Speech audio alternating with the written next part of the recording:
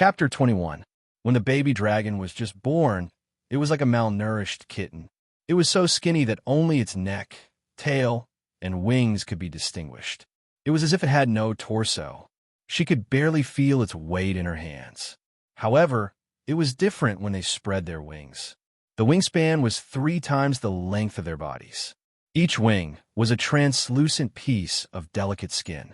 It was colorful and tightly stretched between the long, thin bones. Dani was more miserable when she was young. Since the age of 5, she had been wandering between the 9 great cities. She lived a life of lack of clothes and food. She was very stunted. Plus, she was young, 14 years old, and did not have a good figure. Her apple-sized breasts could not provide enough milk at all. The baby dragon had no food. It was so hungry that it stretched its neck and hissed. It was like the chimney of a steam train. Hot white smoke came out of its nose and mouth from time to time. Dani tried to put jerky, mare's milk, bloody fresh meat, and cooked meat in front of them. However, the baby dragon only smelled it and moved its head away. She was very anxious. Cora did not know how to feed them. Before the 3 dragons were born, the dragons had disappeared for more than 100 years. Their legend could only be heard in the bedside stories of children before they went to bed. Until the first flame bath, when the black dragon broke free from Dani's arms and hungrily tore at a charred bone in the fire. Then Dani understood. Dragons only ate meat that had been burned, and it had to be the kind that was burnt. They were still too young. They could not breathe fire and could not roast their own food. And the first thing that proved that dragons were indeed magical creatures was not because they were born from fire, but because of their astonishing appetite. Dani had tested it herself. They could eat 3 times their weight in food at once. What big eater, what unrestrained immortal. Compared to the 3 dragons, they were like little brothers. This completely went against her scientific worldview. Dani could not imagine where the food went. Once she deliberately pinched the black dragon's belly to feel the wriggling of the food, and then there was no then. He kept eating, his belly kept wriggling, and eating. It was also because they ate a lot that their bodies were visibly growing day by day. Dani thought happily that she might be able to ride a dragon soon. In order to ride a dragon, the dragon must at least learn how to fly.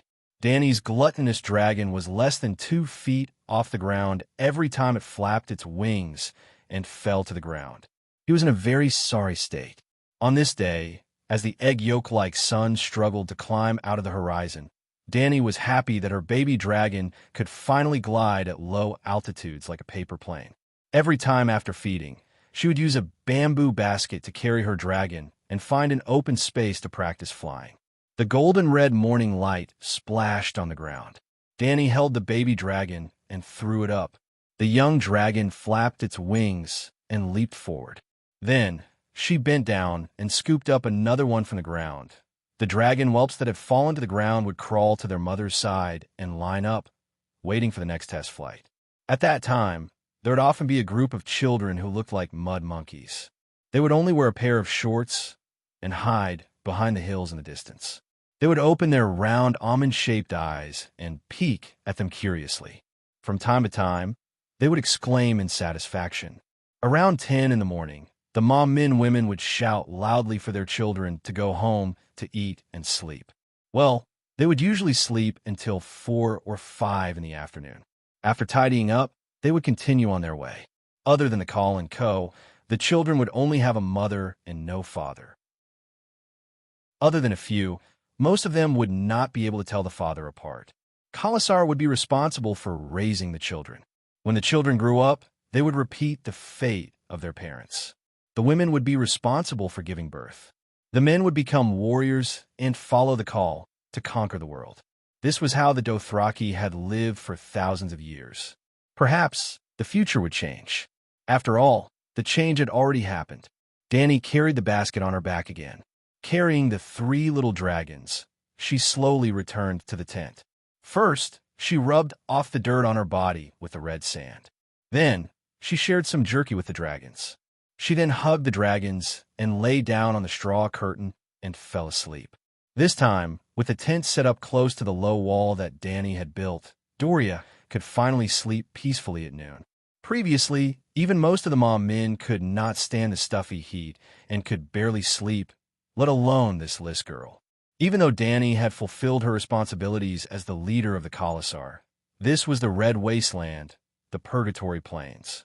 At dusk on the third day, the Khalasar had only traveled for half an hour when an old man's head tilted and he fell off his horse. As Dani had set up a stricter bull record system, she, who was at the front of the group, immediately knew about the old man falling off his horse. Leaving Ago and Ricarlo to accompany her, Jogo continued forward with most of the Khalasar. The main group could not stop. Further ahead, there were still scouts looking for water waiting for them. The old man who fell off his horse had a pair of blue eyes that glowed with the white of a dead fish. His skin was also much fairer than the other tribesmen, and the roots of his white hair had a golden luster. He was not a Dothraki, but a slave of Drogo Khalasar. Dani still had a transmigration mission: liberate the slaves. So after she took control of the Khalasar, the first thing she did was to remove the slave collar from the slaves' necks and grant them the identity of bannermen. The old man in front of her, with a broken left arm, was the first batch of beneficiaries of the new system.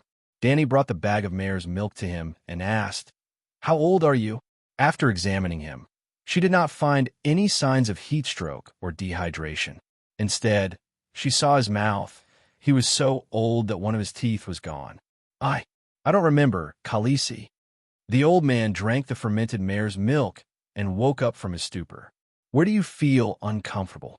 Dani asked again. "I cough. My hand." The old man groaned in pain. Dani frowned. Of course, she knew that his hand was broken, but she wanted to know how the old man fell off his horse. She spent about 20 minutes cleaning up the broken arm and used 2 pieces of wood to fix the old man's reattached arm. Even if it was a comminuted fracture, that was all Dani could do. A doctor without medicine was no different from an ordinary person. She ordered the wrangler, a Fundi, carry him to the carriage. A Fundi was the commander of the old man's Nyolu. He was in charge of a team of old men.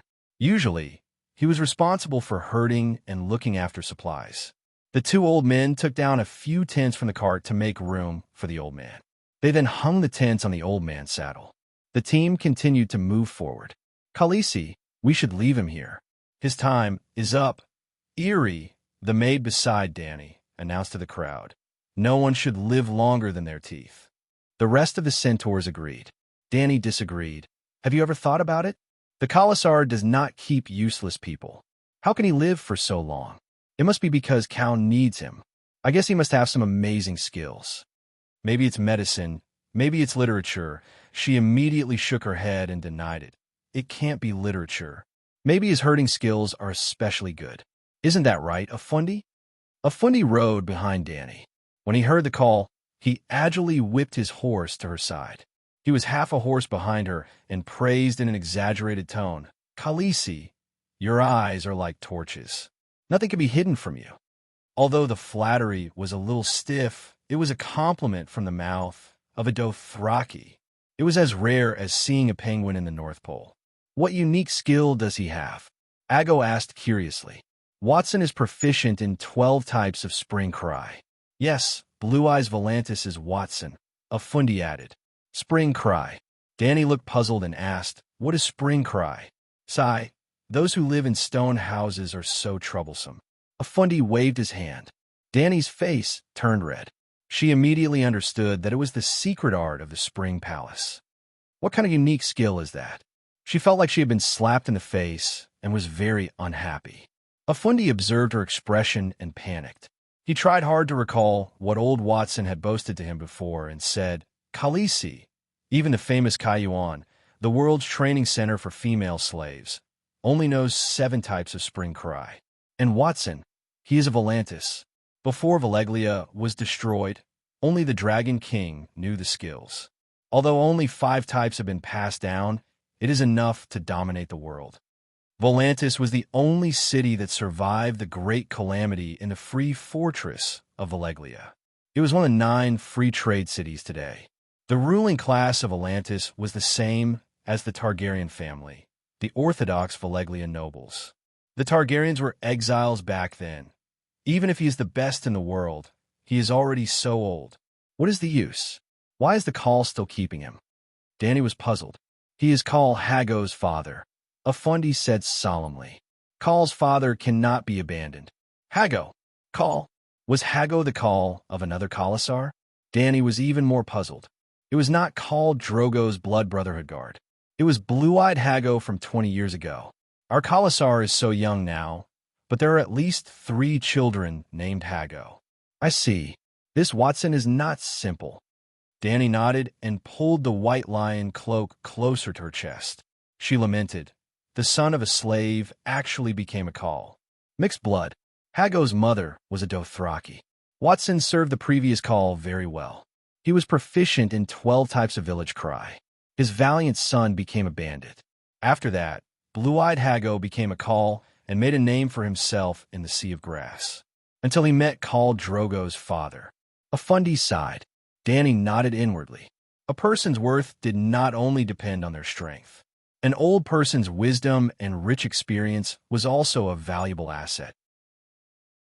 Khaleesi, you know that Khal Drogo was stolen when he was young, right? Afundi suddenly asked. I know. It was Kaholo who risked his life to bring him back. At that time, Kaholo had 2 deep scars on his face. At the same time, he became the Khal's most trusted partner. He even became Drogo's Blood Brotherhood guard. At this point, Danny suddenly had a thought. She exclaimed, could it be blue-eyed Hago? Chapter 22. In the end, he isn't a pure centaur, blessed by the old woman at the foot of the Mother of Heaven. Blue-eyed Hag has martial skills that don't lose to any great Call, but he doesn't have their courage. Just like those who live in stone houses who are good at using poison and tricks, he has been tainted by Watson's blood and is used to using shameless methods to attack his enemies. Old Avani had a look of disdain on his face as he shook his head and said, sending people to sneak into the enemy's Khalasar and kidnap the Khal son is something that has never happened in the Sea of Grass for thousands of years. Everyone knows that we Dothraki ride wild horses and use the scimitars in our hands to solve problems. Danny couldn't help but sigh when she heard this. That blue-eyed Hag was too unlucky. If his father wasn't proficient in the art of spring crying, but rather the art of war, like Gue Guzi or the 36 stratagems. With his nimble mind and his awareness of shameless things, it was very likely that he would have created a golden family. The group chatted as they slowly caught up to the main group. Even though the scorching hot winds would blow up the red sand and wipe out any traces of the group walking on the Purgatory Plains, the process would still take a day or 2. Danny's group was only an hour's ride behind the Khalasar. On the ground of red sand and gravel, there were still footprints of horses. Under the blood-red light of the blood-tear star, the fine traces were like a shallow river spreading across the red desert. It was very eye-catching. Avani was old and shrewd. After a few conversations with Danny, he found that she was a very gentle and kind Khaleesi. Gradually, his courage grew, and he said to her rebelliously, the comet in the sky makes it convenient for us to travel at night, but that red color that is like the blood of a god is also full of misfortune. Especially in this purgatory wasteland, the red sand, the dark sky illuminated by the blood-tear star, it's like a red hell. It seems like something bad has happened without us knowing. Yes, I think so too. That old man with the impressive record agreed. Gradually, even Danny's blood riders started to feel uncomfortable. This old man, how dare he deceive people in front of me? Danny was furious. Let me ask you, did the comet appear before Khal Drogo was buried? She rebuked. The old man was shocked by her stern tone and said, no. Let me ask you again, is the blood-sobbing star the symbol of Khal Drogo? Yes. Is Khal's steed as red as charcoal? She asked again in a threatening tone. Yes. Was Khal accompanied by 500 warriors who died bravely in battle? Yes, as Danny shouted. The surrounding horse people turned from fear to confusion, and then gradually, confusion. There was a look of understanding on his face. At this moment, Danny concluded, our Khal rode a steed into the darkness kingdom amidst the raging flames. That comet was Drogo riding a red steed. The trail of blood behind the comet was his blood legion leading 500 roaring warriors on the battlefield. Just like when he was alive, they followed behind Call. Their heads were all cut off. How could they not dye the sky red? She questioned Afundi. Because Drogo knew that we were traveling at night and hiding at night. He knew that we were passing through the red wasteland with difficulty. That was why he refused to leave and led his subordinates to protect us. When we are completely safe, Drogo will truly enter the Darkness Kingdom. Dany's words were impeccable. The comet had to leave sooner or later. When it was completely safe, wasn't it up to her, the big boss, to decide? As expected, the horse people were convinced by her words. They all had a look of realization and looked at her with respect and admiration. The old horse person Afundi was also sincerely convinced. After all, Call rode his steed into the stars amidst the raging flames. This was something that everyone knew. Dany's words were flawless. Everything was too coincidental. Coincidences were like fate. Calixi, you are as intelligent as the old woman in Horse King City. He praised. The old woman in Horse King City was the leader of the Dash Kaleen. Dany didn't like to hear this. She didn't want to be a Dash Kaleen, even though she was theoretically already a Dash Kaleen. A Fanti, Hua is sick and can't drink water. Give him your share of the mare's milk. Dany said, and without waiting for his reply, she turned her horse and left. Afundi opened his mouth wide. His face was filled with confusion and grievance. I'm also an old man. I need horse milk. Back at the Khalasar army, Dany's explanation of the weeping blood star spread quickly. The horse people secretly looked at Calixi, who was at the front of the army, while whispering. Although there were some embellishments, the general explanation was still the same. Sigh, even his son died. How could Khal not weeping blood? Calixi must be secretly weeping blood too, right? Yes, hundreds of warriors died on the battlefield with the young master. How tragic. Their blood dyed the sky red. We can rest assured now. Previously, I was scared to death, leaving a bright trail of blood in the blue sky in broad daylight. I thought it was a bad omen. To a large extent, the superstitious horse people reduced their worries and increased their confidence. Actually, it wasn't only Dany and her Khalasar who were affected by the weeping blood star. Because it was getting brighter by the day, it dyed the sky red and was as bright as dusk. During the day, it was as bright as the sun, as if a knife had slashed the face of the god of the sky. The entire world of ice and fire was panicking. Like Dany, they tried their best to describe it as a sign that was beneficial to them. For example, the King's Landing Court called it the Red Messenger, announcing the birth of a new king to the world. Well, Robert Baratheon, who stole the throne of the Dany family, was killed by his own wife. His real son, Joffrey, inherited the throne. However, because of the rebellion of the four lords, Stark, Tully, Tyrell, and Theon Byra, the prices of King's Landing soared and the people did not have enough to eat. The news of Queen Cersei Lannister and Jaime Lannister's incest was publicized by Stannis Baratheon, and Joffrey's brutal competition with the Mad King. Several reasons added up, causing the King's Landing to be boiling with resentment. The people of the city called the comet the Red Sword. The red sword of blood and fire was a sign that the heavens were about to punish Cersei and her son. After the great victory in the Forest of Babbles, Big John pointed at the red trail across the blue sky and laughed to his lord, Robb Stark. That is the old god's banner of vengeance for Ned. Tully, the young lord of House Tully, was delighted to think that it was the Tully family crest a white fish on a blue background, a trout leaping out of the river. Well, Tully saw a fish with a long tail, a fiery red against the blue sky. On the Iron Islands, Balon Greyjoy was in high spirits as he said to his vassals, "That is a good omen for our time in, a burning torch, no different from the one my people held in ancient times. The torch that the Anami brought from the sea is a sign of the coming tide. At this moment, we should assemble the fleet and let the sword and the fire descend upon the world, just as he did in the past."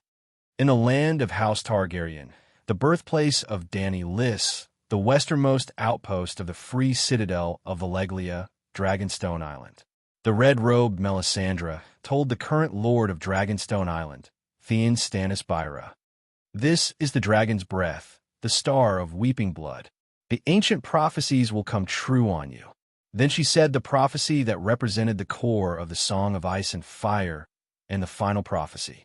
After the long summer, the stars will weep blood, and cold darkness will envelop the world. At this terrible moment, a warrior will draw a burning sword from the fire. That sword is the Lightbringer, the red sword of the heroes. The one who holds it is the reincarnation of Azor Ahai, and he will drive away the darkness. Now, the long summer is near, and the star of weeping blood has appeared. Azor Ahai will be reborn in the land of smoke and salt, and awaken the dragon in the stone. Your Majesty, you are the one in the prophecy, the reincarnation of Azor Ahai. You are destined to save the world. Sigh, why me? Stannis gritted his teeth. I just want to be a good brother, a good subject. Why do I have to become a king? Such a responsibility. Blue Kirby of Phoenix's Breath Castle, Theon of Theon, Martell of Dorne, the Night Watchers on the Great Wall. Everyone saw the red comet in the sky, and they all had their own understanding of this unprecedented phenomenon. At this moment, in the faraway Westeros, no one knew that when the stars were weeping blood, a certain someone had been reborn and had even awakened the dragon in the stone. It seemed, all right, Dany was definitely not the reincarnation of Azor Ahai. She was just the last layer of the Matryoshka doll.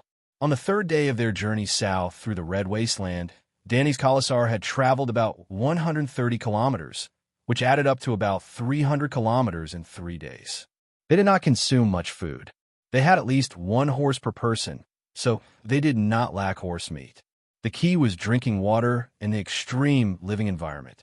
Khaleesi, the amount of bitter water we encountered today, was less than yesterday. Many of our water bags are empty. Kaluo said bitterly. Dany wiped her face and forced herself to be alert. This was the 3rd time she had set up camp. Just like yesterday, they had built a low curved stone wall. After settling the matters of the camp, the eastern horizon was already turning white. After thinking seriously for a while, Dany said seriously, the drinking water of the centaurs and horses cannot be lacking. Kaluo, I'll teach you a new way to get water. She brought Kaluo and a dozen centaur warriors to a high ground and pointed to the plains below. Have you noticed? Some places are overgrown with weeds, but most of them are devoid of plants. If you look further, you can see that the places where the devil's grass are the most flourishing can almost form a line. Perhaps there's an underground river there, or perhaps it was once a river. Up until now, the first stream they encountered had already disappeared without a trace. There were only patches of reddish-brown devil's grass that kept giving them hints and guesses. Dany's method was simple.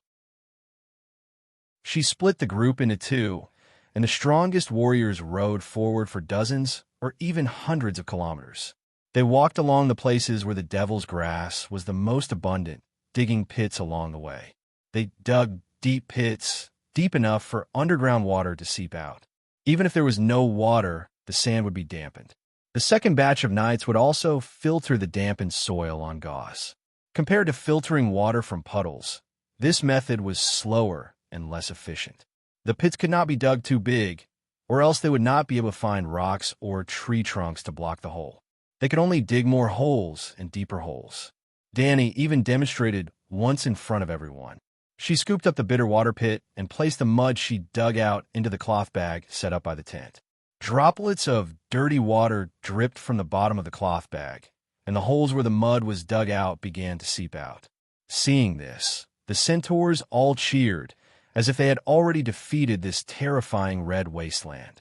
Cora pulled Dany aside and said worriedly, "Your Highness, you are sacrificing the energy and lives of the healthy warriors to feed the useless old and weak." Chapter 23. Yura was right. In order to complete Dany's 3 water fetches mission, the 2 batches of knights fetching water would increase their physical labor by several times. Whether it was digging deep pits on the hard gravel ground or sending water back and forth to Calla, the knights' rest time would be greatly reduced, and the time they had to work under the scorching sun would increase accordingly. Perhaps this is my tribe. No matter if they're old or weak, sick or disabled, they're all my subjects. I have a responsibility and obligation to protect everyone's life and safety, Danny insisted. But what about your warriors? They may die of exhaustion on the way to find water. Danny only hesitated for a moment before regaining her solemn expression. Warriors dying in service to the people is the most glorious and great end. Service to the people? Yura was stunned. It was the first time he heard of such a saying. It seemed reasonable. At least it was more meaningful than two idiots who had nothing better to do and killed each other with knives. But he did not care about Ma Min's life or death or honor at all. He only planned for the best for his princess. Yura clenched his teeth and persuaded in a low voice, "Your Highness, your method of fetching water is excellent. If it's only you and those 80 elite warriors, we can definitely walk out of the wasteland unscathed. Why don't?" His eyes were dark and unpredictable, and there was an indescribable coldness in his voice. "Why don't we take the supplies while they are sleeping and leave quietly? It's better for 100 people to survive than for the entire Kala to collapse. You have gold. When you reach the coastal cities, you could buy a ship to any free trade city-state or secretly buy a manor to wait for the dragon to grow up." Danny shook her head and sighed. "Sir, I am their Calixi. Don't say such things again." "Sigh, all right." Sir Yura's expression changed from solemn to relaxed. It was unknown whether it was the indifference after completely giving up. "Your Highness, you have to be mentally prepared. The people will probably start dying soon. You are not a god and can't help everyone. How far are we?" Danny asked worriedly. 3/4, at least 2/3. This is under the condition that we have been walking in a straight line. In fact, we have taken a detour because of the riverbed, Yura said uncertainly. At this moment, Danny also understood that a crisis was coming. The deeper they went into the red wasteland, the less water they found. Today, the water supply was almost at its limit. Tomorrow, we should abandon a bunch of old horses, Danny decided. Suddenly, she had a flash of inspiration and said with a smile, "I almost forgot about the most important water source." "Where?" Cora asked in surprise. "Forget it. It's not time yet." She waved her hand and smiled. Of course, it was urine. How many times had Bear Grylls drunk urine? Drinking urine was child's play for the man who stood at the top of the food chain. He remembered the most exaggerated time when he poured the blood of a sea turtle into his anus, causing him to scream. The blood of sea turtles was too pungent, and one would vomit after drinking it. The large intestine could absorb the water in the blood. Although it was a little disgusting, it was nothing compared to his life. In times of crisis, he would definitely try to fill his intestines with horse blood. Anyway, Danny was Calixi, and she would never be short of water. Thinking of this, Danny looked at Cora with a strange gaze. "What's wrong?" DeXiong felt a chill crawl from the back of his neck to his tailbone. "Nothing." Danny turned her gaze and walked towards her tent. "I'm going to train the dragon." Danny lifted the leather curtain with a bamboo basket on her back and saw a Fundi riding an old horse and stopping in front of her tent. "Calixi, Watson is dying. He's going to die." He shouted anxiously. "Sigh, I know." Danny sighed and prepared to leave. A Fundi hurriedly asked, "Calixi, what's the arrangement for Watson's funeral?" Danny stopped and said in confusion, "He's a Volantis, and I don't know their customs." "You can ask him. He wants to be cremated and buried with us." "I can't decide, so I'm here to ask you," a Fundi quickly said. Now Danny understood. In the plains where resources were scarce, charcoal was mostly used to filter sewage. Even the roasted horse was cooked in a big pot to save firewood. And buried with us, Danny had no choice but to carry the 3 dragons and follow a Fundi to his cattle tent. Although the centaur tent was small, it could be shared by 3 or 4 people. There was no need to place too many things, just enough blankets, straw mats, and sleeping bags. Seeing Danny coming over, the other 2 old men greeted her and left, leaving them some space. Hearing Calixi's doubts about the funeral ceremony, Toothless Old Man said with difficulty, "The Volantis nobles originated from the ancient free fortress of Alleglia. Like your Targaryen family, cremation is popular. I'm just a slave born by the Rhone River. Logically speaking, I should choose a river burial and a burial, but cough, cough, cough. The old man coughed for a while, his old face showing a longing expression. But my haggle is Khal. He's like Khal Drogo, a great centaur warrior. In the end, he rode a blazing warhorse and rushed into the night kingdom of the horse god. I think, cough, cough, cough, Dany said sympathetically. You don't have to say any more, I already understand. I've already removed your slave collar. You're no longer a slave, but a centaur. I'll bury you according to centaur customs. The horse god will accept you. Hearing this, the old man was excited and worried. His spine arched as he struggled to raise his body.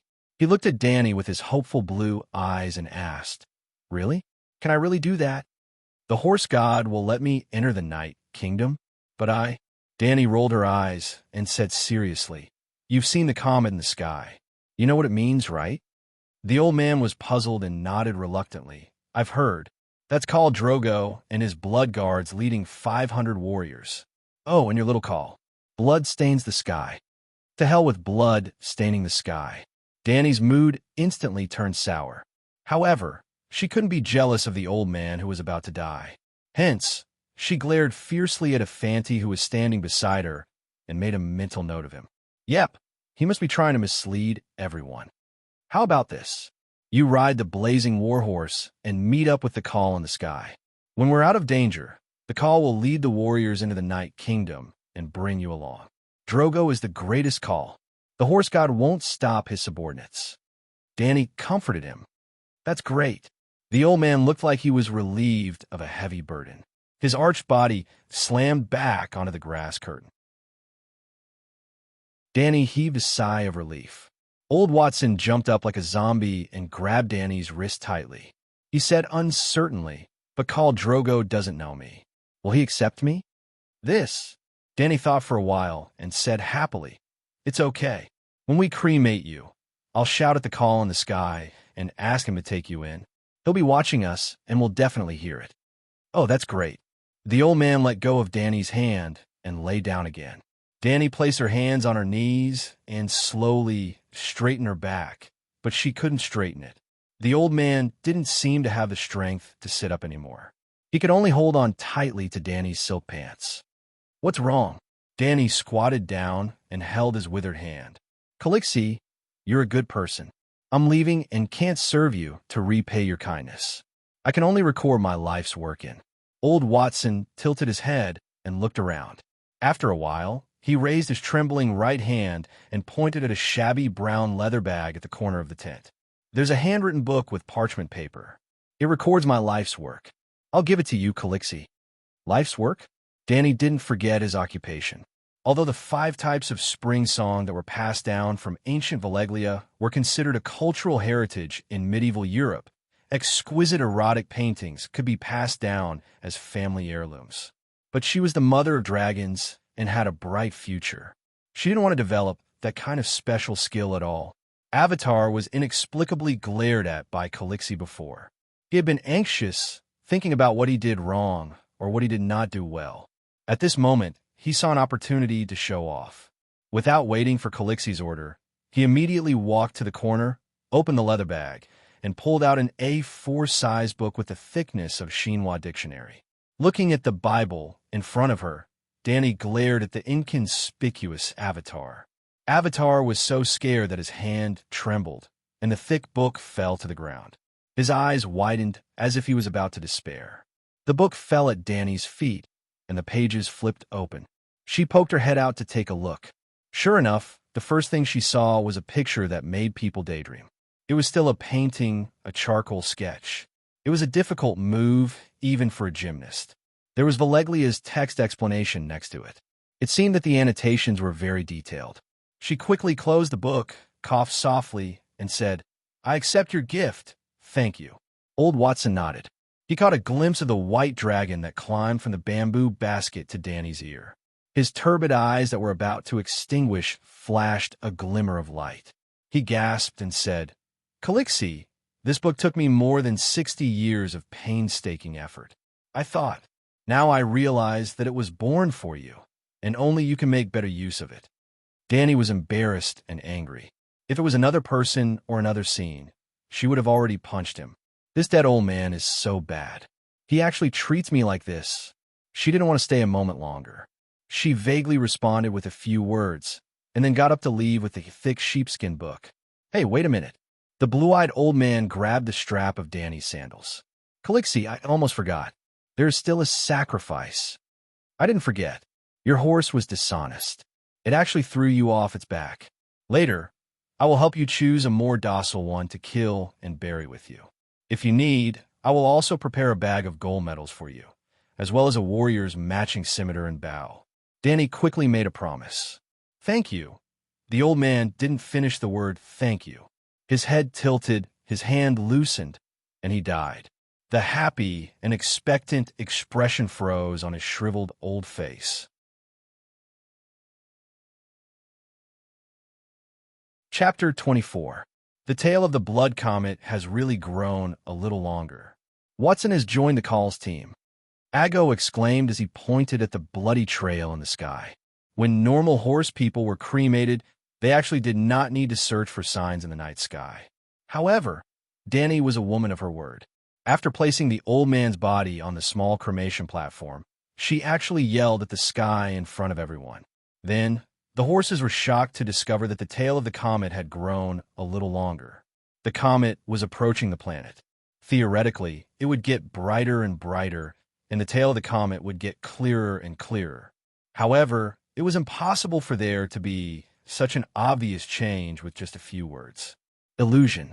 Everything was an illusion. However, Danny did not correct them. Instead, she ordered with a solemn and mysterious expression, "Kill the horse." A stubborn horse was brought over. It was indeed more robust than Watson's previous mount. Two warriors pressed down on the horse's head. The third centaur's scimitar flashed. A white line reflected the red light of the torch and cut through the dark night sky. The horse neighed and struggled, but it only made the blood arrow in its neck more intense. The dark red horse's blood fell into the copper basin below like a waterfall. "Bring the docile grass horse over," Danny said again. An old Dothraki warrior stepped forward. He carried a grass horse made of wooden sticks and demon grass on his shoulder. Astral projection. She pointed at the struggling horse with her right hand and shouted in Mandarin, English, Sichuan dialect, and Dothraki without stopping. In the eyes of her Kara the subordinates, Khaleesi seemed to be chanting a series of mysterious incantations. "Mommy, mommy, coax." After chanting a few more incantations that Danny herself did not know the meaning of, she swung her arm and pointed at the grass horse with her left hand. "Return to your position." Under the respectful gaze of the horses and the confused gaze of Yura, Danny panted for a while. Then, she glanced at everyone and said, "All right, the spirit of the horse has entered the grass horse. This will be a rare horse with the docility of a grass horse and the strength of a fierce horse. Old Watson will no longer have to worry about not being able to catch up with the call, nor will he have to be afraid of falling off the horse. Put the grass horse up. It's almost dawn. Prepare to light the fire." She waved her hand and ordered, "Then what should we do with this?" The warrior who was supporting the horse pointed at the tearful corpse of the horse and asked anxiously. Not only was Calixi the immortal and the mother of dragons, but she also knew how to use magic for rituals. How awe-inspiring. "Are you stupid? Of course, we're going to roast it over the fire." Danny rolled her eyes and said snappily. She had worked so hard just to preserve as much food as possible while fulfilling the tradition of the horse people. While Watson's corpse was roasting in the fire, a group of horse people outside the fire began to get busy. Some were roasting horse meat, while others were cooking soup in iron pots.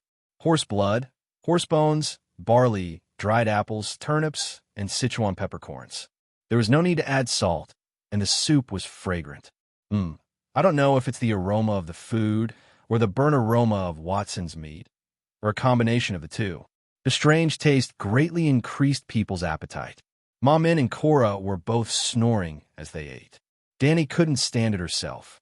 She carried the bamboo basket on her back and a basket of roasted meat, using the excuse of dragon taming as an excuse to run away. On the fourth day, Khalasar set off at dusk, just like the previous few days. Along the way, they could see many waterholes marked with rocks and wooden stakes. The situation was a little better than the worst that Danny had expected. Most of the puddles had been filled with water by the second batch of nights, but when Khalasar came over and removed the stones on top, they could still see the shallow traces of water. Danny didn't let any of them go. As Khalasar walked, the water reserves were also depleted. She used the empty water bag to fill up all the seepage water mixed with mud. When they set up camp, she would pour it out and filter it. Even though the water shortage was temporarily alleviated, after about 3 hours of walking, someone in the group died. It was a half-year-old baby girl. Her mother cried her heart out. The whole group could hear her mother's pain and despair. Danny felt terrible, but there was nothing she could do. She didn't even know the cause of the baby's death. There was no heat stroke, no lack of food, and she passed away after pooping in her mother's arms for a long time. According to Dothraki tradition, the poor child was too young to ride a horse. She couldn't enter the endless black grasslands of the Night Kingdom. She had to be reincarnated. The child was buried in the sand on the spot. The group almost didn't stop to rest. Just like how they dealt with old Watson who fell off the horse yesterday, only Danny and the mother, Niolu, stayed behind to deal with the aftermath. In the morning light of the next day, Danny laughed and clapped her hands towards the sky, cheering for her baby dragon's first flight. When the black dragon spiraled into the sky and disappeared into a small dot, Danny panicked and accidentally entered the dragon dream state. It was also the first time she was in the dragon dream state from afar, without touching the black dragon. In fact, dragon dream wasn't the right word to describe this state. If one were to use the wolf spirit of House of Stark and his siblings as an analogy, Danny could be called a lesser dragon spirit. A wolf spirit, also known as a shapeshifter, was a human who could invade the consciousness of animals or other people and control their actions. For shapeshifters, if there was an emotional bond between the human and the animal, it was easier to do this. Therefore, wolves, a close relative of dogs, were the most common shapeshifters' companions. The person who controlled the wolf was called a wolf spirit, but it wasn't that he could only communicate with wolves. Bran, Rickon, and Arya of the Stark family, as well as Jon Snow, the titular protagonist of A Song of Ice and Fire, were all werewolves. They had the gift of shape-shifting, which was so powerful that it made others jealous. However, without systematic training, they still subconsciously denied and rejected their talent, so their abilities couldn't be fully displayed. There was no need to elaborate on Bran's strength. When he evolved from a shapeshifter to a green prophet, he would be able to walk on the timeline of the Westeros, change the past, and observe the future. Yes, the old gods observed the world through the weirwood, and the weirwood only existed in the Westeros, so the old gods' power shouldn't be able to reach Ursos. Jon's talent made the strongest shapeshifter of the barbarians, 6 Transformers, Valamir, wary. Then, how strong was Valamir? He was so strong that even when he was beaten to a pulp by the red-robed priestess, he still had the strength to possess other healthy humans. Even if fate wasn't on his side and the possession failed, Valamir didn't die. Instead, he possessed his own pet wolf. In the end, he was unlucky enough to meet the number 1 shapeshifter of the Westeros. Bran God didn't want him to live. Back to Arya. Her Nymeria was released a long time ago. In the end, they both went to Braavos to become faceless apprentices. The wolf and Arya were separated by the strait, thousands of kilometers apart, but they could still communicate with each other often through the wolf dream. Finally, Rickon, who was only 3 years old, could predict the future to a certain extent through the wolf dream. Sansa's lady died too early. Her experience and life values were very different from those of the Northerners, so it was impossible to guess whether she had the talent of a wolf spirit. However, Robb Stark should also have a very strong talent. His dire wolf could foresee the danger its master was in. It had warned its master several times that there is danger, or this person can't be trusted. It was as spiritual as a divine beast. It was just that Rob had forgotten about the wolf when he had a wife, and subconsciously rejected the danger premonition he received from the wolf. The wolf spirit was recognized as an evil creature, on the same level as deviant ghosts and elves. Whenever a wolf spirit was discovered, everyone would kill it. The reason why there was such a public opinion was closely related to the history of the Westeros. As mentioned before, except for the children of the forest and the giants, all human beings in the Westeros were invaders and refugees from the past of Ursos. The children of the forest were a dark and beautiful race. They were short, and the height of an adult was about the same as an ordinary child. They had dark chestnut skin, large ears, and large golden eyes. However, some of the children of the forest with the talent of a green prophet had green or red eyes. If such a child of the forest fused with the heart tree, they would become a green prophet and gain green vision. That was the key. Shapeshifters originated from the children of the forest. They were the representatives of a lost civilization. 12,000 years ago, the first generation of invaders brought bronze weapons and fought with the natives for a place to live. One side was small and weak, with a small population, but had strange magic. The other side was tall and strong, with advanced bronze weapons, and had more people but no superpowers. Both sides fought each other to a draw. On the small island in the center of God's Eye Lake, Thousand Faces Island, they signed an oath to divide the territory. This process lasted for 4,000 years. Because the first generation of invaders, the ancestors, had seen the magic of the children of the forest, their beliefs were very loose. Gradually, the ancestors began to worship the mysterious gods of the children of the forest and became believers of the old gods. Perhaps it was due to their beliefs, or perhaps it was due to the hybridization of their bloodlines. Shapeshifters also began to appear among the ancestors. There was one shapeshifter in 1,000 people, and one green prophet in 1,000 shapeshifters. This ratio seemed a little low, but if one thought about it, almost every generation had 1 or 2 green prophets, then 1 or 2 Bran. Every generation had 1 or 2 people like the Bran. That was a little scary.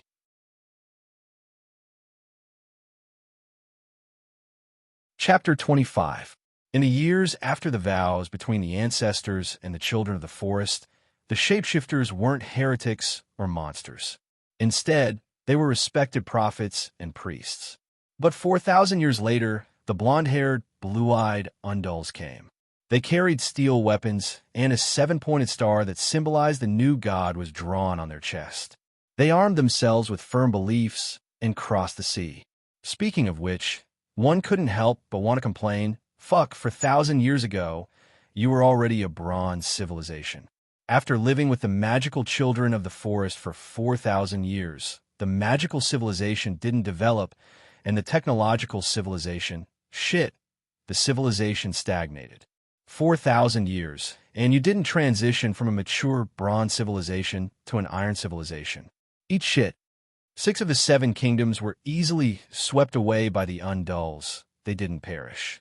Most of them chose to surrender, change their allegiance, or marry into the Undulls.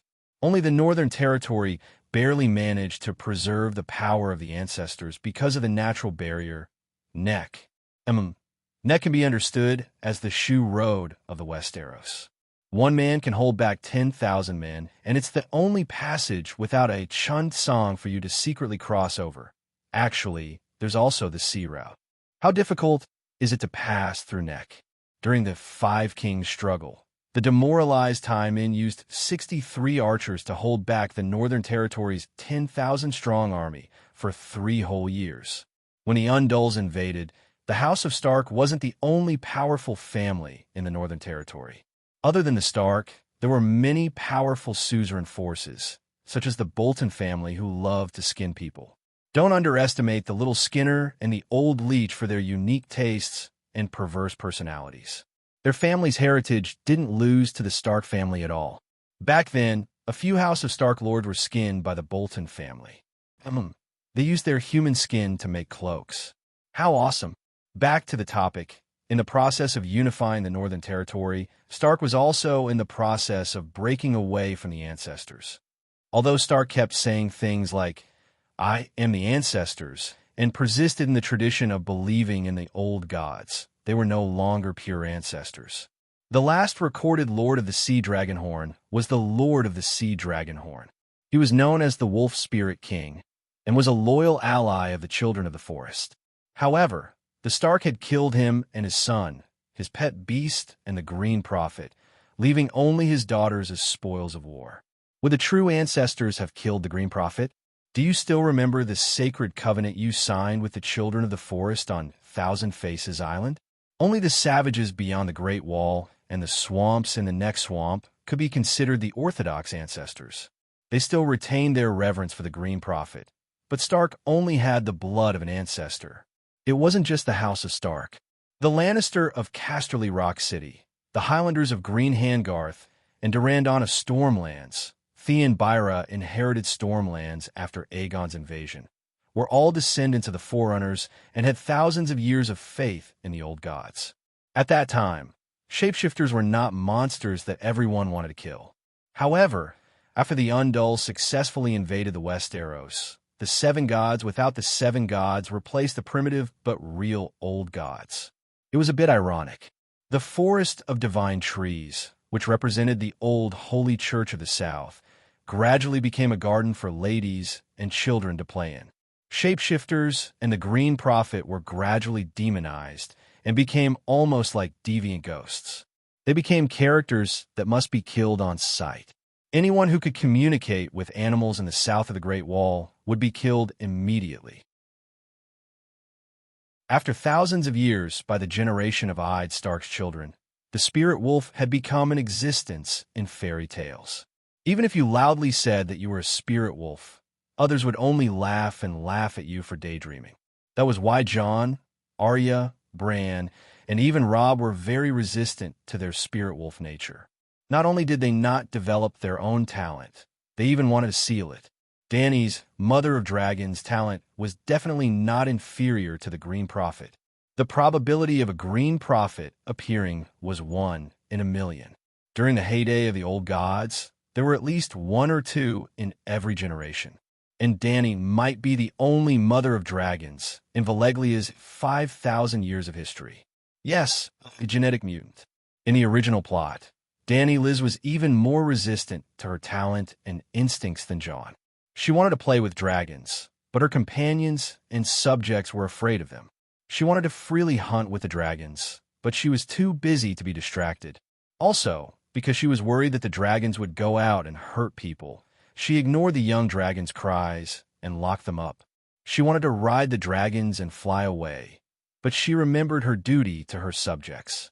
At that time, she didn't even have a dragon dream. She almost unilaterally lost all contact with the dragons. Her black dragon could still sense her safety. That Dany Liz was a kind-hearted queen, a failed mother of dragons. She was a bit prejudiced. She was obsessed with her identity as a queen and completely gave up the title of Mother of Dragons. That was not only a title, but also the fundamental meaning of her existence. Now Dany was different.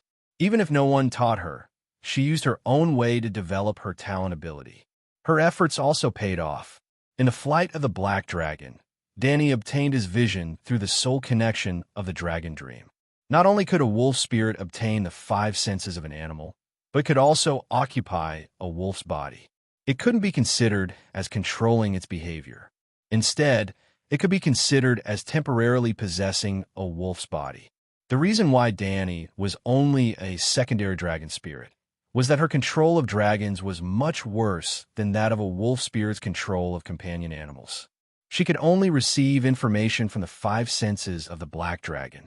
Not to mention becoming a dragon, she couldn't even control their actions. Moreover, except for the black dragon, not only could she not control different kinds of animals like a shapeshifter, but even the white dragon and the green dragon, Dany couldn't establish a stable dragon dream with them. It wasn't that the 2 dragons were rejecting her. How to put it? It was a bit like one skill slot could only choose one skill. As her connection with the black dragon became closer, the other 2 dragons had fewer dragon dreams with her. Actually, a wolf spirit also had a skill slot restriction. Those with high talents could control more animals, while those with low talents could only control one dog. Dogs were the most docile and easy to control. Valamir, who could control 6 animals, obtained the glory bandit title of 6 shapeshifters. Sir Yora told Danny that every dragon only had one master, and one person could only ride one dragon. Before the current master died, others couldn't ride his dragon alone. Well, outsiders could ride as passengers in the company of the dragon's master. Similarly, Targaryen, who already had a dragon, couldn't ride another dragon. And what's that? Danny was suddenly awakened. Just a moment ago, she caught a glimpse of an unusual scene. The black dragon's vision was amazing. It seemed that it could see the scene dozens of kilometers away from 1,000 meters in the air. It wasn't very clear, and it didn't last long, but the color of the red wasteland was too monotonous. It was a uniform dark red. Previously, Danny could only see the blue sky, the red comet, and the dark red plains with varying degrees of clarity from the black dragon's perspective.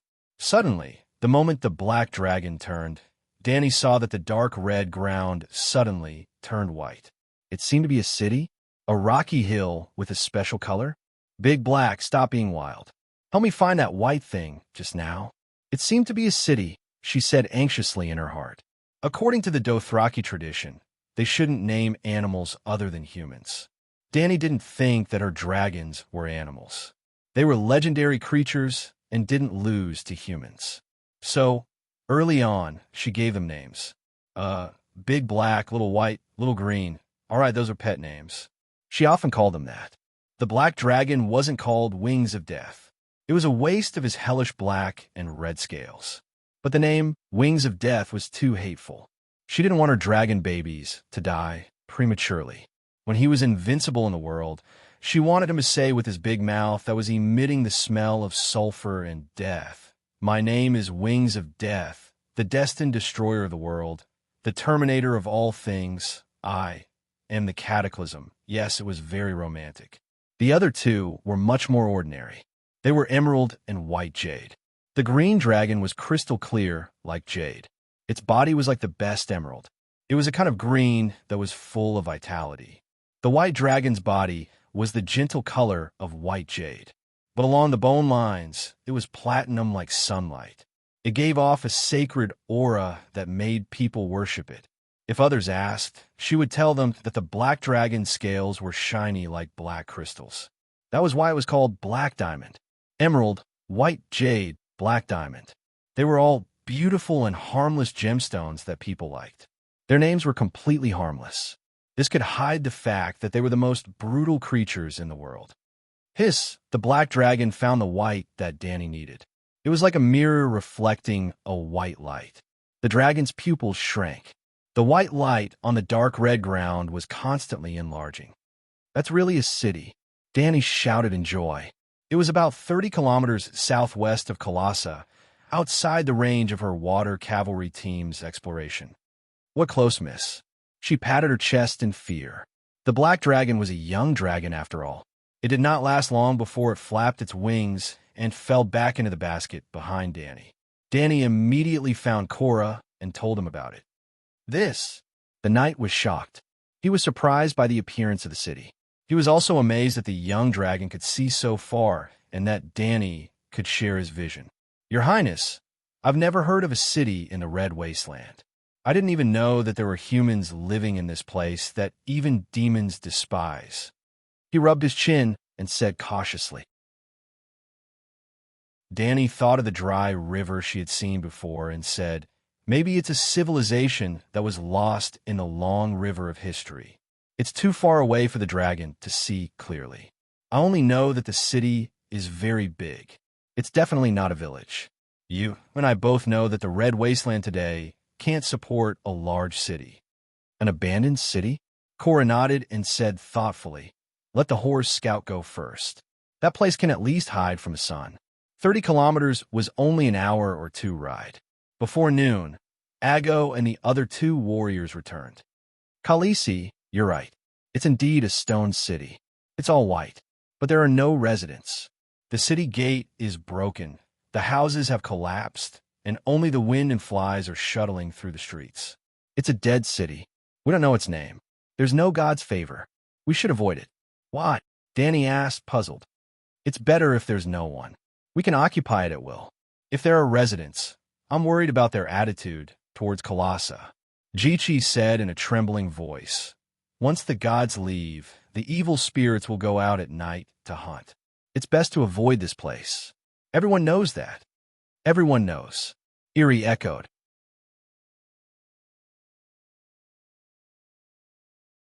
Chapter 26. The Dothraki liked to say, everyone knows. When they said this, they did not mean that everyone present knew something, but they were expressing a kind of established tradition. In fact, Ma Min's everyone knows was still very survival-wise. For example, Dany's handmaidens and Blood Alliance guards advised her to avoid the life-saving dead city because they were afraid of the demons. Ji-Chi said, once the gods leave, the evil spirits will go out at night to hunt. Didn't make sense? This made a lot of sense to the herdsmen who followed the grasslands and rivers. Why would a city die? In this era, in this world, there were usually only two reasons. The first was plague, and the second was war. Plague was needless to say, of course, it had to be avoided. The massacre caused by war would leave a city full of dead bodies, and the piles of dead bodies would also cause a plague. Ma Min was not afraid of war. But in the face of an almost irresistible plague, the germs that caused the plague were the evil spirits in Ma Min's mouth. The ignorant Dothraki summed up a set of survival rules adapted to this land through the bloody experience and lessons of their ancestors for thousands of years. I have a dragon. Any evil spirits will actively avoid it when they see a dragon. Dany could only comfort Ma Min like this. There is no need to remind her of the fresh, dead city that everyone knows. Dany would be alert and avoid herself. But the ruins had been there for many years. No matter what caused its destruction back then, it would not be able to hurt them today. Without delay, Dany immediately ordered to recall the knights who were looking for water at the front. The Khalasar changed the direction of their advance, and the first 20 warriors set off at this moment to look for food and water in White City. In order to comfort the worried Ma Min, Dany also sent the Black Dragon to follow them all the way. Yes, she would enter the dragon dream state and command the little dragon. Things progressed more smoothly than she expected. An hour later, the Black Dragon followed the vanguard and arrived at White City. It was a white city as bright as the moon and as beautiful as a young girl. The White City walls and white towers shone in the dense afternoon air curtain, so beautiful that people would think it was a mirage. When they arrived at the outskirts of White City, at Dany's request, the Black Dragon struggled to fly into the sky from the bamboo basket on Ago's back. With just a glance, Dany could see through Blackie's vision that the city was filled with greenery. After getting closer, Dany was so excited that she left her dragon spirit state. There are orchards, figs, grapes, and I see peach trees. She got up and held Dolia's hand, her joy overflowing in her words. Our team is saved.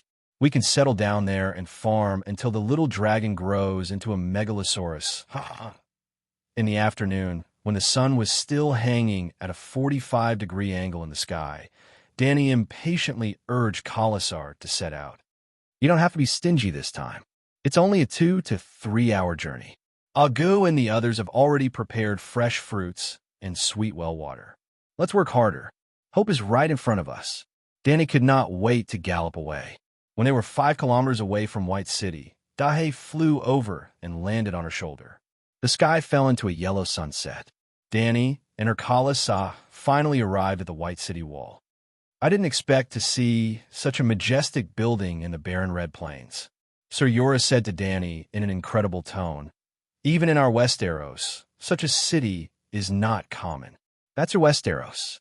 This is my White City. Dany's big violet eyes smiled like crescent moons.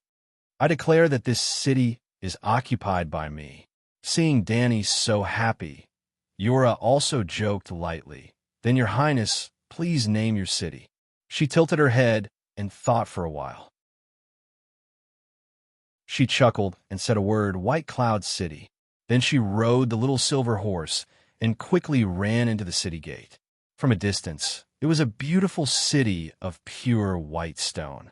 The 3-foot-high city wall blocked all the dregs behind it. After entering, she found that there were broken walls in front of her. Devil's grass grew in the cracks of the floor tiles, and vines spread in the collapsed houses. Danny even saw that in the center of the street there was a jujube tree as thick as a thigh, with sparse green and shriveled dates hanging on it. Maybe it came from a jujube pit decades ago. How long do you think this city has been deserted? She asked the people around her. Looking at how well it is preserved, it should be 20 or 30 years, Yura said uncertainly. Danny shook her head. Definitely more than that. She turned around and shouted to the old man who was holding a branch and standing on the saddle to pick dates. Afanti, come here. Oh, Calixi, I'm coming. Tut, tut, tut. The horse stepped on the gray stone floor, making crisp sounds. In a short while, it came to Danny. How old are you? Have you heard any news about this city in these years? Calixi, have some dates. Afanti flatteringly held 7 or 8 green dates the size of a pinky and handed them to Danny. You can eat it yourself. Danny shook her head. Only then did Afanti put the dates into the pouch on the horse's back like a treasure. He said thoughtfully, Calixi, I don't know how long I've lived. Many times in the sea of grass, there's a season for several years in a row. I'm so confused that I can't tell. I only remember that I've seen winter snow about 8 or 9 times. Not to mention the horse people who didn't invent a calendar at all. Even the nobles of Westeros couldn't figure out the season and year. They relied on the scholars of the City of Knowledge to send out ravens to remind them every year. The world of ice and fire didn't have a fixed change of seasons.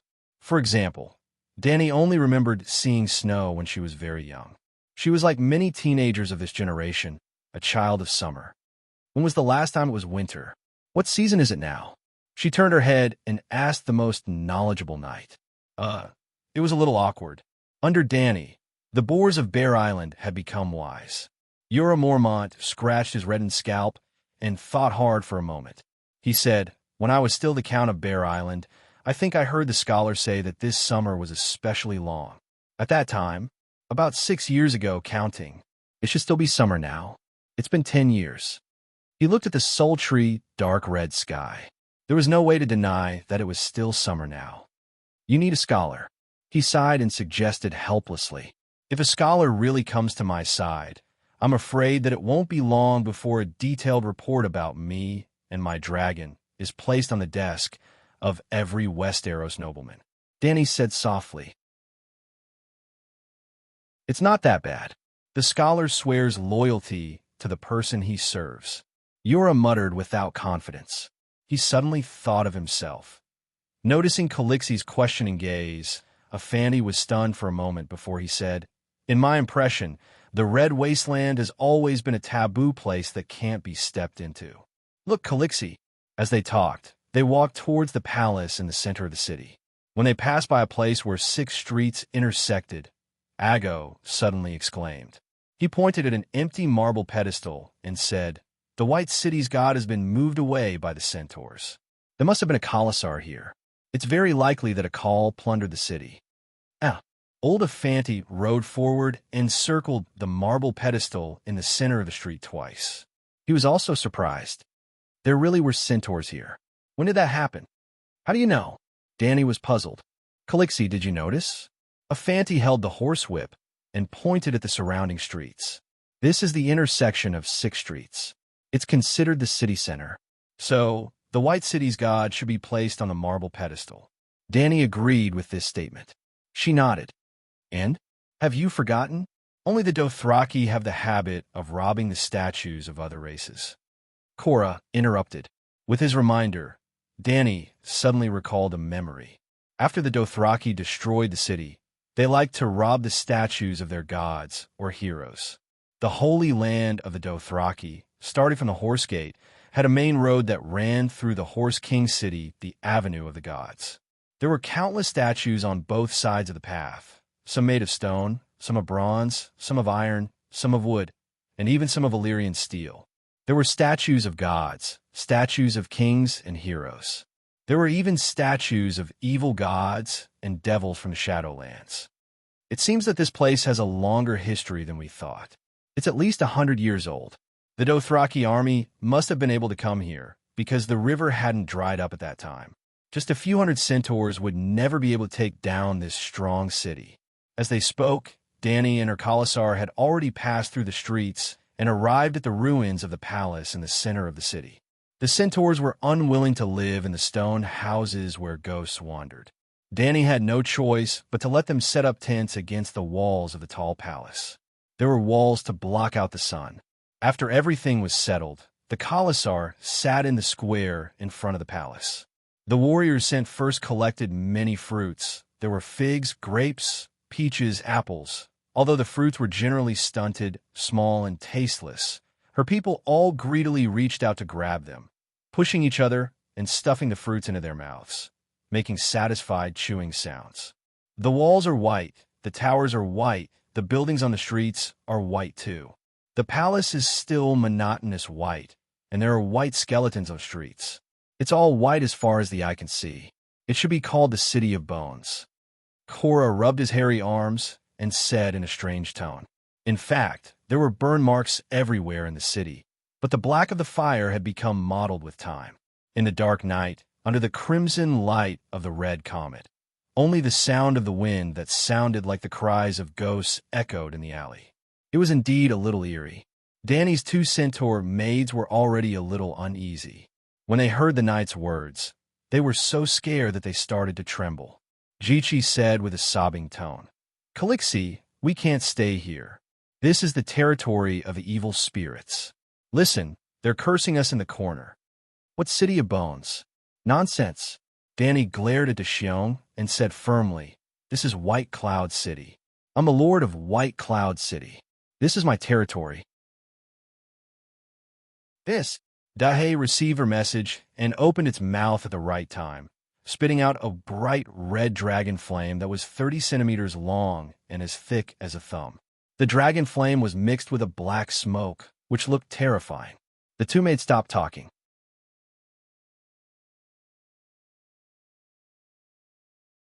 Chapter 27.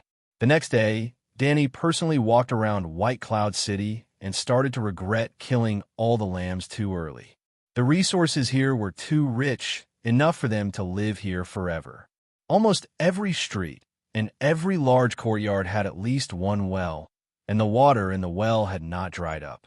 Thinking about it, Dany's team could get water from pits that were 1 to 2 meters deep, so the stone wells that were more than 10 meters deep were naturally filled with water. In the courtyards between the cracks of the stone slabs, there were clumps of devil's grass, enough for horses and lambs to breed. Unfortunately, the lambs were all killed. Horses were not very good livestock, and killing them for meat was not cost-effective. After roughly touring the entire city, Dany immediately started the big construction. The old woman was in charge of clearing the weeds in the orchard and gathering fruits for the Khalasar's daily needs.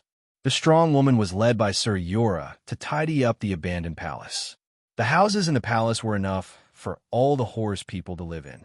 The old man was in charge of feeding the horses, repairing the saddles, stirrups, and horseshoes. Dany personally led the Blood Alliance guards and Centaur warriors to demolish the low houses in the city's slums. The extra bricks were used to repair the palace, and the empty ground was plowed by the horses together with the bare ground. After that, Dany led the Khalasar out and found a large amount of firewood and weeds outside the city. They spread the firewood and weeds on the freshly plowed ground, and the fire burned for a day and night.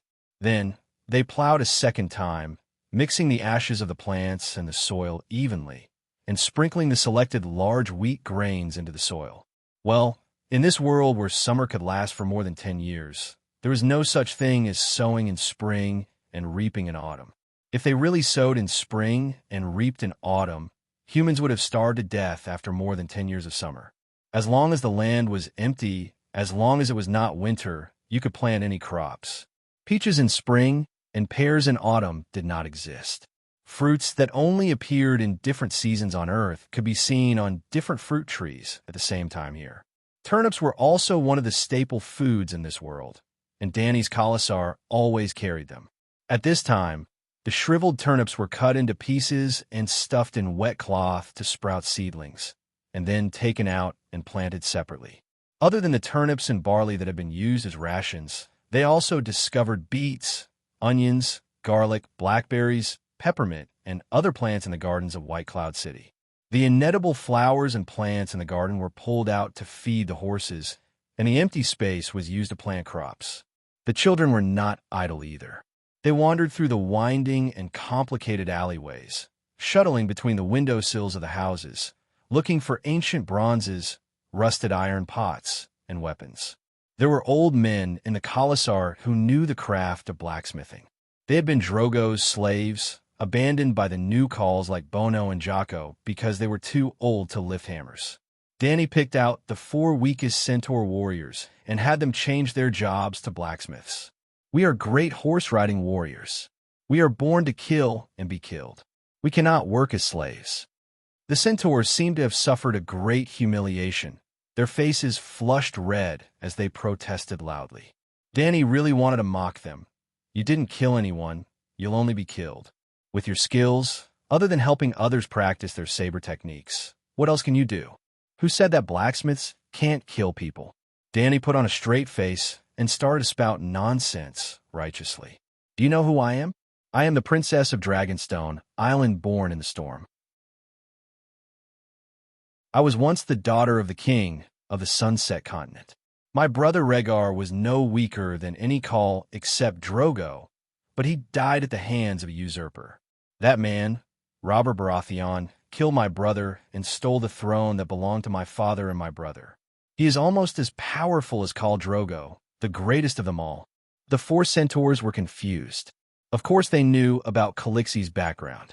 They knew that she was the last princess, and that was why the original Khal Drogo was willing to marry her. Calixi, I don't understand. One of the centaurs said, Sigh, that usurper, Robert Baratheon, a man as strong as Khal Drogo. Danny looked at the sky at a 45-degree angle and said in a melancholy voice, He's just a blacksmith. Cough, cough, cough. Sir Yura choked on his own saliva.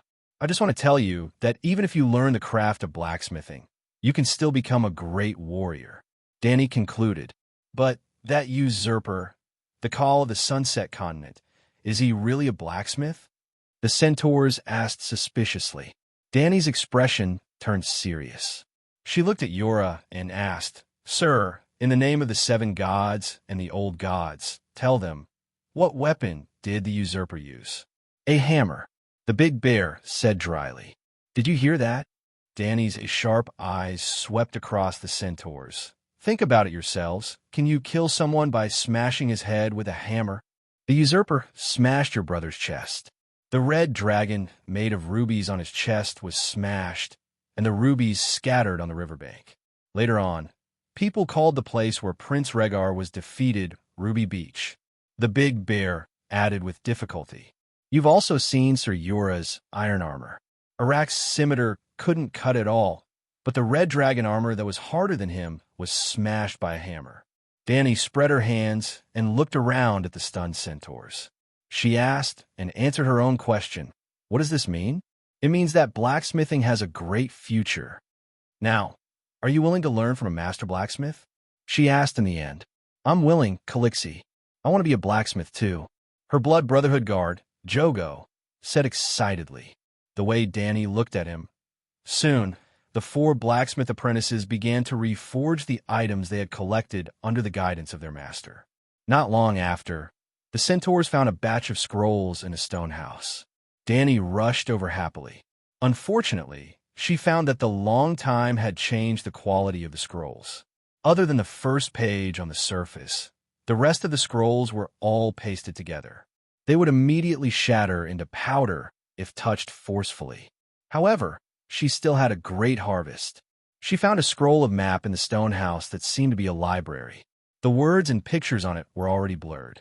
The parchment was also almost decayed. However, Danny still remembered her current location. Yes, the center of the map was White Cloud City. There was a continuous mountain range to the west. Further west of the mountain range, there were 3 cities marked. Danny easily identified the name of one of the cities. It was Serene, written in the ancient Valeglia language. There was also a continuous mountain range to the east. Further east of the mountain range was the sea. The most valuable thing was the geographical information south of White Cloud City. The sea was directly south.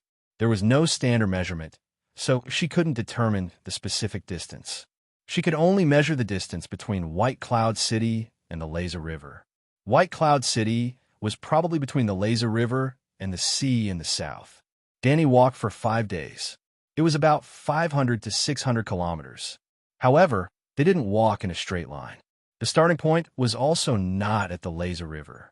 She estimated that if they walked another 600 kilometers south, they would definitely reach the sea. This was good news. The second piece of good news was that there were 2 other cities within 100 kilometers southwest of White Cloud City. Similar to White Cloud City, there were cities located in the Red Wasteland. Like White Cloud City, those 2 cities should have turned into a dead zone over the years. Just as Danny thought before, the map marked that there was once a river that ran from the Laser River to White Cloud City and the other 2 cities. Now, the river had completely disappeared. So, Danny had 2 new pieces of farmland. For the second time, she regretted slaughtering all the lambs too early. Otherwise, she could have turned White Cloud City into farmland and developed the other 2 cities into pastures. That would have been perfect. Reality proved that she had thought too much. The next day, the knights that were sent out followed Danny's instructions and found the 2nd and 3rd white cities. Yes, they were the same as White Cloud City. They had white city walls, white towers, and white buildings. Other than the fact that they were smaller than White Cloud City, there was almost no difference. However, Xiao Gu, who led the team to search for the cities, told her, "Calixi, the nearest city, is too strange. There is a circle of iron spears with red rust outside the city walls. There were skeletons hanging from the spears. When the breeze blew, I could hear them laughing. That was the devil's laughter. I didn't dare to go in." Danny was speechless. "You also know that there was a breeze? Devil's laughter? If there were really devils, they would also laugh mockingly at you centaurs for being too cowardly." Xiaoge seemed to have noticed Calixi's displeasure. He quickly took out an iron bracelet that glowed with black light from his pocket. In the middle of the bracelet was a fiery red opal the size of a thumb. The opal was fiery red and translucent. It was natural and unpolished. "Calixi, look, I found it in the 2nd white town. It's just an opal. It's not worth much." Danny shook her head. "How can it not be worth much?" Cora was puzzled. He took the bracelet from Xiao Gu and said in a familiar tone, "This opal is fiery red and translucent. It's natural and unpolished. It's not small either. In the Freedom Federation, it's worth at least 5 gold coins. If you remove the gemstone and give it to a skilled silversmith to embed it into a gold bracelet, the price will double." As he spoke, the knight's tone became sorrowful. His rough, bearded face was gradually dyed with a mixture of sweet and painful memories. "You're a man. Why are you so familiar with a woman's jewelry?" Danny intentionally asked, wanting to understand his story. Cora looked around at the centaurs who were staring at him curiously. He hesitated and did not speak. Danny looked at her Blood Alliance guards. "Ricardo, Adger, each of you pick 3 warriors. 2 old men who herd horses and 2 women who gather food. Each of you has 3 horses. Bring enough food and water. Go to the 3rd white town in the southwest and use it as a base. Head south, southwest, and southeast to search for places that are a day's ride. Search for 3 targets: the ruins of the town, animals, and possible humans. Remember, your safety is the most important. If you encounter animals you don't know, don't try to hunt them. Just remember their appearance and location. If you encounter people, can we try to make contact?" she asked the old driver, Cora. Cora pondered for a moment. 2 people in a group. One person goes to communicate, and the other comes back to report. Danny nodded and said to the centaurs, "Let's do it this way." Then she said to Cora, who had just returned from the 3rd white town, "Blood of my blood, although there's no sign of humans here. Since we can come here, others can also come here. I I want you to lead 2 oxen to repair the gate. We lack stiff and heavy wood, so we don't need to repair the wooden gate. You can stack stones at the gate, leaving only a width for a horse carriage to pass through. Then build a small barbican behind the gate. However, Mom Min did not know what a barbican was. Even if Danny told him, Cora would not be able to do it. Let's do this for now. After the Blood Alliance guards left with Mom Min, Cora said hesitantly, Your Highness, what plans do you have for the future? Are you going to live here forever?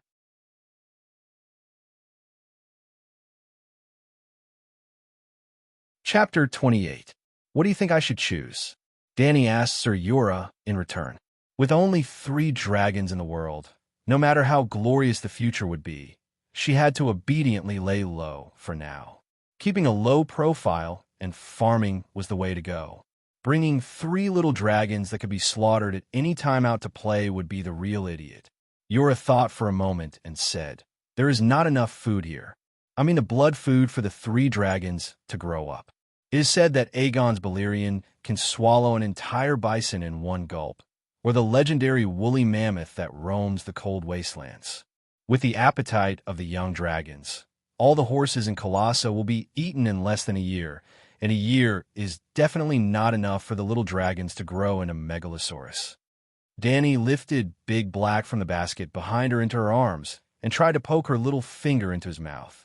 The hot mucus made her feel a little stinging, but she could not even reach his throat. Would he be able to swallow a woolly mammoth in one gulp? Didn't I just let Ricardo go look for prey nearby?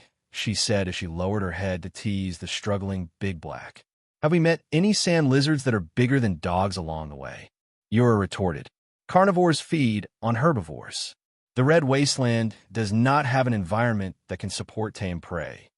Dragons should not rely on others to feed them. From tomorrow onwards, I will train them to hunt by themselves, Danny said. Without prey. So what if their hunting skills are good? Yura was speechless. I don't expect the 3 of them to grow into Balerion here. As long as they become strong predators, they will not be easily killed by humans who covet, fear, and hate them. Danny turned to the night with bright eyes and said in an unpredictable tone, Viserys told me that the nobles and commoners of the Westeros secretly sew 3-headed dragon flags at home. They are hoping for the return of the true dragon. What do you think? Yura smiled bitterly. Your Highness, I dare not lie to you. The great nobles are addicted to the game of power, while the lesser nobles and merchants are more interested in wine, women, and the tournament that represents glory. The commoners only hoped that it would be summer every year. It would be best if the legendary eternal summer came. The orchards would be full of fruits, and the fields would be full of golden wheat and sweet fruits. Then the Lord would be merciful and not rape his wife and daughter, and not use his son as a target. They don't care about the king at all. It's useless to care because their lives have nothing to do with the king. So even if I leave this place, where can I go? Danny shrugged nonchalantly. I'm not like Viserys. He's not innocent either. He has no choice but to use lies to arm himself. Whatever my own wishes, the usurper will know that the last Targaryen has hatched a dragon, and they will send their strongest and most ruthless assassins after me and my dragon. I once wandered in Bravos for a few years, and I know that it is the most powerful and prosperous free trade city-state. I also know that the most powerful assassin in the world, the Faceless One, lives there. All mortals have to die. As long as the price was right, they could kill anyone. It was said that they had never failed. The price for killing me must be the highest. But no matter how expensive it is, what is it to a king? Yura thought for a moment and comforted her. The usurper will not send a Faceless One to assassinate you. The wine merchant who tried to poison you last time was not a Faceless One. Why are you so sure? I have a dragon now. It's different, Danny said. Because you have me. Yura thought to himself. Danny had watched Game of Thrones before, and she remembered a very important part of the plot. King Robert knew that Danny was pregnant, and he summoned his ministers to discuss how to solve the problem of the royal family. Because he strongly opposed the killing of women and children, I'd had a falling out with his good friend and resigned from his position as the hand of the king in indignation. That should have happened a year ago, and just 3 months ago, Dany was poisoned in Horse King City. That council meeting, to King Robert and Prime Minister Ide, was about whether to kill the remnants of the Targaryen family. To the king and other council ministers, it was a meeting about how to kill Dany Rise and her bastard child. Among them, there was a minister who proposed to hire a faceless one, and this resolution was almost passed. But Robert was a spendthrift king, and the treasury was empty and in debt. As a minister of finance, Littlefinger thought that a cheaper method should be chosen. You're a Mormont. Yes, it was the tall man in front of her who looked simple and honest. He was a spy, a King's Landing spy who was responsible for collecting information on Dany and killing her when necessary. But Dany was not worried that Yura would hurt her. Apart from the unreliable emotional factors, Yura had no reason to betray her from the perspective of interests. The price that King's Landing offered was to give up the arrest warrant for Yura and restore his status as the Earl of Bear Island. Compared to saving Dany from the dragon, that was nothing. Not only was the Earl of Bear Island worthless, Yura did not lose the fief of the Mormont family. His aunt took over his position as the Earl. It was just stewing meat in the pot. In fact, without Yura's protection, or if he really wanted to kill her, Dany Rise would have died long ago. The point was, if the people of King's Landing knew that Yura was unreliable, would they send a faceless one later? Because of the political chaos in the original plot, new kings kept appearing and falling, and the people of King's Landing seemed to have forgotten about Dany. But was she going to put her safety in the unreliable original plot? The Faceless One is not an invincible assassin. The kings of the Targaryen family were not without enemies, but none of them died in the hands of the Faceless One. The Faceless One is a legendary existence to ordinary people, but in the face of the legendary Kingsguard, their tricks are not so effective. Yura comforted her softly, and with a firm expression, he promised, "Have you forgotten? I'm also a Kingsguard, your queen's Iron Guard. If it was the White Bull or the Buddha's sword who said this to me, I would most likely believe it. But you're just an idiot." Yura was a strong knight, but he might not be qualified to be a bodyguard. "Well, with you here, I am very relieved." Dany smiled encouragingly. "But let's try to stay here for a while." Then she extended her hand to invite him, and the two walked up the white tower at the city gate. As they climbed up, they discussed the arrangement of the guards of the White Cloud City. When they reached the top, Dany threw the 3 dragons into the sky, letting them soar in the sky while hissing. A few days later, after the Black Dragon, the White Dragon and the Green Dragon also learned to fly and spit dragon flames. The 3 colorful little dragons chased each other under the blue sky. The sunlight shone through the thin, translucent wings, refracting the hazy glow, and it was unusually beautiful. Blackie was the first to learn to fly. He was only 7 days old then. How does he compare to the Megalosaurus of the Targaryen family? Dany looked at the black dragon circling in the blue sky, and a feeling of infinite pride rose in her heart. "I don't really understand if there is a scholar who studies dragons." Yura shook his head and asked in confusion, "Why give them such vulgar names? Aegon's dragon is called Balerion, Visenia's dragon is called Vargal, and Rhaenys is called Miracis. They are all taboo names of the ancient Valeglia gods." Dany also did not mince her words. "My dragon and I are too weak, and I don't want too invasive names to alert others. I can also name my dragon after my ancestors, such as Brother Rain and Viserys, but I want to draw a clear line with the previous Targaryen." "Why?" Yura asked in shock. In this era, in this world, nobles who had a little family history were all proud of their great ancestors. They even used the same ancestor's name for several or more generations. For example, the countless Brandons of the House of Stark and the many Aegons and Rhaenys of the Targaryen family. Even Dany Rise evolved from the virgin girl Dany's thoughts, with only 1 or 2 additional letters. And more than 100 years ago, the Targaryen princess who married the Dornishman was also called Dany Rise. I am different from them. The foundation of the Targaryens was the Targaryen family, and now Dany. The dragon was her child, and Dothraki was her clansman. The Targaryens only brought her burden and danger. "Let's not talk about me." She changed the topic and looked at Cora with a smile. You know everything about me, but I know very little about your story. Tell me about yourself. Me? What do you want to know? Sir Yura asked dryly. You are the Earl of Bear Island in the Northern Territory. How did you come to the continent of Ursos, tens of thousands of miles away? Danny turned her head and looked at the dragon flying in the sky.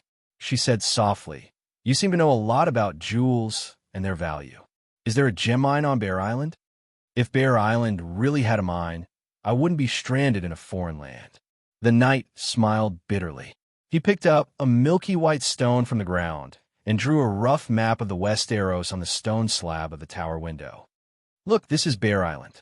It is located in the distant frozen bay, almost as far away from the Great Wall as the Northern Territory. It is a beautiful but primitive place, an island 100 kilometers deep. There are old oak trees with twisted roots, towering ancient pines, and sweet and sour hawthorn forests that bloom in spring. But it is too remote and poor. Unlike the stone castles of other nobles, the hall of my house is made of giant wood. There are no tall walls around it, only a fence. Most of my people fish for a living, and they can only make a living. There is no trade, so they can't collect a lot of taxes. The specialty, there are only bears, but where are there no bears? Merchants often come to us only once every few years, bringing cloth, copper, porcelain, spices, and other daily necessities. They take away furs, almost bartering. Although it is so barren and boring, I have always been used to living there, and I have never lacked women. Fisherwomen and peasant girls would not refuse their accounts, Your Highness. I did not force them. Before we were even of age, my father helped me pick a bride, a girl from Deepwood Castle next to Bear Island, a Glover. I'm not sure if I love her, and it makes me ashamed. Although her face is plain, she has a good character. In the 10 years of marriage, she had 3 miscarriages, and she never recovered from the last one. She died soon after.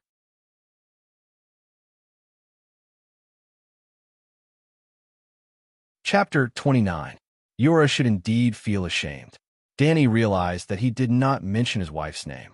Perhaps she had long disappeared from his memory. After all, she never seemed to enter his heart. But she gave birth 3 times because of him and even lost her life in the end. The night continued. Not long after, my father joined the night watch, and I became the Earl of Bear Island. Many people came to propose marriage, and before I could make a final decision, Timon began to rebel, and Balon Greyjoy proclaimed himself king. Danny frowned and interrupted him, asking, When was that? Before I was born? Princess, I'm not that old, Yura said dryly with a wooden face. Oh, continue, Danny replied casually. It was the 4th year after the War of the Usurpers, and you were about 4 years old. His voice lowered. There seemed to be no difference. They were all the same age, Danny understood. It should be the time when Theon Greyjoy was held hostage in Winterfell. She did not understand. What was Timon thinking? During the War of the Usurpers, he did not cause trouble. Instead, he waited until the usurpers had proclaimed themselves king for 4 years, and the unrest in the country had subsided. Where did he get his confidence from? Or was it that his reaction arc was too long? And when he reacted, he thought that a hero was born in troubled times? Timon has always been crazy, and his actions are unpredictable. Yura shook his head. Perhaps he thought that the usurper's foundation was not stable, or perhaps someone had been suppressing him to prevent him from rebelling. During the War of the Usurpers, Balon's father, Duke Colin, had always been neutral. After your brother, Prince Rhaegar, died in battle at the Ruby Beach, he joined the usurper Robert. At that time, High Court Tyrell was on the side of the Targaryens. Thus, Colin led the Iron Fleet, the main fleet of Timon Island, out to sea and prepared to plunder the River Bend High Court. Unfortunately, the High Court people were prepared and waited for the enemy to arrive at the Shield Islands. Not only did they defeat the invincible Iron Fleet, but they also killed Colin in that battle. Then, Balon inherited his father's position. The usurper had already ascended the throne, and the rebellions were more or less quelled. It took King Balon 4 years to gain complete control of Timon Bay. He raised his flag and rebelled.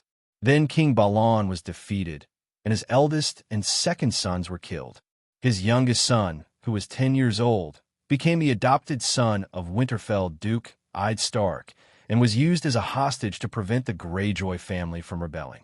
To celebrate his victory, Robert decided to hold a tournament outside Lannisport. I met Lyneth there. At that time, she was only half my age. Together with her father, she had come all the way from the old town to watch her brothers compete. The first time I saw her, I couldn't take my eyes off her. It was the first time I felt such strong love. Impulsively, I begged her to give me a token to fight for her. I wouldn't have dared to dream that she would agree, but she did. Your Highness, you must understand that a tournament is a knight's sport, not a simple contest of martial arts. We Northerners have never been good at the undull sport, but with Lyneth's token, I seem to have been possessed by a warrior of the seven gods. For a few days, I was invincible, and finally crowned Lyneth with love and beauty. The wine and glory made me do something crazy. That night, I went to her father and told him that I wanted to marry his daughter. With the wealth and status of our families, Count Leighton should have been mercilessly rejected, but he wasn't. The Leighton Hyder family's fief included the second largest port in Westeros, Old Town, as well as the Maester's Temple, the City of Learning. The headquarters of the Church of the Seven Gods was also in Old Town. The Hyder family was also of the blood of Green Handgarth. They could be counted as dukes without the title of duke. Duke Tywin Lannister had proposed marriage to Count Leighton on behalf of his son, the Imp, in the hope that Tyrion would marry a daughter of Hyder. Count Leighton had almost rejected him in an insulted manner. Jorah Mormont had been very lucky. Unfortunately, the honeymoon was short-lived. Lyneth was disappointed with my hometown. She felt that it was too cold, too wet, and too remote. The wooden hall of Bear Island was far inferior to her family's magnificent and warm castle. Moreover, life on Bear Island lacked the fun that a southern noble lady needed. There were no masquerade balls, no mime shows, and no luxurious banquets. Even the wandering singers had to wait for several years before they could come here with the merchants who bought furs. The ones who came were old, ugly, and unskilled third-rate singers. The food in the northern region was also far more monotonous than in the rich highland. It was already a blessing from the gods that my people could eat their fill, but every meal was almost torture for Lyneth. At that time, I thought that as long as she was happy, I was willing to do anything. So, I hired a cook from her hometown, a bard, and gold, silver, and jewelry for the ball. On Bear Island, where every silver coin was counted, I had no choice but to familiarize myself with the price of most of the jewelry. So, do you understand why I was able to estimate the value of the opal bracelet so skillfully? Jorah smiled like a husband paying his wife's bill on the internet on Double 11. I tried my best to satisfy whatever she wanted. As I said before, because of her, my potential exploded and I became the champion of the tournament. The usurper was a generous, an arrogant and licentious king. He was extravagant and loved to hold tournaments, and the champion of each tournament was richly rewarded.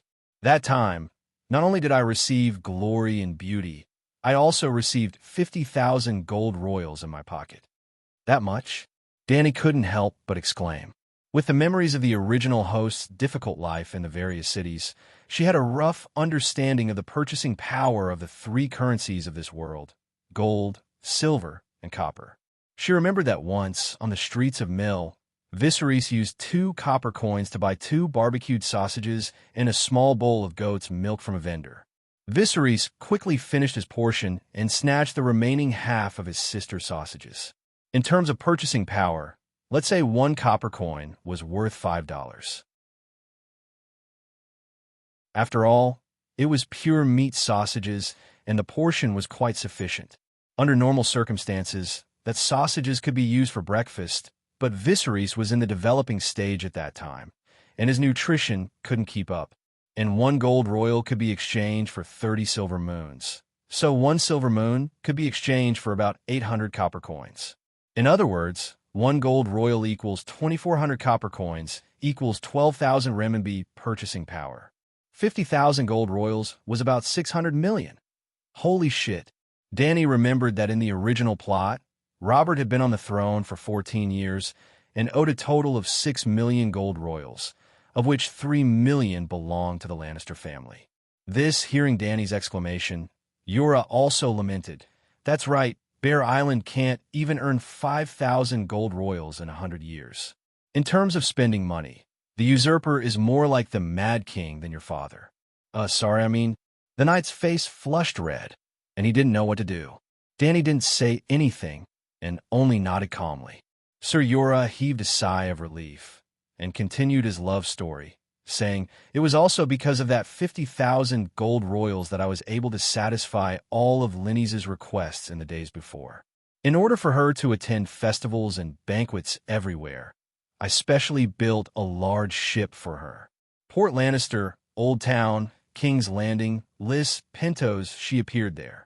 The furthest we went was to Bravos. From Bear Island to Bravos? Are you crazy? Danny was shocked again. Bravos was actually very close to the Northern Territory in a straight line.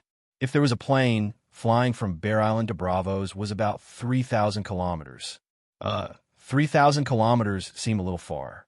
The key was that Bear Island and Bravos were separated by a continent and a strait. If they took a ship, they would have to circle around the continent of Westeros. Probably, it was really too far, and the sea conditions were very complicated, so it was very likely that they would have to take a detour. The only thing that was certain was that the voyage was definitely more than 10,000 kilometers, farther than from Shanghai to Los Angeles. Korra really risked his life for his wife. But this was not the end. Korra continued to talk about his journey of burning life.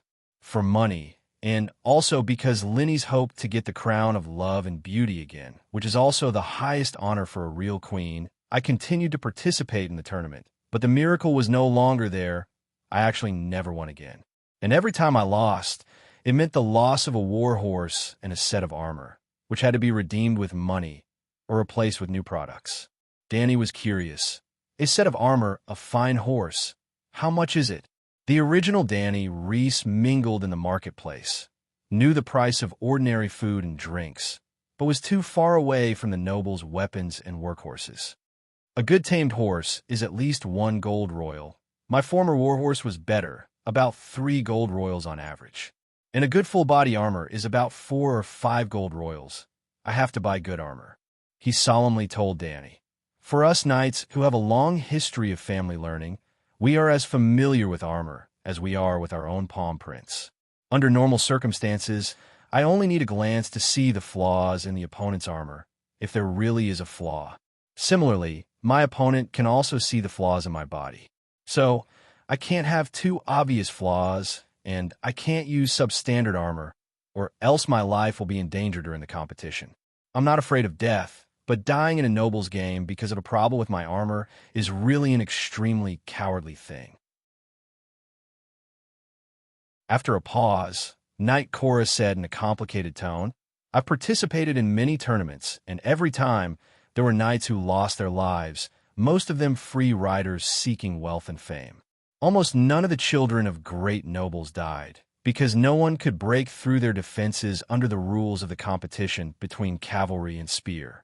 If Danny had watched the Prime Minister's tournament held at King's Landing more than a year ago, she would have a deeper understanding of Korra's words. One of the matches was Rayleigh versus Hound. During the high-speed collision, Hound stabbed Rayleigh in the chest, causing him to fly out from the saddle, flying more than 10 meters in the opposite direction from where he came from. The golden antlers on the helmet, which were as thick as a child's wrist, were crushed by him. But what happened? Rayleigh was completely fine. He patted his butt and stood up, waving his hand ostentatiously, using a proper smile to respond to the cheers of the audience around him. If it had been someone else, the plate armor on the chest was thinner, or the inner lining behind the plate armor was not elastic enough to cushion the fierce impact, then even if he did not die, his internal organs would be damaged. In this world, if one's internal organs were damaged, one would basically be crippled. What's the difference between a free rider and a knight? She asked curiously.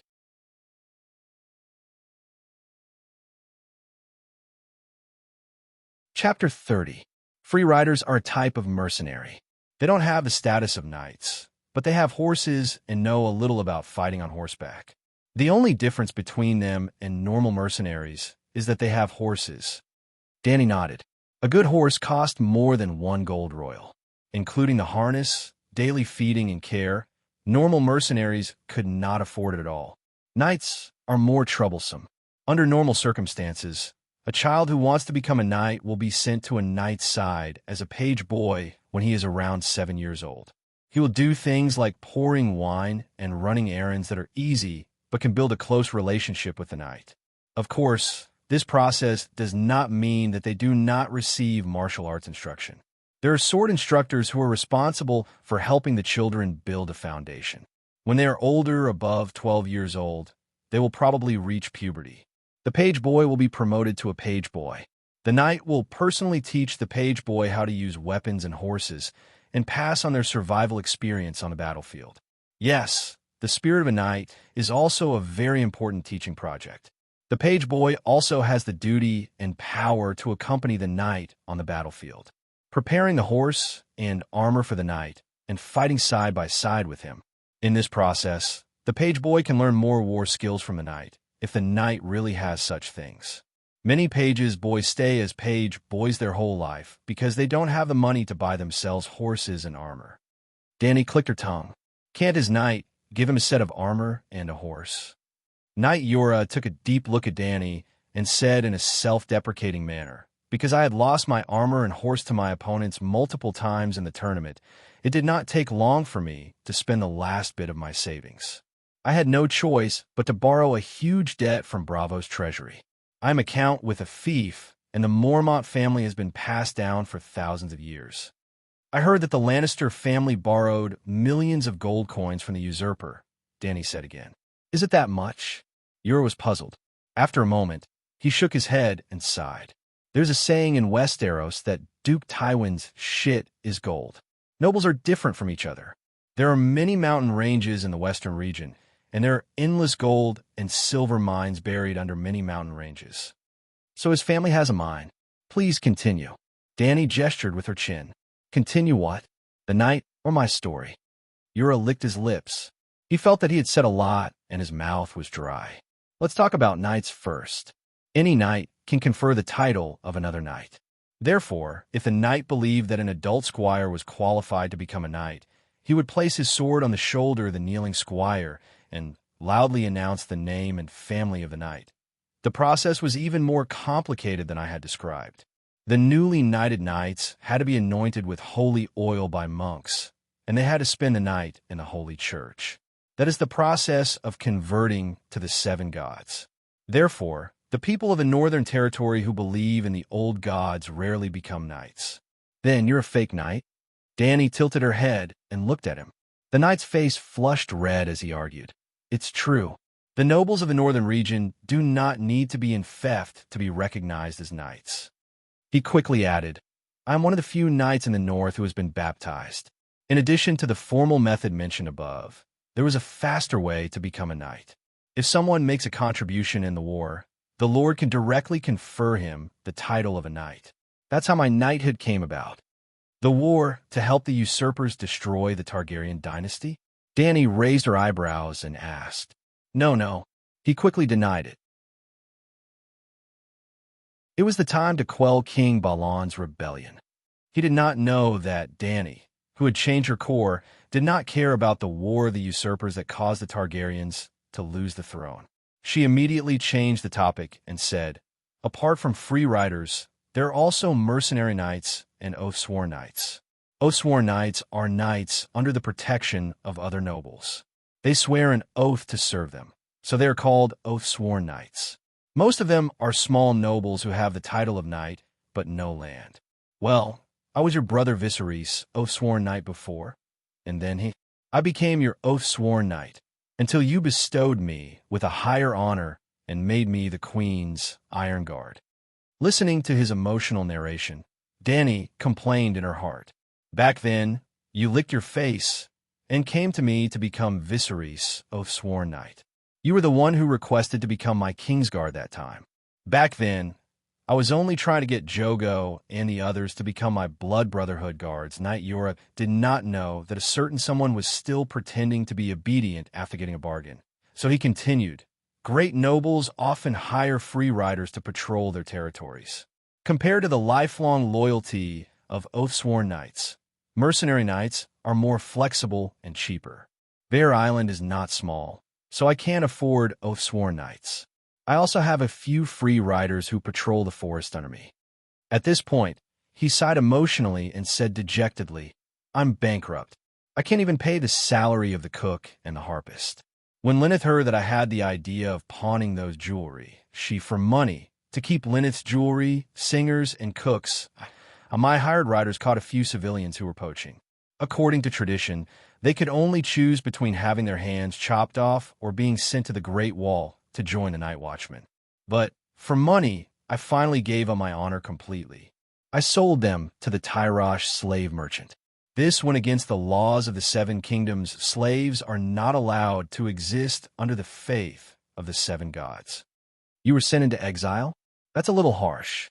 I can first find you as a warning to others and warn you not to do it again, Danny said. It's more honorable than exile, but it's also more cruel than exile. I committed a capital crime and will be beheaded. According to the traditions of the ancestors, Id Stark will judge me personally. After listening to my last confession, he will also have to personally use ice to chop off my head. Danny looked at the sketch of the Westeros that Cora had just drawn on the stone slab and said, Winterfell is a little far from Bear Island. Did you escape? About 1,000 kilometers. If I keep changing horses and galloping, I can reach the seaside in 2 days and reach Bear Island on the 3rd day. But 3 days is enough for me. Enough for me to escape with Lyneth and her jewelry. If I remember correctly, you're the only son of the Mormont family. Cora nodded. Yes, I'm my father's only son. I also have an aunt, but her 5 children are all daughters. Your father is wearing a black robe? Yes. You once participated in the War of the Usurpers as Id Stark's guard. Danny asked again. I also participated in the Battle of the Trident River, he said softly. His voice was like a breeze that brushed past his hair, with caution and a hint of pride. You risked your life for Winterfell for so many years, accompanying him as a traitor and helping him quell the rebellion. In the end, because of a few poachers, he wants to cut off the head of the only male descendant of the Mormont family. Danny's tone was complicated. Although it was a question, it was straightforward. Stark is such a person. Cora was still indignant. Obviously, he felt that his lord was too harsh on him. After a while, the knight sighed again and said, This is one of his rare charms. He's fair and just strict to benefit himself and strict to others. It should be strict to benefit himself and lenient to others. That counts as a person's charm, right? Cora's matter was unimaginable in any dynasty of the Great Celestial Empire. This was beyond the scope of being impartial. Bao Qingtian also had a moment of harmony outside the law. Otherwise, how could the 7 heroes and 5 righteous men have survived? It could only be said that Id Stark lived too comfortably and was too inflexible. Danny couldn't help but think to herself, is it so easy to defend one's country in this world? The House of Stark's position as the king of the northern region is still as stable as a mountain. But how did Targaryen lose his country? Could it be that the father of this body, Mad King Aerys, is even more scheming than Id? The heavens have pity on them. They, who have no political skills, can maintain the kingdom for hundreds or thousands of years while doing their best.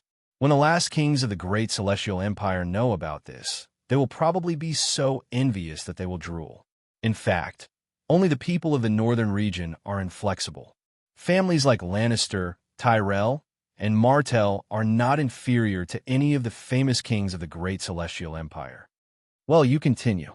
She felt that she still had a lot to learn. This world was too different from the Eastern survival rules she was familiar with. She could only adapt and change. At least the dragon must be strong enough that it can't be killed by crossbows. It seems that there is no dragon that can't be killed by crossbows. Should I let the Megalosaurus learn from the Westeros Knights and get a full body armor to wear? If it was a naked duel, Just the current little Colossus could find 10 centaur warriors who could kill Korra. But if he wore armor, none of her blood guards would be a match for him. Danny's imagination ran wild, but Korra continued. I told myself that as long as Linny's and I were truly in love, honor, identity, hometown, title, family, and so on, nothing was important. I took her and fled to Lys. That big ship was worth a little money, and we live a rich life for half a year. When she heard the word true love, Danny knew that Korra was going to have a tragedy. Sure enough, his fierce bear-like eyes turned red and watery. His bearded square face twisted into a word, bitter. I could only be a mercenary. Other than helping people to fight, I had no other survival skills. That day, I received a mission to leave Lys and go to the Norn River thousands of miles away to fight for territory with the Bravosi people. His tone became inexplicably sorrowful. I gave her the deposit. She took the gold coins and her own jewelry and moved into the chamber of the Prince of Trade, Teague O'Molan, the day after I left. So miserable. When Danny looked at Korra now, she felt that the word bitter on his big face had turned into the word miserable. In the original plot, Danny, who was loved by him and gave the latter half of her life, had always been a good person to him. This, if Korra Mormont stood up and shouted, "Who dares to be more miserable than me?" Danny thought hard. It seemed that only the future Thean could say, "Maybe I can reach the bottom of your pants." Actually, she was too involved to see clearly. She forgot that there was someone who was 10 times more miserable than Korra Mormont. That was her own self.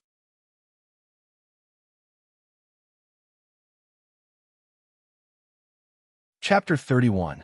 Before Danny Rise, the princess of Dragonstone Island, was born, her elder brother and father died one after another. After becoming the last princess, she caused her mother to have a difficult labor when she was born. After that, she lived a difficult life for 13 years until she was sold as a slave to the centaurs. Fortunately, Drogo, the old driver, treated her well. However, the god of death soon found her again. Her elder brother was killed by her husband, and her husband and son were sacrificed by the witch to the devil the other side of the Light King Lalo. That was only the first half of her miserable life. During those few years of torment in Slave Bay, while she unlocked the slave chains of others, she put a shackle on her own neck. After suffering for a few years, she finally fought her way back to the Westeros. Only then did she realize that she was not the child of prophecy at all, but a ladder to help the true child of prophecy reach the top. Her loyal followers died tragically one by one, and those who survived all had evil intentions. Mormont, who loved her, died tragically, and the one she loved betrayed her. The dragon, who was treated like a child, also became a big gift for the winner of the power game. It seemed that the two most miserable people were together. Bad luck on top of bad luck. All right, Danny, who was now a different person, did not think that she was unlucky. Except when she had just transmigrated. She did not allow herself to be unlucky. When she met someone else, it was only other people who were unlucky. Linny's is the daughter of the Heidel family, right? Danny recalled for a while and tried to say, I remember that the captain of the late King's Kingsguard, the legendary White Bull, was also a Heidel, right? Yes, Sir Jello Heidel is Linny's granduncle. That's the Heidel family. Won't she bring shame to her family by doing that? She said in disbelief. I've already brought shame to my family. I'm a person without honor. He said painfully. She could go back to her family. Did she go back? She said. It is said that she is now Prince Chui Ge's favorite concubine. Even the first wife is wary of her. Korra felt as if there was a walnut stuck in his throat. It was extremely difficult for him to speak, but Danny had to let him continue to suffer. She asked, Have you ever looked for her again? Did you go to Lys after you returned from the Norn? The pain in Korra's eyes intensified. This tower-like man seemed to be unable to hold on any longer. The Prince of Trade is rich and powerful. I was still on my way to Reese when he personally intercepted me. He wants to kill you? She asked hesitantly. This was an insurmountable hurdle. Danny didn't need to know all of Korra's secrets, but if she didn't make it clear, What would she do if she met Lenny's again in the future? Would she still trust him then? He only used words.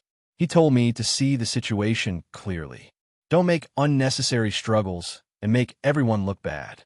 But if I don't know what's good for me and harass them, it won't be long before I disappear from the western continent of Ursus. I'm not afraid of his threats. The knight emphasized solemnly. I just made sure that Lenny's wasn't threatened in the slightest before I left on my own. Those two adulterers probably hooked up with each other behind your back, Danny thought. Do you still love her? She asked casually. Love? Love. Love and hate, Cora replied. He seemed to be unable to hold on any longer. Your Highness, please allow me to take my leave. I'm a little tired. Wait a minute. She stopped him and asked directly, do you also have feelings for me beyond that of a ruler and vassal? Just like the original Danny Lenny's, she couldn't reciprocate his love, but she didn't want to use him as a spare tire either. Everyone was open about it. If they could get together, they would get together. If they couldn't, they would go their separate ways. Without Cora, without the shackles of the Westeros, she completely relied on the centaurs and blended in with them. Sir Cora's expression was complicated. There was embarrassment at being seen through, but also joy that she could sense his feelings. He stopped his tracks and smiled. The first time I saw you, I felt that she was somewhat similar to you, Danny Lenny's. In fact, Cora was just expressing his feelings sincerely and subtly. He also had a strong love for Danny when he first met Lenny's. But to Danny, this answer was 0. You're completely done for, you know? I'm not like her at all. Even if Drogo is dead, I won't marry another man. She expressed her rejection without hesitation. Drogo was a complete stranger to her, but that dead man was also the best shield and an excuse to give a suitor the good guy card. Maybe after the Church of the Seven Gods knew about this, they would imitate the old example of Saint Baylor and give Danny the title of Saint Danny. Cora also heard Danny's rejection and said, Your Highness, I'm your King's Guard, the Queen's Iron Guard.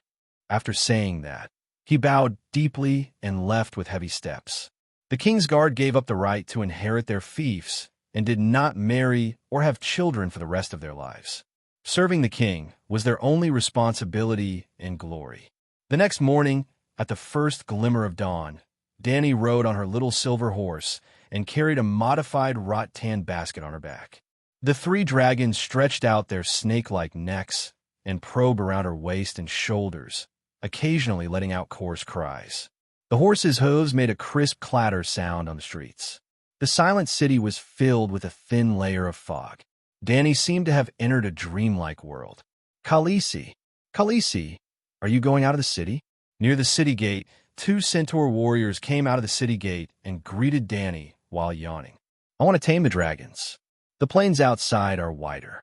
She instructed the centaur to remove the city gate for her. It was a wooden door that was nailed together by a few tree trunks. Although the 3 dragons could already fly, Danny's requirements were stricter. Thinking of the dragons that were as stupid as fat cows in the TV series, she was worried about her future. It was difficult to change directions, slow movements, weak lower limbs, unsteady standing, crippled the moment it landed, wings as fragile as rags, scales that could not even block crossbows, long and brittle necks with a lot of weaknesses. How could she dominate the world? Last night, she had melted all of Zhuge Ji's gold medals and melted them into golden chains.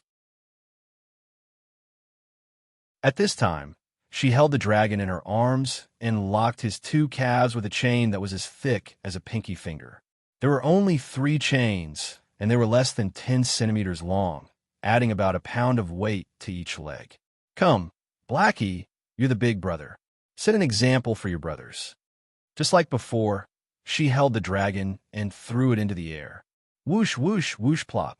Blackie flapped his wings hard, but before he could fly 10 meters, he fell on the sand. Hiss! The black dragon turned his head and stared at Danny, letting out an aggrieved hiss. Crawl back on your own. She did not raise her head and continued to shackle the white dragon. Whoosh, whoosh, plop. The white dragon was not as good as Blackie. It almost drew a parabola and fell to the ground. Hiss, hiss, boom. The white dragon angrily spat out a thin red flame into the sky. Don't waste your energy. Come back and continue. Danny yelled. The white dragon did not listen. It spun in circles mindlessly, flapping its wings as it spat out dragon flames. Danny was very angry. She walked over and flicked his little head. Hiss! The white dragon roared at Danny. He seemed to be angry too. Unlike the black dragon, Danny could not use her consciousness to comfort the white dragon and the green dragon. They could not accept her words and movements, so the training process was very troublesome. In desperation, Danny could only bend down and hold the white dragon's body, let it stand up straight, and walk back to the rot-tanned basket step by step. She could not carry him. After the first time, there would be a second time. The reason why she let them walk back on their own was mainly to train the strength of their lower limbs and the dragon's sense of balance on land. After a few days of interaction, Danny found that dragons had a natural sense of space, but when they landed on the ground, they were not as stable as ducks. Ducks only had 2 legs, but dragons had a pair of wings that acted as front claws. Even walking was difficult, let alone running fast. Danny did not expect them to be able to run faster than horses, but without nimble running speed, once they landed, the dragons who lost their momentum would be easily surrounded, trapped, and injured. The dragon's wings could never be trained to the point where they could block the dragon's slaying crossbow, and their wingspan was so big, maybe the vital parts of the body could dodge the crossbow, but the wings would be too easy to hit. If they had no choice but to land in the enemy's formation, they would not have the ability to break through quickly. After training to fly with weights for the whole morning, Danny did not untie the chains at noon. She just carried them to find food. There were horse people who specialized in helping the dragons find prey. In the morning, a Fanta and a group of old horse people were herding the horses while paying attention to the small animals in the sand and hills. They were really very small. Big Black's first head prey was a palm-sized scorpion. Boom! A thin dragon flame burned the scorpion, and in a moment there was only a pinch of black ash left on the sand. Don't burn it. It's so small, we can't make ends meet. She touched Big Black's head and said. Big Black was always in the dragon spirit state, so she and Big Black were almost telepathic. Calixie, there's another poisonous scorpion here. A Fanta stood on the sand dune and shouted. This time, Big Black was like a chicken pecking rice. His long snake neck was like black lightning. Danny's vision blurred, and the scorpion was in his mouth. Duo. The scorpion's tail stabbed at the corner of Big Black's mouth, making a dull sound. Danny saw a poisonous needle with a faint purple light pierce into the soft flesh of his mouth several times. Are you poisoned?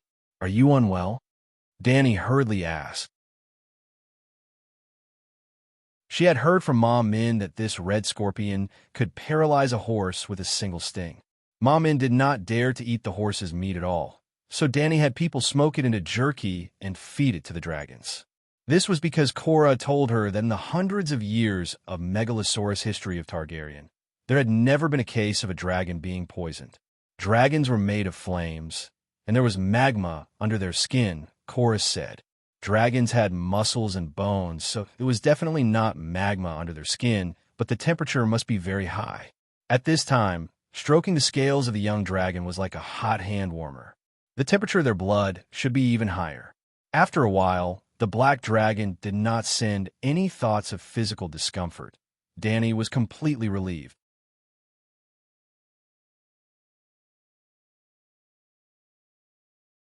Chapter 32. After 5 leisurely days, the group of knights that Danny had sent to the Third White City had returned. Although Adger looked tired, he was very excited.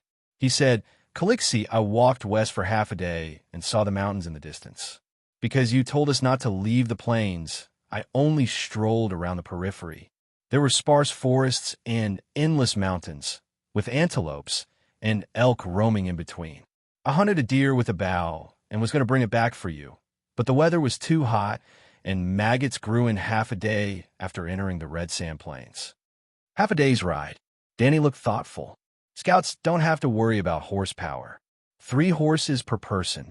About 100 kilometers in half a day. This distance is a bit awkward. It's neither far nor near, but the food problem of the dragons is mostly solved.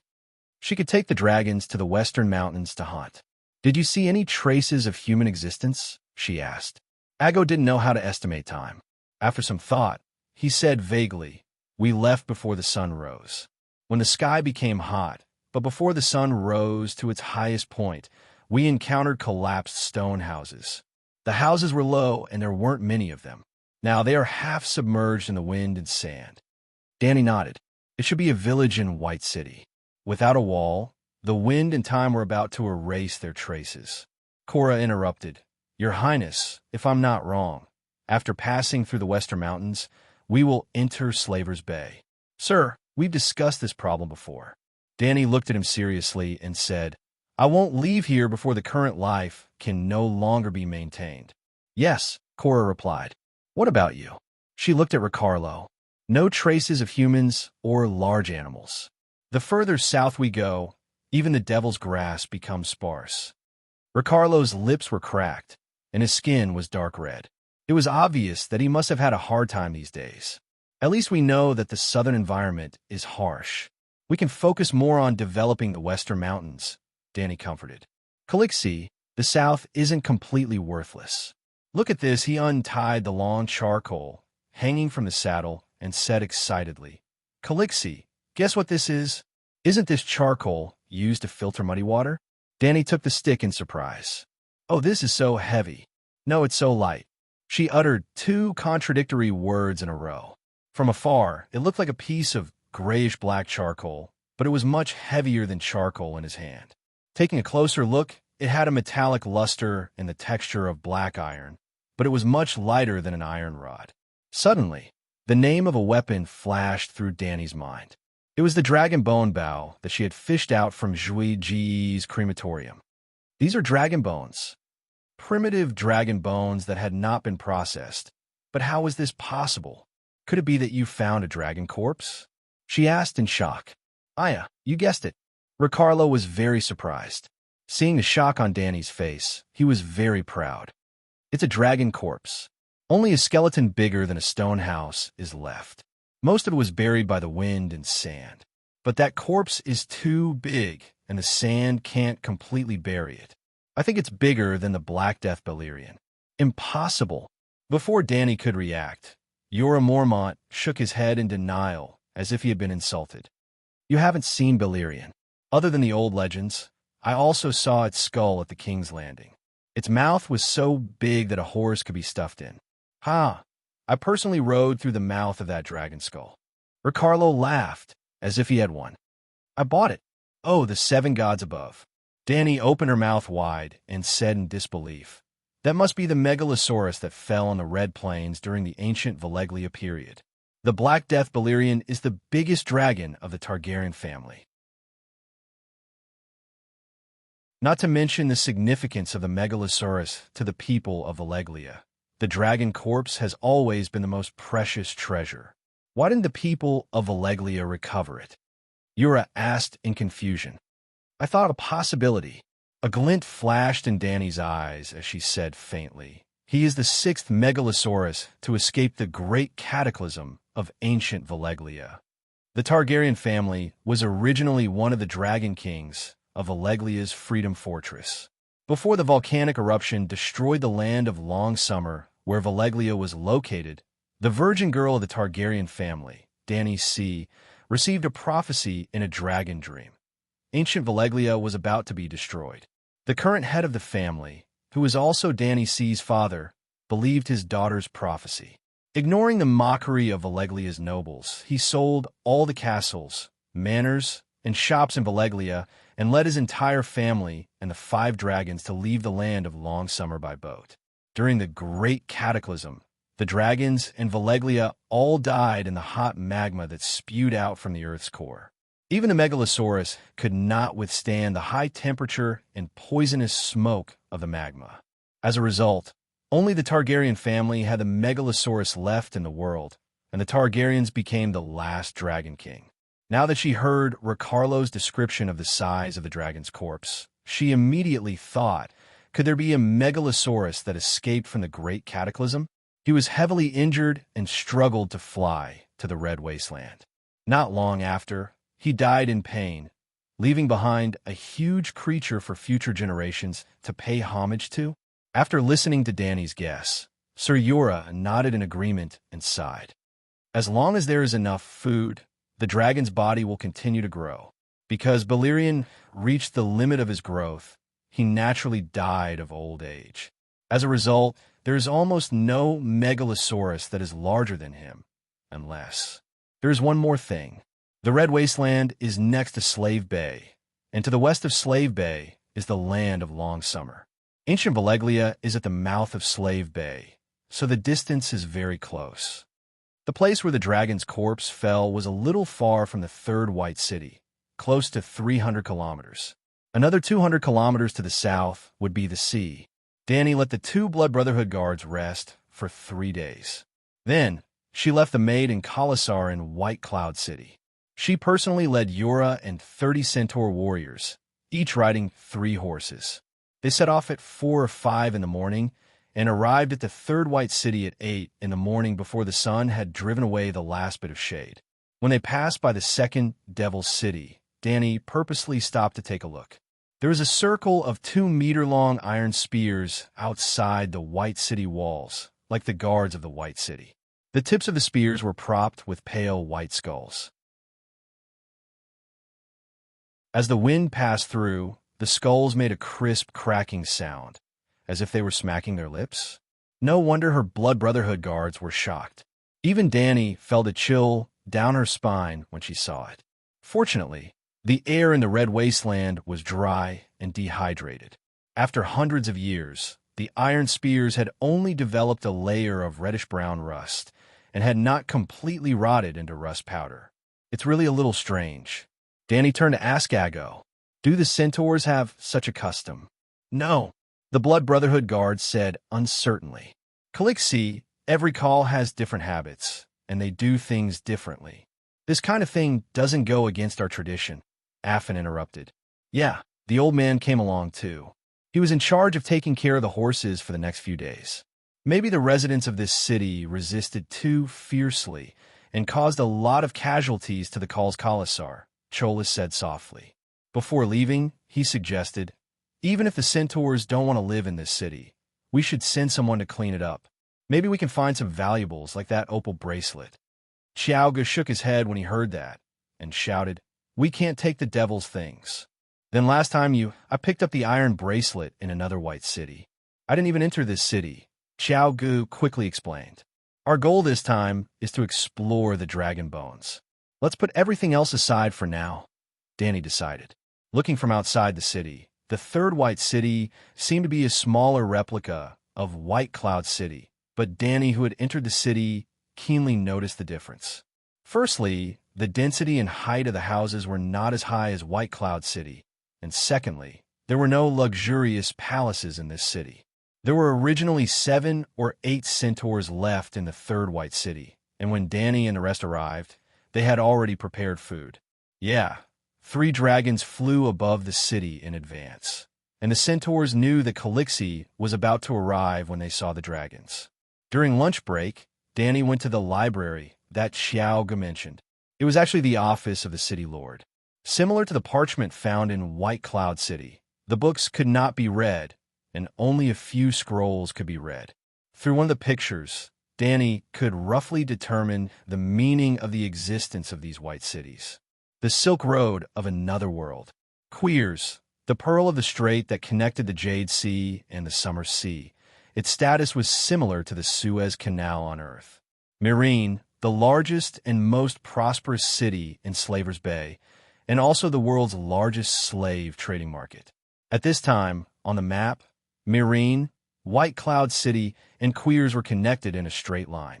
Compared to the long sea route, crossing the Red Wasteland reduced the journey by 70%, and the land was safer than the unpredictable sea. So for a period of time, the White City was very prosperous, just like the famous cities on the Silk Road of the Celestial Empire. So, there's an ancient road between Serene and White Cloud City. Danny's fingers slid lightly on the map, her mind racing. If White Cloud City could not support the 3 dragons in the end, she could follow this Silk Road to the northwest and finally build a city in the mountains near Serene. She was sure that as long as she followed the path on the map, she would definitely come across the fourth and fifth white cities.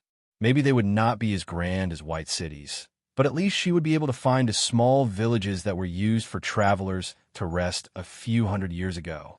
Then, she could carry out her plan to farm to the end. Entering the Red Wasteland did not seem to be a dead end, but an otherworldly paradise arranged by God. No one paid attention to her, and no one knew that she had dragons. Prophecies, deviant ghosts, Jon Snow, and games of power in the Westeros could all go to hell. When a Megalosaurus grew up, she would ride the Megalosaurus to the north, sweep through the Dothraki Sea, and be crowned as the only female call to unify the 8 barons. Then, with the 3 dragons and hundreds of thousands of roaring warriors, the world would be hers to roar, and the whole world would tremble under her strappy riding sandals. Qin Shi Huang, Genghis Khan, Alexander, Caesar, Napoleon, they were all her, and they were all inferior to her. Thinking of the beauty, Dany could not help but giggle. Calixi, Calixi, what's wrong with you? Ago's shout woke her up from her dream. Why are you looking for me? She roared back in an unfriendly tone. Ago did not care about her attitude at all, and only widened his black almond-shaped eyes, shouting, "It's getting dark." So be it. Oh, it's time to go. Dany understood this time. Their operation this time would be like when they crossed the wasteland, traveling at night.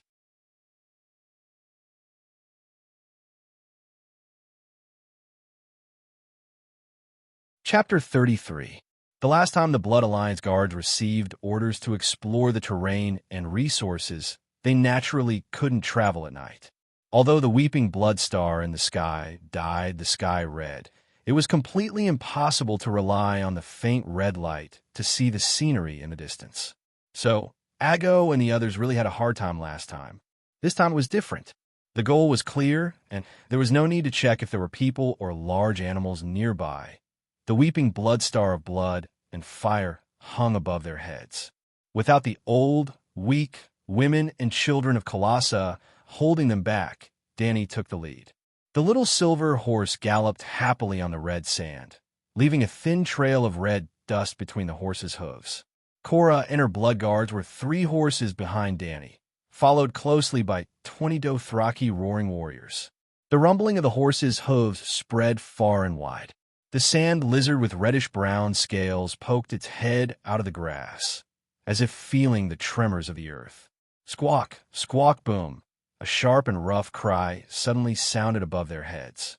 The sand lizard the size of a wildcat was alerted and wanted to shrink back into the grass, but it was a string of dark red flames falling from the sky.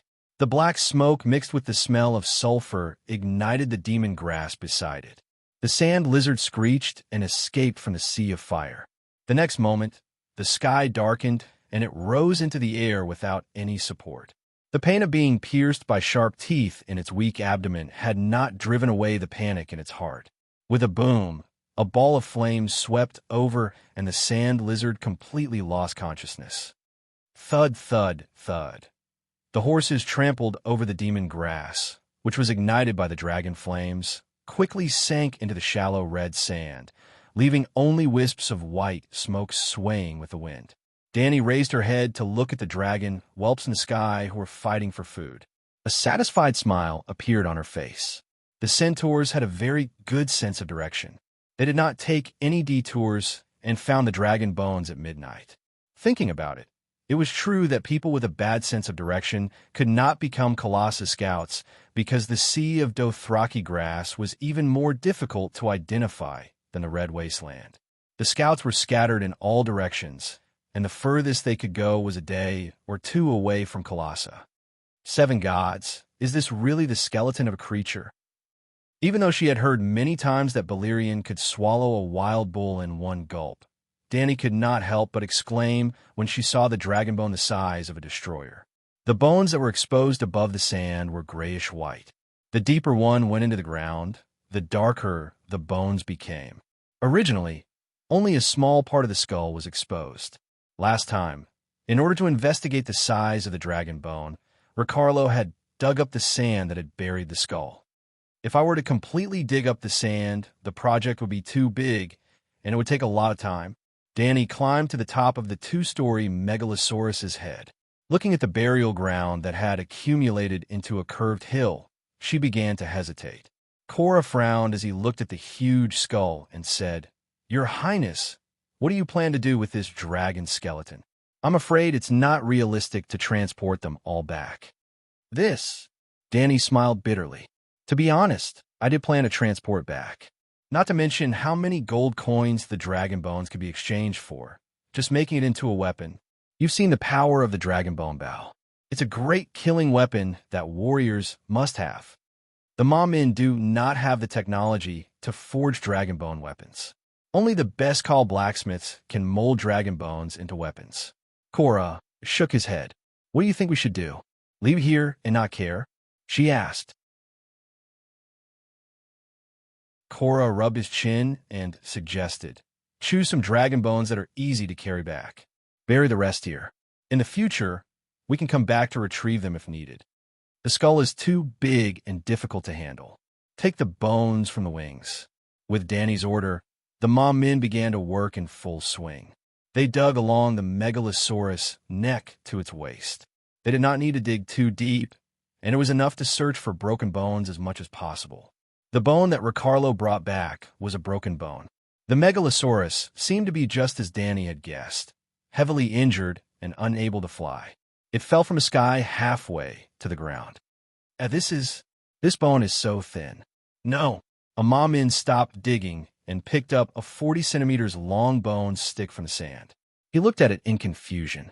Following the path of skull, neck, back, wings, the Ma-Men dug a winding trench. The sand was soft and much easier than expected. The trench was 2 to 3 meters deep. When the sky was dyed a deep indigo color, they had already dug to the middle of the neck. "Calixi, there's a situation. It's not dragon bones. I dug up a human corpse." The Ma-Men shouted loudly. The faint trembling of his voice made one feel his fear. "This is not a human. It's a devil. A devil's corpse. A human should not be like this." Devil's corpse." The other Ma-Men who were working came over to take a look and also shouted in fear. As the big boss, Danny obviously did not need to work. She had been training the little dragons at the side. Hearing the commotion from the pit, she quickly ran over and looked at the Ma-Men in the pit. She shouted, "There's no devil. Devils would not dare to get close to the megalosaurus. Even if it's a dragon corpse that has been dead for many years. That must be a human." At first, she was still shouting loudly. But as the crowd opened up space and she saw the twisted corpse half buried in the brown sand, she was also shocked. That corpse was really too scary. It was a corpse that was curled up like a fetus in a mother's womb. It was not a pure skeleton. Its skin was like purplish-black devil scales that wrapped tightly around the bones. One could see the thumb-sized scales that were as rough as old tree bark. They were densely packed and covered the entire body. The arms that were curled up in front of its chest. Was that really an arm and not the claws of some creature? 10 dagger-like fingers pointed at the sky, as if they were ready to attack at any moment and were about to devour someone. The corpse was as thin as a bony child, while its sharp teeth and claws were 20 centimeters long. It was completely disproportionate. What was even scarier was that the eyeballs in the corpse's eye sockets had not decayed or been decomposed by bacteria. The dark purple eyeballs were also surrounded by black, asphalt-like mucus. It stared at the crowd viciously like a living person. Its mouth that was almost opened 180 degrees seemed to be roaring a devil's curse. "Fuck!" After cursing in Earth's language, Danny immediately followed suit. 7 levels of hell. "Sir Yora, you've seen a lot. Do you know what kind of people this is?" She did not forget that this was a fantasy world. There were even children of the forest and giants. It was not strange for goblins and gnolls to appear. He should be a human. Yura was also digging in the pit. Hearing that, he walked to the side of the Ma-Men who found the corpse first and took the pale white bone club from him. "Your Highness, look." He raised the bone and shook it in front of Danny. Then, he used the bone to make a few strokes on the left leg of the demon's corpse. The corpse is missing a calf. It's the one in my hand. According to your previous conjecture about the origin of the megalosaurus, a megalosaurus escaped from Valeglia during the cataclysm. Then, is it possible that it was driven away by a knight?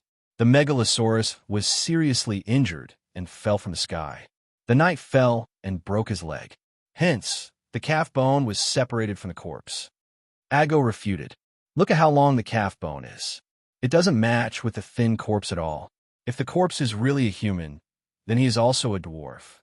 The calf bone that did not include the sole of the foot was over 40 centimeters. This meant that its owner must have been a tall and strong man when he was alive, and the curled corpse was probably no more than 2 meters tall. It is said that the ancient ruins of Valeglia, from the land of long summer to the sea of smoke, are still shrouded in the curse. Sir Yura stood up and looked at Danny with a serious gaze. From Valeglia to Slave Bay, there's clearly the great avenue of Valeglia left behind during the Fort of Liberty period. However, they would rather take a boat around the ruins of Valeglia and travel several times the distance. That road to Materis is called the Great Avenue of the Demons. Wasn't Valeglia destroyed by a volcanic eruption? How is it related to the curse? Danny was confused. I don't know. Yura frowned and guessed. Maybe it's the vengeful spirit of the Dragon King from ancient Valeglia? As everyone knows, Valeglia is a civilization that has mastered dragon and blood magic. Haha, you just said that this Dragon King died horribly because of the curse. Danny pointed at the corpse of the demon in the pit and laughed. Aren't you contradicting yourself? If it's not a curse, why is there only one person in Valeglia and not a single dragon escaped? Dragons can fly. The magma of the underground fire is very scary, but if it can't burn the dragons, how can it kill all the dragons? Yura asked again and again. Maybe he was cursed and rode the dragon to Queers to seek help from the wizards. Ago interrupted. Mamin was scared to death at first. Now that he saw Calixi and Yura arguing in front of the demon for a long time, the demon didn't do anything. Gradually, their courage came back. The wizards of Queers are indeed famous, Yura said with a mocking tone. But the reason why they are famous is that they often use fake magic to deceive the world. Even the Westeros have those blue-lipped liars. Then, Ago thought for a while and pointed to the east. He might ride the dragon to the Shadow Land on the other side of the Jade Sea. There are wizards and shadow binders everywhere.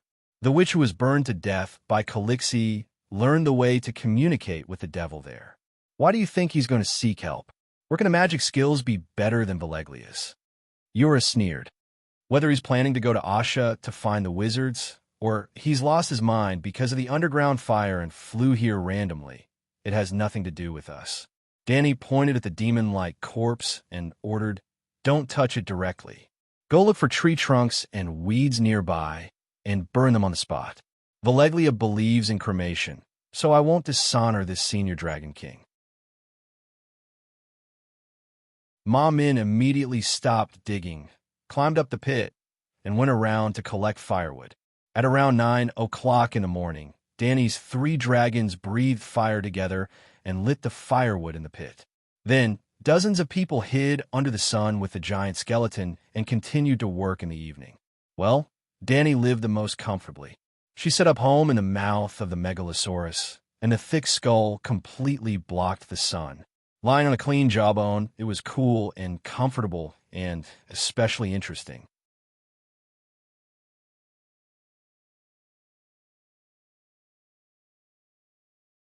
Chapter 34.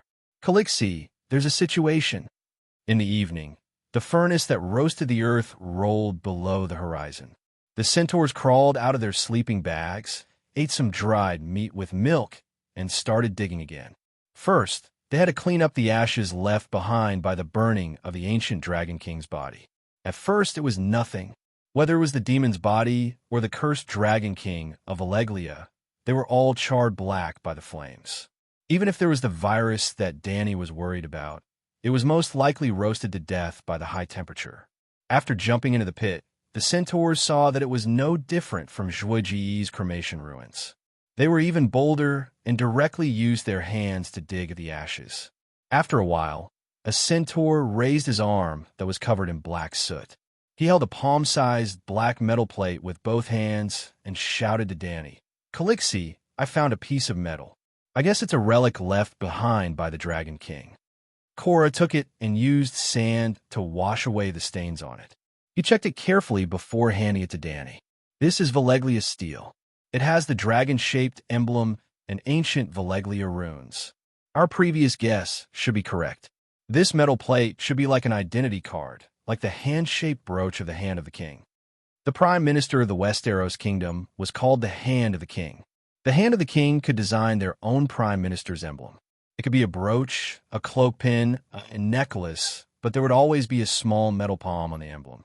The metal plate was slightly heavy in her hand, barely covering Danny's small hand. It reminded her of the 5-inch Huawei phone that she had just gotten.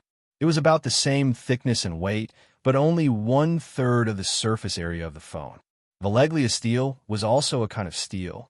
If it was brought to the laboratory for elemental analysis, it would be found to be no different from normal steel. However, during the forging process, it was added with the unique magic of the Valeglia civilization, making it almost indestructible. Right, weapons forged from Valeglia steel also had powerful anti-magic effects, such as killing deviant ghosts. Ignoring the thick material, the carvings on the iron plate were also very exquisite. On the front was a megalosaurus with wings that were about to take flight. The megalosaurus claws were holding a large sword that was shining with a cold light. It was very exquisite and very lifelike. One could feel the majesty of the megalosaurus face and distinguish the gemstones on the crossguard of the sword. There was a circle of runes around the megalosaurus. Danny could read the most authentic Valeglia language, but she could not understand any of the runes. Danny also couldn't understand the other side of the iron plate. A mountain peak was carved on it, which was different from the rough technique on the front side. Gently stroking the mountain pattern, he could clearly feel the convex and concave engravings. There seemed to be wisps of smoke at the top of the mountain. The engraving was too rough. Danny was not sure if it was black smoke or a big tree. If the pattern on the front is really the family emblem, the megalosaurus is holding a sword.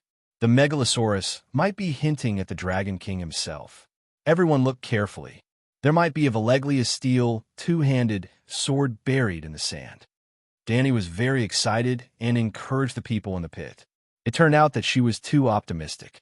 The moon was high in the sky. The horsemen dug through the sand nearby, for it are 5 meters deep. Water seeped out, but they found nothing. Chola shook his head and sighed. In that situation, it was hard to escape from Valeglia. He didn't have time to go home and get the family sword. If the sword that Megalosaurus is holding is real, the weight and volume of the sword must not lose to Stark's family sword ice. Then the knight described ice to Danny. Its body was wider than a palm, dark as black smoke, and it was a head taller than Danny when it stood up. Danny was embarrassed. Although her body was only 14 years old, she was not short except for a little stunted, no chest and no butt. She knew without measuring that it must be about 6 meters. It was a head taller than her 6 meters. Even if it was less than 2 meters, it should be more than 8 meters. It's so long. Even if he could carry it, it wouldn't be convenient to swing it, right? She asked curiously. Stark has to use that sword to chop off dozens of heads every year. After a few decades, he must be very skilled. Chola said with a tone full of resentment and mockery. He almost became the experience points for the healer druid's greatsword skill. In the end, Danny agreed with Chola's analysis. Under normal circumstances, the two-handed greatsword could not be carried around. The dead Dragon King did not have a chance to go back and get it. Before midnight, Mom Min dug out more than 20 black dragon bones of different lengths from the sand. The longest was more than 10 meters, and the shortest was as high as Danny's waist. Many of them had obvious signs of breaking, further proving that the Megalosaurus was seriously injured and could not fly, so it fell from the sky to the ground. Forget it, let's stop here. It's enough for the entire Carathian to have a dragon bone scimitar. Danny clapped her hands and stopped Mom Min in the pit. Your Highness, Dragon bones can only be used to make sword hilts, not blades. Ordinary steel with dragon bones is a waste. In fact, other than Valeglia steel weapons, other steel weapons do not have to use dragon bones. Chola reminded. You said dragon bones are very valuable.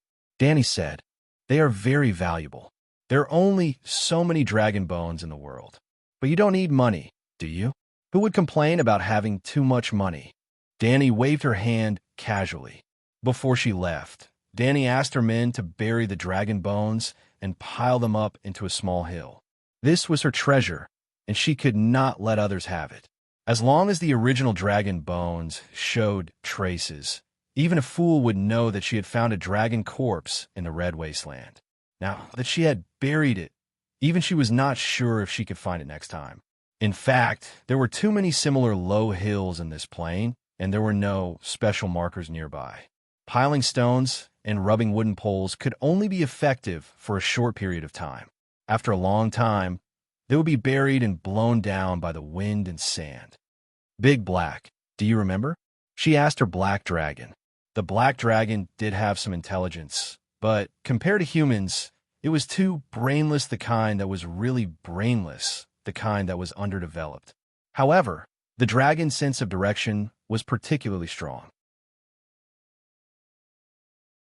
It often entered the dragon's dream, the dragon's spirit, and merged with the black dragon's soul. Danny could clearly feel that the dragon not only had the 5 senses of sight, hearing, smell, taste, and touch, but also more than 6 senses and 7 senses. Her dragon did not understand the small universe. Just as birds could use the Earth's magnetic field to determine their direction, dragons had similar means. For example, Danny once tried to leave the dragons in White Cloud City. Then, she rode her little silver horse in a random direction for a few kilometers and finally found a bush to hide in. In the end, the 3 dragons were able to accurately find her. At that time, she deliberately cut off the dragon's dream state. Danny could receive the 7 senses and 8 senses from the black dragon, but she did not know what they were and could not analyze and use them.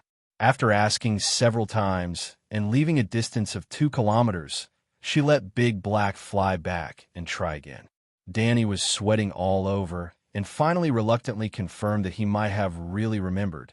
Hey, sir, did the Targaryen of more than 100 years ago have the means to help dragons increase their intelligence? My dragon is too stupid. In the early morning, on the way back, Danny complained to him. It's okay if it's stupid. As long as it obediently listens to me, it's fine. But dragons are naturally unruly. The black dragon is okay, but even I can't control the green dragon and the white dragon. It's too difficult to communicate. I don't know. Bear Island is too far from the center of power. I'm not familiar with the dignitaries other than Stark. The big bear shook his head. You're the official son-in-law of the Hathar family, and the Hathar family controls the City of Knowledge, Danny reminded him. In any case, Jorah Mormont had been a guest of the Hathar family for a few years. He should have been to the City of Knowledge a few times, and at least met a few knowledgeable doctors in the City of Knowledge. Well, there were also grades for a bachelor. Apprentice, bachelor, doctor, and grand scholar. The bachelor's grade was judged according to the depth and breadth of knowledge they grasped. At that time, I had no interest in the bachelor and the City of Knowledge at all. In fact, I have no interest in them now. They did not encounter any accidents along the way. 2 days later, they returned to White Cloud City with the dragon bones. In the days that followed, Danny carried the dragons out of the city to exercise in the morning and evening when it was cool. In the morning and afternoon, when the sun was hot, she began to give the 3 dragons cultural lessons. Their bodies grew bigger and bigger, from a thin cat to a big Pekingese, and now there was a trend of becoming a mongrel. The bigger their bodies, the more food they ate every day. The sand lizards, scorpions, and sand snakes on the red sand plain could no longer satisfy them. So, Danny used food to tempt them to learn. The process was very difficult. In a math class, she demonstrated elementary school math to the black dragon in the dragon dream state. In a language class, she opened her mouth wide and made sounds while telling it the meaning in the soul connection state. There was also physical education. Danny used a wooden stick to hit their scales. In the beginning, the scales of the baby dragons cracked like hard eggshells. White smoke seeped out of the dragon's skin, and before the blood dripped down, it was burned to ashes. Because the black dragon was connected to her soul, she kept comforting and encouraging the little dragon in the spirit sea. Although the black dragon roared angrily, it could still cooperate with her. The white dragon and the green dragon were not so obedient. A month after they were born, Danny completely lost the dragon spirit connection with Little White and Little Green. The closer she was to the black dragon, the greater the estrangement between her and the other two dragons. Not only could she not attend the language class and math class, but the physical education class that trained her body. Once, Danny hit Little White's back and made it bleed. The little guy did not care and sprayed a dragon flame on her wrist. The temperature of the dragon flame was higher than the flame of burning firewood. For the first time, she was injured in the flame. The skin on her wrist had a circle of blisters the size of cockroaches. It was painful and itchy, and it took 4 to 5 days to recover.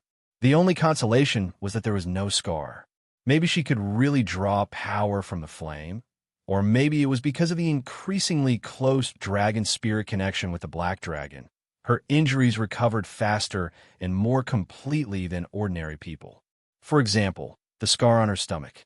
In order not to let others find out about her plan, Danny did not let the maids help her bathe for the next half a month. Well, she explained that water was scarce, and in the future, everyone would use fine sand to clean the dirt on their skin. She also asked someone to prepare a sand bed covered with fine white sand. Every night, before going to bed, she would take off her clothes and rub it on the sand to clean off the dust on her skin. The oil and old skin were all burned away in the fire. But half a month later, Danny began to live the life of a corrupt slave owner. She was surprised to find that the scar on her stomach became lighter and lighter, and finally disappeared completely. Her skin returned to its previous tender and smooth state. It seemed that the high temperature promoted blood circulation, and in the fire, the cell activity was too high. This was a scientific explanation. A more magical explanation was that the dragon and fire had the magical power to restore the body. Just like a year ago, the original Danny had just married Zhuge. She was weak and was not used to the life on horseback. Every day, she was exhausted and her inner thighs were bloody. In the end, in just one night, all her injuries disappeared, and her body was as strong as a native centaur girl.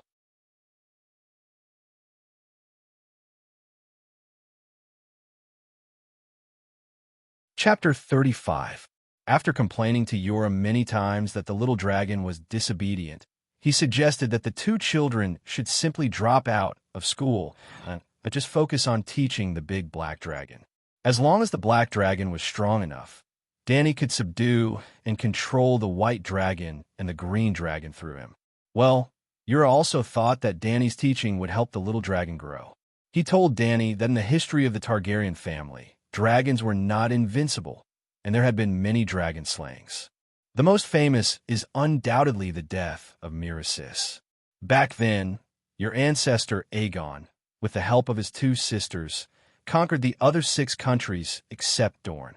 But in the process of attacking Dorne's prison gate, because of a moment of carelessness, Queen Rhaenys Megalosaurus was shot in the eye by a crossbow arrow, and Megalosaurus Miracis fell to the ground and died on the spot.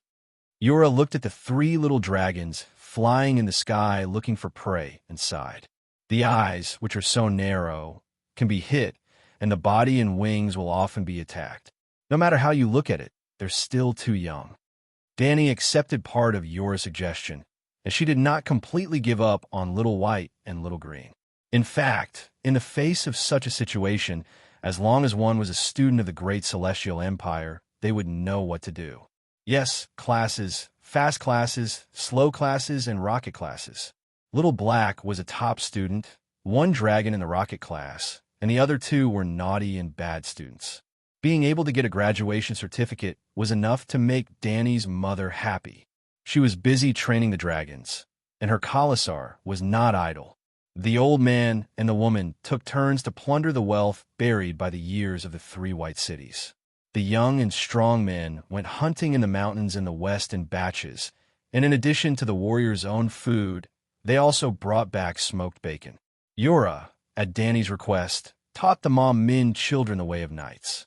To put it bluntly, the Dothraki roaring warriors were light cavalry. Light cavalry's poor ability to attack. Even the military illiterate Danny knew. The Westeros knights in full armor undoubtedly had more impact and survival on the battlefield. The reason why the Min only wore a sleeveless leather vest and fought with their lives was not really because they were brave, as they said. It was mainly because they were poor in all aspects. Their civilization level and social system were very poor. They had no financial resources to buy armor, no ability to produce steel, and no technology to forge armor. In a sea of grass, the value of a set of armor far exceeded the value of a roaring warrior's life. But now it was different. The Centaurs had Dany. She would certainly bring a more advanced system to the Dothraki, greatly increasing the Centaurs' productivity. In the future, the Centaurs would have the ability to produce a large number of knights, and in the future, Dany would also need a large number of loyal knights. After staying in White Cloud City for 3 months, Dany happily raised the turnip the size of a child's fist in her hand and announced to the people around her, "The first batch of food is about to ripen. We don't have to worry about famine anymore." This world was really weird. A 2-year-old turnip bore fruit in 3 months. Although it was a little small, it was still in such a hot environment. However, when she thought about the strange scene of the peach trees blooming on one side of the orchard and the peach trees dropping fruit on the other side, she understood. Isn't this eternal summer? In the eternal summer, the poor would eat until they were full. In the cold winter, the nobles would also starve to death. The Centaurs did not give her any face and did not cheer loudly. Instead, Adger walked out and said loudly, "Calixi, we are centaurs, and centaurs are not cowardly farmers. I think we should give up on this city and go to the mountains in the west to hunt. We have too many people, and the main rations for nomads, lambs, and fat cattle have been killed long ago. Only horses with very low meat yield are left. The uncertainty of hunting is too high. We need a stable source of food, and we need this safe and rich city." Dany glared at him and said, "There is no one else in the Red Plains. Where is the danger coming from?" Her blood riders were unconvinced. "Report." With a long shout, a handsome horse galloped to the side of the farmland. Report, Calixi. There's someone entering our city." The warrior on the horse shouted excitedly. Adger was slapped in the face by reality. "It's all your fault." Dany glared at him again and asked the knight, "Who's coming? How many people are there?" 3 people. The centaur warrior had a strange expression. They called themselves dragon seekers, and even asked me if this was White Cloud City, and if it was a Targaryen girl who hatched a dragon. "What?" In shock, Dany blurted out a sentence in English. "How is that possible? Are you sure they were asking about White Cloud City?" She asked hurriedly. "Yes, that's what the Shadow Binding Knight said." Shadow Binding Knight. Dany was shocked again. Although she named this city White Cloud City, she had always thought that no outsiders would come here, so she did not hang a White Cloud City signboard at the city gate. "Also, where's my dragon?" She looked at the sky and asked the people beside her, "White dragon and green dragon, did they fly back?" "No." The centaurs shook their heads. The black dragon was in the rocket class, so his studies were even more important. He spent most of his time beside Dany. At this moment, he was standing on the little silver horse's saddle, flapping his wings and looking at the people around him with his deep red eyes. Little White and Little Green, the 2 mischievous wild children, couldn't do well in cultural studies, so they could only become sports students. Yep, Dany reduced their training, and the extra time was given to them to hunt outside. If they didn't study hard, they should go out and work to earn money to support themselves. Could it be that they met my dragon outside? Dany rubbed her chin as she pondered. But even if they saw a dragon, how would they know it was a Targaryen? "Calixi, not only do they know that you are a Targaryen, they even shouted out the name Dany Rise. It must be that Shadow Binding Knight The wizards of the Shadowlands know prophecy magic. Everyone knows that. The centaur shouted. Yep, everyone knows that. Ago nodded seriously. Everyone knows that. The centaur made Jiki also spoke up. Here they go again. Danny secretly rolled her eyes in her heart and said to Ago, go and call Ricarlo and Jogo here. Right, call Sir Yura as well. At this moment, Yura was teaching the children swordsmanship in the square. During this period, Danny herself would go and learn from time to time. After a few months, she, who only trained in basic swordsmanship, had actually raised her attributes by a large margin. Character: Danny Rise Targaryen, 15 years old. Physique: weak skills, extremely weak, very weak still a weak chicken. Chui Luo, come with me to meet the guests. She turned her head and looked at the messenger knight, asking, you didn't let them into the city, right? No, Calixi, you said that outsiders can only enter the city with your permission, Ma Min hurriedly said. Danny was stunned. Did she say this order? But thinking about it carefully, it seemed like she really did say it. On the second day of entering White City, she said it when she asked people to stuff stones into the city gate. It had been so long that she had forgotten. She didn't expect Ma Min to strictly follow her orders. Alas, although the centaurs were straightforward and always contradicted her regardless of the occasion, in terms of loyalty and execution, there was really nothing to be picky about. While riding on the street, Danny was thinking about something. Unknowingly, they had already arrived at the city gate.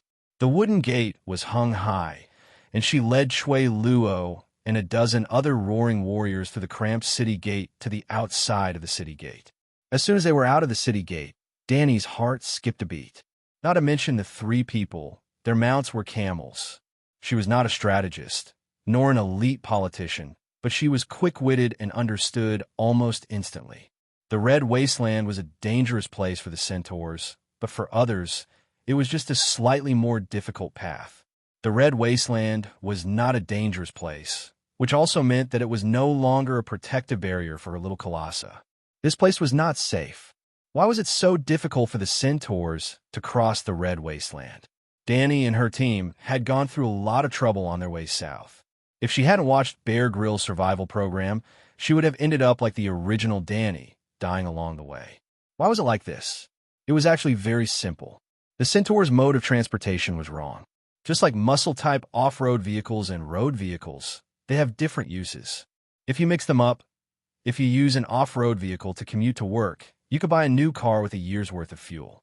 If you drive a BMW to challenge the wilderness where there are no man-made roads, you will probably die the moment you leave the road. The grassland horses that centaurs rode were strong and powerful. Their charging power, speed, and endurance were all first class. The Dothraki people had existed for thousands of years, and grassland horses had also been cultivated for thousands of years. The Dothraki people walked on the grassy plains of the Dothraki Sea and the Norn River. Their war horses were also born for such an environment, but they were ultimately just war horses suitable for grassland. Their resistance to heat and drought was too poor, and they could not adapt to the environment of the Red Wasteland. So Danny could not control them too much. She could not squeeze the centaur's stamina. Everyone in the Colossa had a horse to ride, but they could only travel 100 kilometers a day. Camels were also known as the boat of the desert. Crossing the wasteland overgrown with demon grass was like taking a stroll in their own courtyard. I'm the dragon breeder, Danny Rise of the Targaryen family. Welcome, guests from afar. The weather outside is hot. Let's enter the city.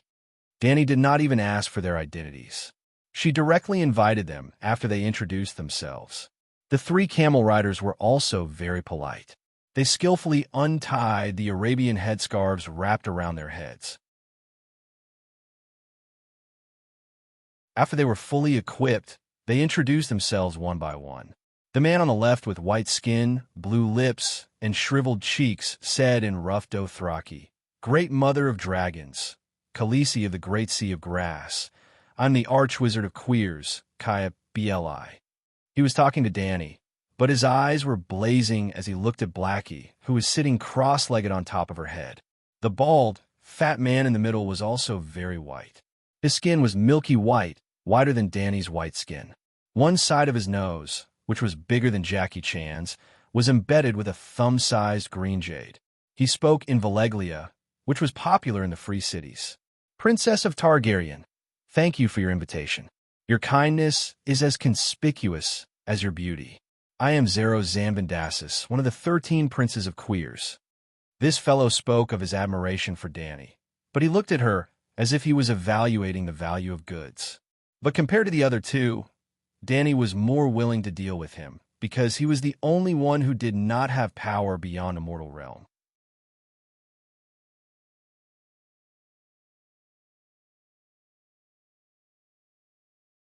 Chapter 36. The third person was a shadow-binding knight from Asha. She wore a wooden mask and spoke fluently in the common language of the Seven Kingdoms. Hello, Mother of Dragons. I am a shadow-binding knight from the Shadowlands. Kuei-shi. The red-painted wooden mask covered her eyes and facial expression. Danny was unable to hear her inner thoughts from her calm voice. Danny nodded and got the centaurs to make way. She and the guests went ahead, and they followed behind. Just as they passed through the city gate, Danny saw Sir Yura and her blood guards coming together. So, on the way to the palace, she introduced them to each other again. You came to find the dragon. Yura asked the question that had been buried in Danny's heart. But how did you know that there are dragons here? The stars in the sky guided us. Kuei, she said briefly. Stars? Yura was confused. That's it. The male wizard pointed at the red comet that was still hanging in the sky. It had been 3 months, but the comet had not completely disappeared. It was just much dimmer than before. Perhaps not long after, when people raised their heads, they would be puzzled to find that it had completely disappeared. Weeping Blood Star? It keeps changing its direction. How can it guide you? Also, does its appearance have anything to do with dragons? Yura asked. To mortals like you, it's just a comet that's rarely seen in 1,000 years. However, we, who possess mystical powers, can personally feel the tremendous changes in the world, the male sorcerer said in a faint voice as he stared at Big Black. Isn't that too exaggerated? It's not like there have never been dragons before. Although everyone has always said that dragons have been extinct for more than 100 years, that's only in Westeros. Timon said that there are legends of sea dragons and ice dragons in the depths of the Sunset Sea. Even a megalosaurus has news of them from hidden places in the world. Yura thought that the male wizard was boasting and was probably trying to deceive his princess. The male wizard's strange blue lips were clearly mocking. He did not even bother to answer the question of mortals. TSK, TSK, TSK. This is a city full of sand and decay, completely unworthy of the honorable mother of dragons. The merchant Queers, whose head was as round as a boiled egg, whipped the camel's buttocks and hurried to Danny's side. Khaleesi, you were born with the most luxurious jewels, with the most exquisite gowns made of Myrish silk, be surrounded by servants, and live in a magnificent palace closest to the gods, he said in an exaggerated tone. Only Queers at the center of the world could satisfy all of this. And it just so happens that I have the ability and the most sincere heart to provide you with these services. Leave this wretched place and follow me to Queers. Ha, Mr. Dassis, you are a noble and generous gentleman, but I still have a large group of people to take care of. Danny smiled and declined politely. Ha ha ha. Zero, on the other hand, threw his head back and laughed. His laughter was filled with pride and superiority. Khaleesi, you really should have gone to Qualls. This barren land has polluted your vision. Even the smallest room in the corner of my house can easily accommodate all of your subordinates. In fact, the kings and nobles from all over the world who come to Queers to visit me have more servants than you, and I once received 35 noble guests at one time. Well, it was easy to understand. Any toilet in my house is bigger than your entire house, and my house has 35 toilets. Danny wanted to say, I have 3 cities. Sigh, you might not know, but Khal Drogo is already dead. She sighed. Of course we know, Zero immediately said. The most powerful horse king has died, and there are a few more calls in the Sea of Grass. The entire Urso continent knows. Dany was stunned. She was surprised by the strange speed at which information spread in this world. Actually, she would not be so shocked if she had seen the crazy abilities of the messenger crows with her own eyes. The problem is, the usurper has not let up on his pursuit of me. He even dared to poison me in the Holy Horse King city. Without the call's protection, what if he sends more people after I leave this place? Khaleesi, don't worry. The one who usurped your father's throne, Robert Baratheon, has been dead for almost half a year. Then, Zero began to tell her the news from the land of the setting sun, similar to the plot of the TV series that Dany had seen. The old man drank Lancel's spiked wine while hunting and was knocked to death by a wild boar in a daze. How great he was when he was alive. How cowardly he was when he died. Yes, Lancel Lannister, Queen Cersei's cousin, who was also a self-motivated self-defense rod. As for the old man, when he was young, he was a complete mess. His warhammer could be ranked third in the Ice and Fire Weapons Manual, second only to the modified Magic Mountain and the Daybreak swordsman Arthur Dayne, who wielded the greatsword Dawn. Red Viper, Horse King Drogo, and the Sea King's first court swordsman, Cilio, were all one level below the old man. Rhaega and the White Bull were one level below. Jorah Mormont, who was beside Dany, was a little embarrassed. He was probably 1 or 2 levels below the White Bull. This was not to flatter the old man. In the Ice and Fire book, he was the only one who had maxed out both his strength and dexterity talents. Skills could be trained, but talent determined a person's upper limit. Let's not talk about his battle record of beating Rhaega to death when he was young. Let's talk about the last battle of the old man's life. Yes, it was the time when he was knocked to death by a wild boar. At that time, he drank a few bags of spiked wine and could not dodge in time. The wild boar's tusks pierced Haw, cutting a half-meter-long wound from his lower abdomen all the way up. If it were not for the ribs in his chest, he would have been broken into 2. The intestines and internal organs in his fat belly were like feces that had been held in for a few days. They flowed all over the floor with a wallala sound. If it were a normal person, Haw would have fallen to the ground after being kicked, but the old man fought back. Even with such a serious injury, he used the spear in his hand to kill the wild boar hanging on his chest. He was brave to the extreme. After the battle, he hung on for a few days, leaving a will and reminiscing about the past with his good friend Druid. Only then did he die with the help of poppy milk. But such a brave warrior was cheated on countless times by his wife, the Sex Queen. None of his 3 sons were his. Yes, Cersei's and her brothers. Cersei did not want to give birth to her husband's children.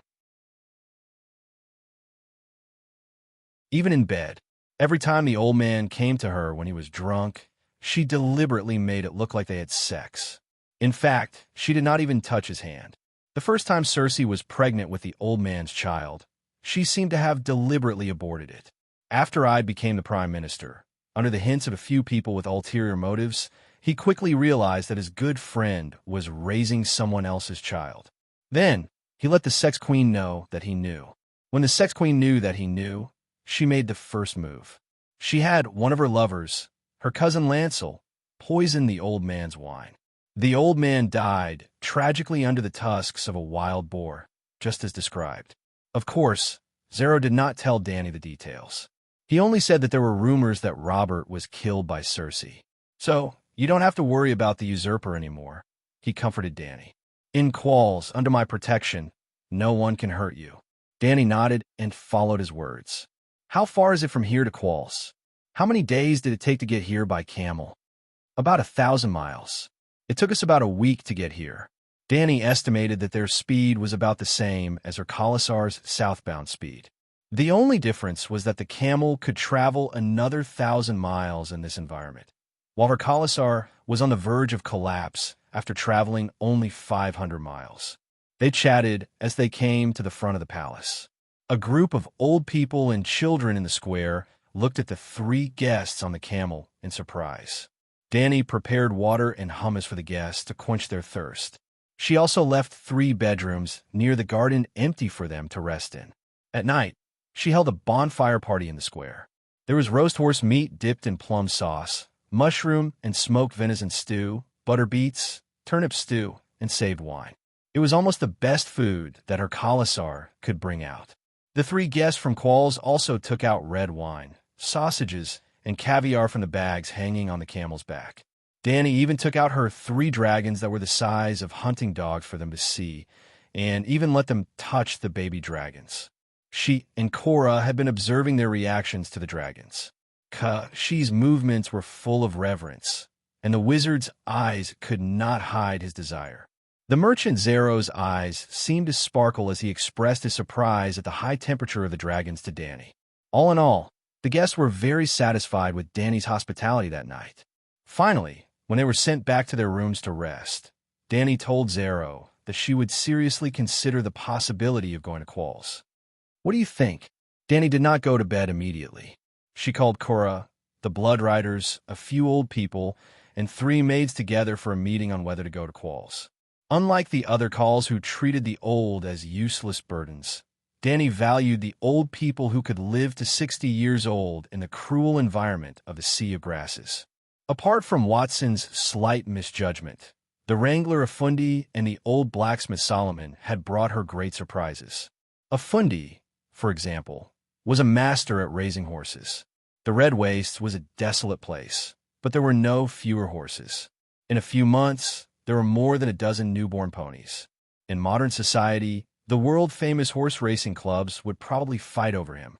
Solomon was a green-haired, green-eyed foreign bannerman. The Dothraki had no blacksmiths and relied on foreign slaves to repair their weapons. When Drogo's father asked Khal for a gift, the Prince of Trade gave the imprisoned Solomon as a gift to the centaurs. Well, after Valeglia was destroyed in the Cataclysm, Khal's blacksmithing skills were the best in the world. Liz prostitutes, Mir's crafts, Khal's cloth and blacksmiths, Pinto's spices and dairy products, Bravo's iron treasury, Volanta's slaves, the 9 free trade cities traded everything, but they each had their own specialties.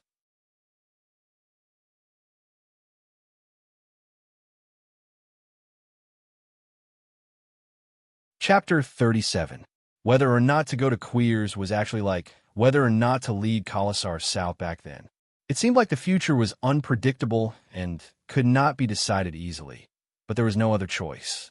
Your Highness, it is clear that they are here to search for the dragon. They also care about your dragon beyond interest. If one of them intends to take it by force, it will be more dangerous for you to stay here, Cora said after thinking for a moment. Oh, as long as it is a trading city-state, no matter if it is an ordinary merchant or a trading prince, they value profit over righteousness and have no sense of honor. However, there's one thing that everyone trusts. Cora's eyes flashed. That is the foundation for them to settle down and establish their lives. It is also the foundation for trading city-states to exist in the world. Trust. To put it simply, on the sea or on the road in the wilderness, any merchant can turn into a bandit and use force to seize what they want. However, in a trading city, they will skillfully use deceit, extortion, enticement, and other means to profit, but they will never forcefully take the other party's property.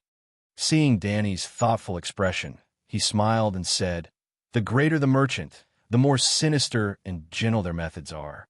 However, this world is vast and information flows smoothly.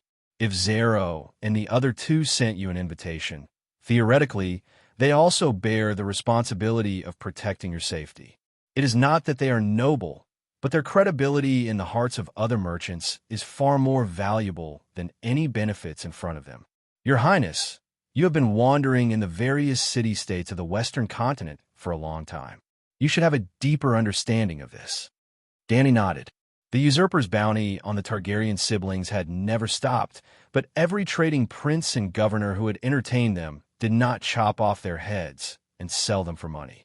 The benefits were not equal. However, there were only 3 dragons in the world. It was enough for anyone to voluntarily throw away their honor and credibility. Even the popular rights of guests in the 7 kingdoms have been trampled on, right? She said. Cora seemed to be stunned by her words. He widened his eyes and said in disbelief, "Other than the legendary rat chef, who trampled on the rights of guests." The stupidest, craziest, and most ignorant person would not take the initiative to destroy the rights of guests. Haha, in 2 years, when news of Robb Stark's death comes, you will not be so surprised. Who is the rat chef? She asked. Chef Rat is a night watcher. He works as a chef in Long Night Castle. He held a grudge against the king of Casterly Rock at the time, and when the king of Undulls led his son and vassals on a tour of the wall, the Night's Watch entertained them. One night, the rat cook found an opportunity to assassinate the king's son. Then, he made a large pie with onion, carrots, mushrooms, and other condiments. He sprinkled it with pepper and salt, paired it with bacon and dark red Dornish wine. He presented it to the king, who ate his son's meat pie, exclaimed that it was delicious, and asked the cook to bring another one. Even the gods couldn't stand it anymore. They turned the chef into a white mouse that was as fat as a sow. From then on, he could only eat his own children. The rat chef has been wandering around Long Night Castle, driven by a hunger that can never be satisfied, constantly devouring his own offspring. Under the dim light, Cora's blurry face had an indescribable gloom. Dany's 2 centaur maids huddled together, their almond-shaped eyes filled with panic as they looked around, as if looking for a white mouse that would appear out of nowhere. Ahem, a great bedtime story, but isn't this a little too weak? Dany coughed a few times and said, This is true. In the north, even children know about it, Cora said unhappily. The first half of the story should be true, but the punishment of the gods at the end. Dany shook her head and asked him, Which god do you think punished the rat chef? Cora immediately said, The gods are the gods. Of course, all the gods can't stand the rat chef's behavior of trampling on the guests' rights. Haha, the north, especially the area around the wall, is the territory of the old gods, and the Undulls believe in the 7 gods. Perhaps the humans will accept the reality of the 7 gods and the old gods coexisting because of political harmony. But the doctrine of the 7 gods only recognizes itself as the only god. If it is true, why would it cooperate with the old gods to punish a human? Cora sighed and said helplessly, Your Highness, the purpose of this story is to warn the world. A person has the right to revenge, but the gods will never forgive killing the guests under their roof and trampling on the guests' rights. Whether or not the gods exist, or which god punished the rat chef is not important. What's important is that we have to understand the principle of respecting the sacred rights of guests through this story. He concluded in the tone of educating naughty children. Sigh, the one who doesn't understand is you, Big Bear. Because the meaning of this story was too obvious, the authenticity of the story was greatly reduced. This story made smart people understand one thing. Using others' trust in the guests' rights, one could easily and freely take revenge, but the gods would never punish him for it. The rat chef's ending might be tragic, but the one who punished him would only be the sad king, not the gods. To the rat chef, he was a commoner who was even sent to the wall. He had almost lost the chance to take revenge forever, not to mention that the target of his revenge was a king. The guest's rights meant nothing to such a person. However, there were some things that she could only think in her heart. If she really said it out loud, others would definitely look at her differently. I didn't expect your highness to be such a person. It was as if she had already done something. So, Dany just asked, You suggest we go to Quills? Cora nodded and said seriously, Quills is a big city that connects the eastern and western worlds. There are things you need there, such as ships and sailors. If we find that the people of Quills are up to no good, we can immediately leave by ship. Robert Baratheon is dead. Do you really not have any thoughts? He stared at her, as if he wanted to see through the violet fog in front of him and go straight to the depths of her heart. Let the other ghosts be the king of the 7 kingdoms. Dany complained in her heart, but did not show it on her face.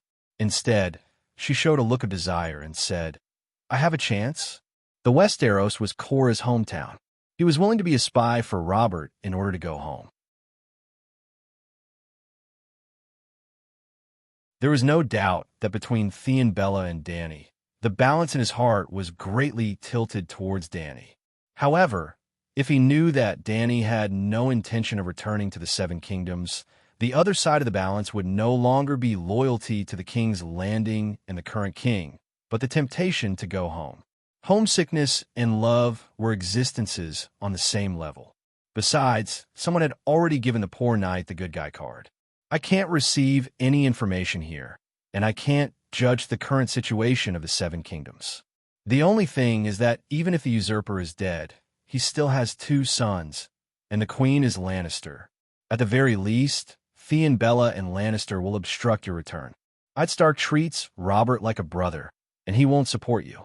Irene of the Valley and Tully of the Trident River are in-laws with Stark, and they also, Cora said with a troubled expression. He did not know that none of the queen's sons were Theon, Bella, nor did he know that I'd have been imprisoned by the queen. Perhaps he had already been beheaded by the new king, Joffrey. In the past few years, the political situation of the Westeros was even more unpredictable than the storms on the sea. Kars was still too far away from the King's Landing, and the information delay was high. Sigh, Your Highness, let's avoid the Westeros for now and wait for the dragon to grow up. Cora gave an old and wise suggestion. Danny nodded. In fact, Yura had always been cautious and realistic. What do you suggest? She looked at the centaurs who had been watching the show for a long time. Calixi, you are my blood. I will go wherever you want me to go, Xiaogu said impatiently as he scratched the bald top of the moongate. The centaurs did not want to go far away from the grasslands. They believed that the seawater was poisonous and should be avoided. However, their stupid brains could not think of a better suggestion, so they could only be anxious and helpless. Seeing that the other 2 Bloodridge guards had the same attitude, Danny asked the old man's representative, Afanti Solomon, what do you think? Why don't we sneak out of here tonight and go to the mountains in the west? Afanti gave a rather brainless suggestion. Old Call immediately shook his head and advised, if we lie to the people of Kars, then we will no longer be their friends and guests, but their enemies. Has anyone thought about how they found this place? Prophecy. The Binding Knights can prophesy. Jackie shouted in fear. Eerie corrected her. It's constellation leading the way for them. I heard it from that blue beak wizard this afternoon. They can find us even if we go to the west. Doria nodded. Kaluo, from tomorrow onwards, you have to guard my dragon at all times. Danny made up her mind and said to her Megalosaurus guard, Khaleesi, as long as I'm alive, no one can steal your dragon. Kaluo said with a firm expression. Everyone reached a consensus in the meeting. Early the next morning, Danny told the 3 guests of her decision. Kaluo's expression was still unreadable. The wizard and the merchant expressed their joy and welcome. They both solemnly promised that in Kars, Danny and her Khalasar would be under their protection. In the morning, Danny sent knights to inform the herdsmen of the other 2 white cities to bring Khalasar's horse team to White Cloud City. The hunters in the mountains in the west were also notified. Thus, 4 days later, Danny's Khalasar set off again. Their target was Kars in the southwest. Of course, Danny didn't do nothing during those 4 days. She arranged for Aggo to lead 3 horses, bring enough food and water, and set off for Kars first. Zero wrote a letter to Aggo. When Aggo reached Kars, he only needed to give the letter to his butler, and a group of servants would lead the camel team to the Red Wasteland. The camel team would bring a large amount of food and water. More importantly, Khalasar wouldn't have to worry about horses anymore. When the camels arrived, the centaurs could switch to more comfortable camels.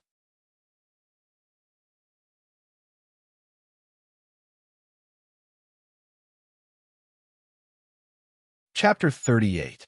Adger did not care about the horses. 3 days later, they encountered a village affiliated with Quill City. Before Danny and the others had even set off, 300 camels loaded with supplies had already set off for White Cloud City. The Khalasar traveled for 4 days straight. 70 to 80 horses had died, and the team had almost run out of water and milk. Finally, they met the scouts of the Camel Brigade. Just like that, the 1,000-kilometer relay race was finally completed. Danny was relieved and began to focus on her own problems. The sorceress Mealy and the prophecy of the Dragon Seeker had made Danny completely understand that other than dragons, this world really did have magic and witchcraft. She wanted to ask Kashi for advice. As for why it was not a wizard, well, the merchant Zero had been bad-mouthing the wizards to Danny these days. The wizards did have a period of prosperity. At that time, even the Dragon King of Alleglia looked at them differently. When the other two guests were not present, Zero whispered to Danny, "But today is different. Those blue-lipped fellows are like the weak veterans in the taverns of the docks. They only know how to brag about their past bravery, completely forgetting that strength and skills have long since left them. They hide in the Hall of Dust, read decaying scrolls, and drink the water of the night shadow until their lips turn blue, hinting that they have terrifying power. But compared to their predecessors, they're just empty shells." "What about Kashi?" she asked again. "That woman." The merchant's eyes flashed with awe. He mumbled, "She comes from Asha of the Shadowlands. As the saying goes, it is better to swallow a poisonous scorpion than to believe in a shadow child.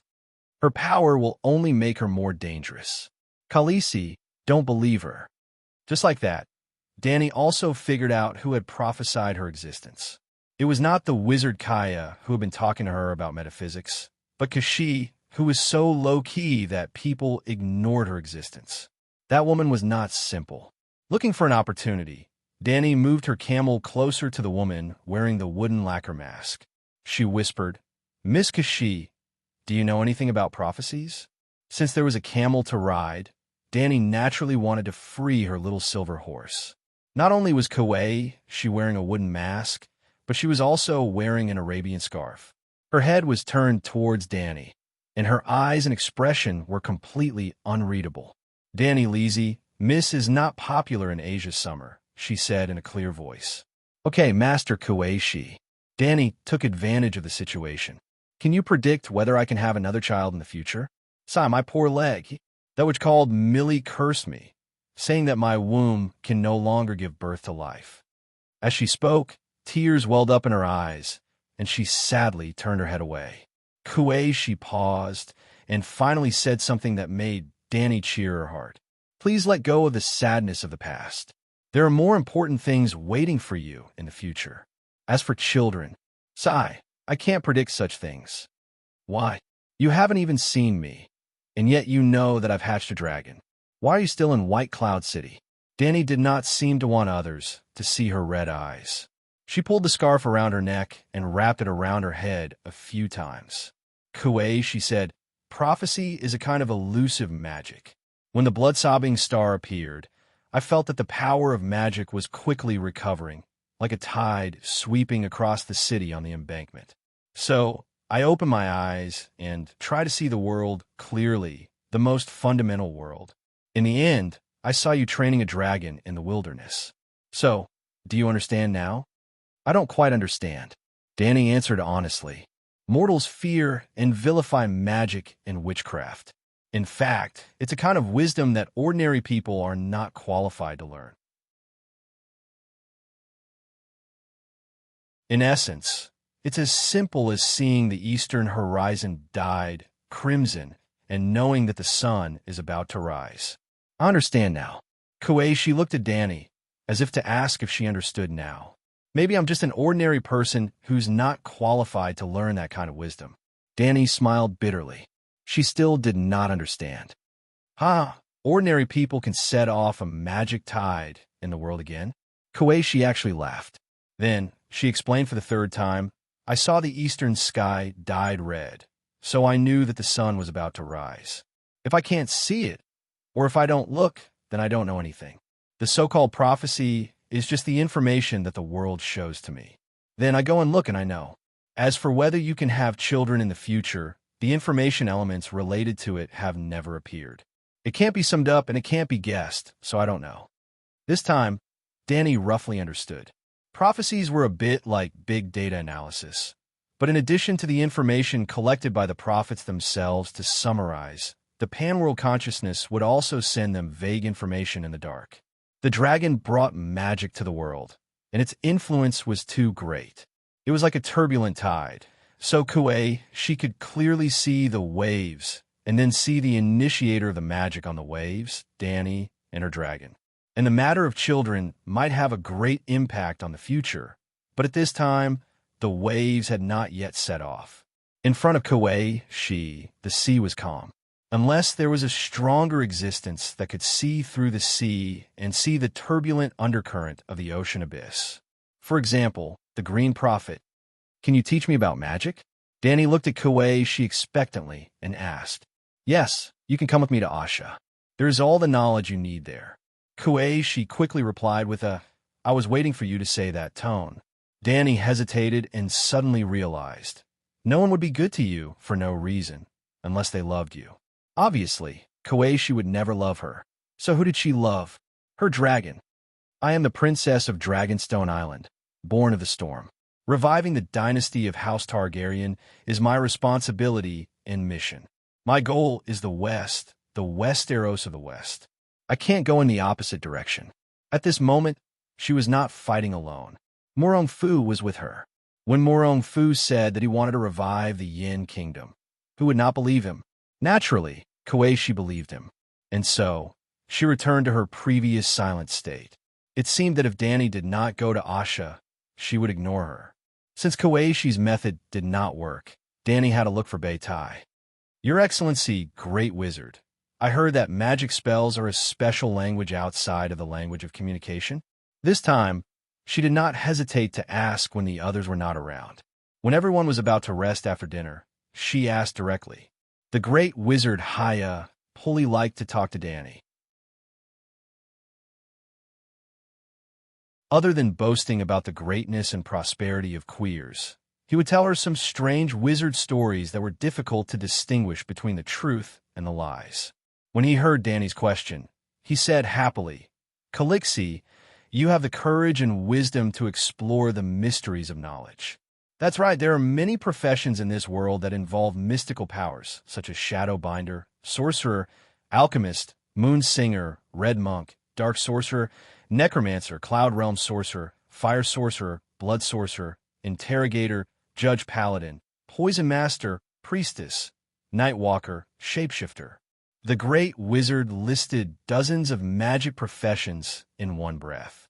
Danny's jaw dropped. She was dumbfounded. Was this a world of ice and fire with low magic and low martial arts? Or was it a Baldur's Gate that she came to the Faerun continent? Haya took a deep breath and said, Valeglia, where your ancestors came from, also has its own blood magic system. Basically, every mystical system with real power has its own magic language, which is also known as spells. Why don't everyone share a spell system? Danny was puzzled. The male sorcerer's blue lips opened and closed, his expression hesitant. Perhaps the origins of the various sorcerers are different, just like us male sorcerers and the Valyrian blood sorcerers. Two different civilizations and languages. What he said made no sense at all. Even if two civilizations were separated by 100,000 light years, the physics formulas they developed would still be exactly the same. In their mathematics classes, it would still be 1 + 1 is equal to 2. The truth might not be immutable, but there would definitely be a certain degree of commonality. How could it be as casual as he said? They did not master the truth, and their spells could not touch the essence of the world. It was just a trick. As if reading Danny's mind, Kuei spoke. What is this? She held a piece of wood and asked Danny. It was a brownish short stick with a polished surface. She told him the truth about what she had seen. Kuei nodded and pointed her palm at Cora again. What is this? A man? Cora asked hesitantly. Kuei nodded again and pointed her palm at the centaur, made eerie for the third time. What is this? A woman. Eerie glanced at the shadow binding night in fear and said weakly. When Kuei pointed the wood at Ago, he said it was a lion. Finally, Kuei opened her palm completely. Under the light of the torch, one could see a small and exquisite wooden sculpture standing in her fair palm. It was a three-headed warrior with short hair, roaring angrily, a long-haired woman with a gentle face, and a lion baring its teeth and roaring. Now Danny understood. Kuei had only shown a part of the sculpture to each of them, so the four of them had made different judgments. Do you understand now? Kueishi's wooden mask was pointed at Danny, reflecting the flickering red light under the light of the torch.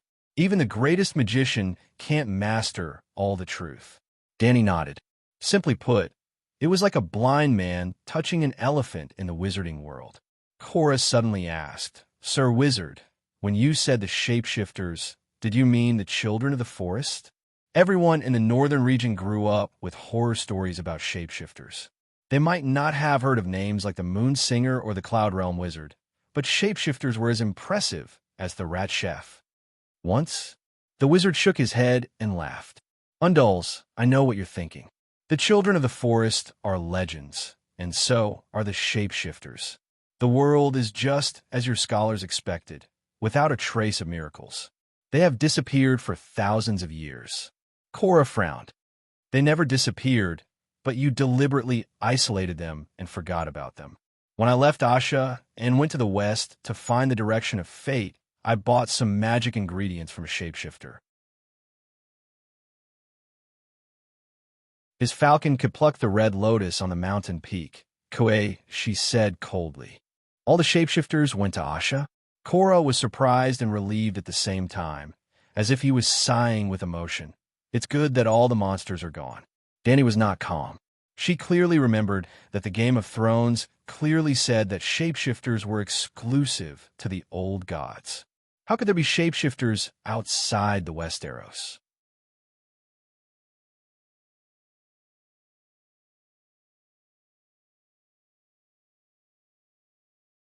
Chapter 39. I heard that only the believers of the old gods in the northern Westeros can become shapeshifters. Does Yeshaya have weirwood too? You believe in the old gods too? Danny asked. Danny, do you know what the old gods are and what shapeshifters are? Koichi asked. Danny looked at Yora. Is the old god a tree with a human face on it? That's the heart tree. The old gods are the collective name of many ancient gods, Yora said slowly. The old gods are a religion that believes that everything has a spirit.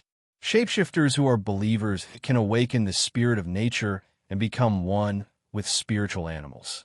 Kueishi said to Danny, an old shapeshifter who was seeking wisdom told me this. He came from outside the Great Wall of the Sunset Continent. Savages from beyond the Great Wall. Yura exclaimed. How did they go to Yeshaya, which is tens of thousands of miles away? The savages you mentioned are also intelligent people. They have the desire to seek wisdom and civilization. But when he left the Great Wall, he felt a deep sense of despair because you people are so jealous of shapeshifters. So he came to the Temple of Mystics, Yeshaya in the Land of Shadows. Kuei, she said slowly, her wooden mask facing Danny. Danny, the Westeros of Undulls can't tolerate you and your dragon. This sentence floated into Danny's ears, but no one else reacted. Secret sound transmission? Danny was shocked. For the next few days, Danny was anxious and did not dare to be alone with Koeishi. She asked Yora and the wizard.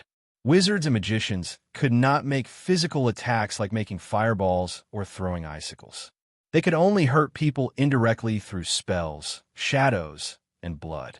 She was afraid that she would secretly cast a shadow binding spell on her, so she asked the maids to take turns sleeping with her at night. However, Danny seemed to be overthinking. After that night, she did not talk to her again, or did she try to find a chance to be alone with her.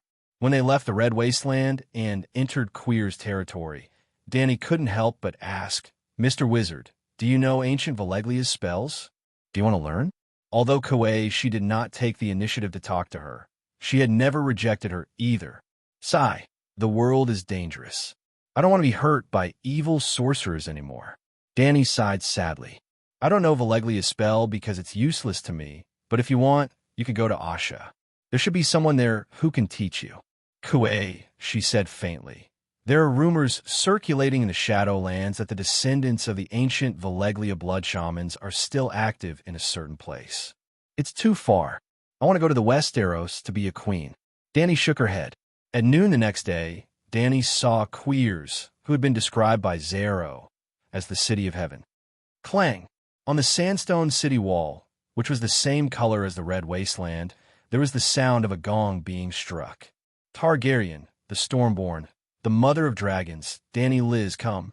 Someone shouted towards the city.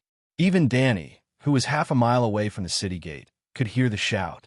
Before she could ask Zero what was going on, woo woo woo, there was another long and loud sound of a bugle horn. Looking up, there was a circle of black men with shiny skin standing on the 10-meter-high city wall. Their upper bodies were exposed from the battlements, and their muscular bodies were coiled around a strange bugle horn that looked like a giant bronze snake. A group of camel riders ran out of the city in an orderly manner. The camels were covered with colorful blankets, and there was an extremely gorgeous saddle between the humps. The rubies and garnets embedded on the saddle shone brightly under the sun. The riders on the camels were also well equipped. They were all wearing red bronze scale armor, and their heads were covered with bronze teeth and long black feathers. Dany could not tell what kind of animal they were imitating. As if specially prepared to welcome Dany, there were no outsiders at the city gate facing the red wasteland. 2 rows of camel riders started from the city gate in an orderly manner and stretched out for a full 200 meters. Ho ho ho! The riders raised the shiny bronze spears in their hands and shouted in unison. The tips of the spears were tied with colorful ribbons. As the riders raised their arms, the ribbons floated like clouds. The people of Queers did not shout, "Welcome, Mother of Dragons, to Queers," or anything like that. They only used the most enthusiastic actions to welcome the guest. Dany rode the camel and walked side by side with Zero at the front. Cora, the Blood Brotherhood, the wizard, and Kashi followed closely behind. When they got close to the city wall, Dany found that there were all kinds of animals carved on the red rock wall. Snakes that slithered and crawled, kites that spread their wings, fish that glided and swam, wolves that howled at the moon on the hills, and even zebras and elephants. But when Dany got close to the city gate, the solid bronze wooden gate that was just closed opened with a creak. Queers had 3 city walls. After passing through the gate on the outer wall, a group of children immediately ran over. They carried baskets of flowers and smiled as they followed Dany's camel. They threw colorful petals at her, and Dany kept returning the sweetest smile. In fact, she had been complaining about the strange customs of the people of Queers. The children only wore golden sandals on their feet and nothing else on their bodies. However, they were not naked. Their bodies were covered with colorful drawings. The middle wall was 12 meters tall and made of gray granite. There were also many carvings on it, but they were not of wild beasts. Instead, they were vivid and lifelike war scenes. Warriors crossed swords, contradictions struck each other, arrows rained down below the city. Heroes were fighting, babies were being slaughtered, and burning crematoria, the iron and solid wooden gate opened wide, and the clamor and cheers were like a flood that suddenly rushed towards Dany, who had just entered the city gate. Those were the cheers and shouts of countless people. There was a long street between the middle wall and the inner wall. The street was filled with colorful buildings. There were dreamy rose-colored stone buildings, violet towers, bronze arches inlaid with green jade. The balconies of these buildings were filled with people of Queers. The women wore toga robes that exposed one side of their breasts, while the men preferred silk skirts with beads. The fair-skinned people of Queers were either throwing red rose petals, waving colorful scarves in their hands, or shouting at Dany. Dang, dang, dang. The bell on the city tower rang. Dany suddenly let out a strange smile. It was time to play the Undead Overture. She was the Arthas who was receiving the cheers of her people while rushing to the palace to kill her father. The inner wall was 15 meters tall and made of black marble. There were scenes of men and women making love on the wall. Well, they were commonly known as erotic paintings. Part of the customs of the people of Queers could be seen from this. As Dany approached, the gate of the inner city, which was inlaid with golden eyes, slowly opened like the mouth of a giant beast. Only the pedestrians on the street stopped and looked at Dany and her group with curiosity. There was no special welcoming ceremony in the inner city. Dany saw the miraculous towers of this world. The tall spires were as dense, as a jungle. There was an animal-shaped fountain in every square they walked past. Under the noon sun, there was a small rainbow hanging in the sky. It was beautiful. The merchant Kaya said proudly to Danny, "Queers is the greatest city in history. It is the center of the world, the gateway between the north and the south, the bridge between the east and the west. It is ancient and has surpassed the memory of people. It makes all the cities in the world ugly and pale in comparison." This bragging, I don't believe it. When ancient Valeglia was still around, you would dare to say such things to the Dragon King.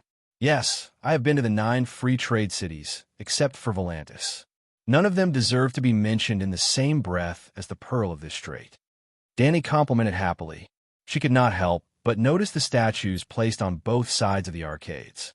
The ancient heroes of the city stood majestically on white marble pillars. It was as if they were waiting for the day when the Dothraki would come and take them to Horse King City to be placed on the Avenue of the Gods together with the thousands of stone statues. After passing through the arcades, the Khalasar stopped in front of Market. This was the intersection of a few streets. Danny had to decide which road to take next and which house to visit. The market was located in a huge building with many openings. The checkered ceiling was the home of thousands of colorful birds. Lush trees and flowers grew on the platform above the shop. Inside the shop, there was a dazzling array of goods. Exquisite creations from all over the world were gathered here. Oh, Danny, rise, my unparalleled beauty. No matter what you like, just open your mouth and I will immediately bring it to you. The merchant said exaggeratedly. All of Queers is hers. She has no need for these little things. The blue-lipped Haya Bodhi shouted from the other side. Listen to me, Khaleesi. Come with me to the Hall of Immortality. There, you will drink truth and wisdom. Ha!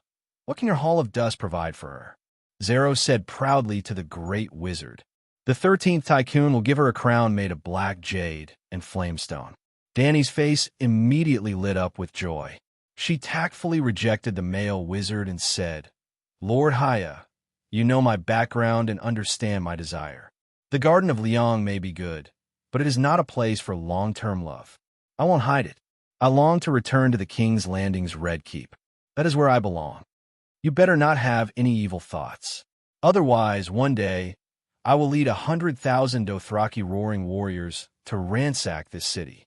She was determined, but she had to make the people of Queers believe that she was not a threat or ambition to the city. Haya's blue lips curled up as if he was smiling elegantly. In fact, he was mocking Danny's naivety in believing the shameless merchant. Just you wait. One day, you'll come to me on your own accord. Khaleesi, you have wisdom beyond your age. Please accept my gift. We will talk another day. He handed over a jar of ointment and nodded to Danny. On the way to Queers, you showed your desire for mysterious power. This jar of holy oil can help you see the spirit of the air. After Danny took the gift, he rode his camel and left in another direction. Your Majesty, you have made the wisest choice. The merchant looked at the wizard's departing figure and said in a low voice, There is a saying in Queers, a wizard's house is bones and lies. We are all jackals of the same tribe. Why laugh like a crow laughing at a pig?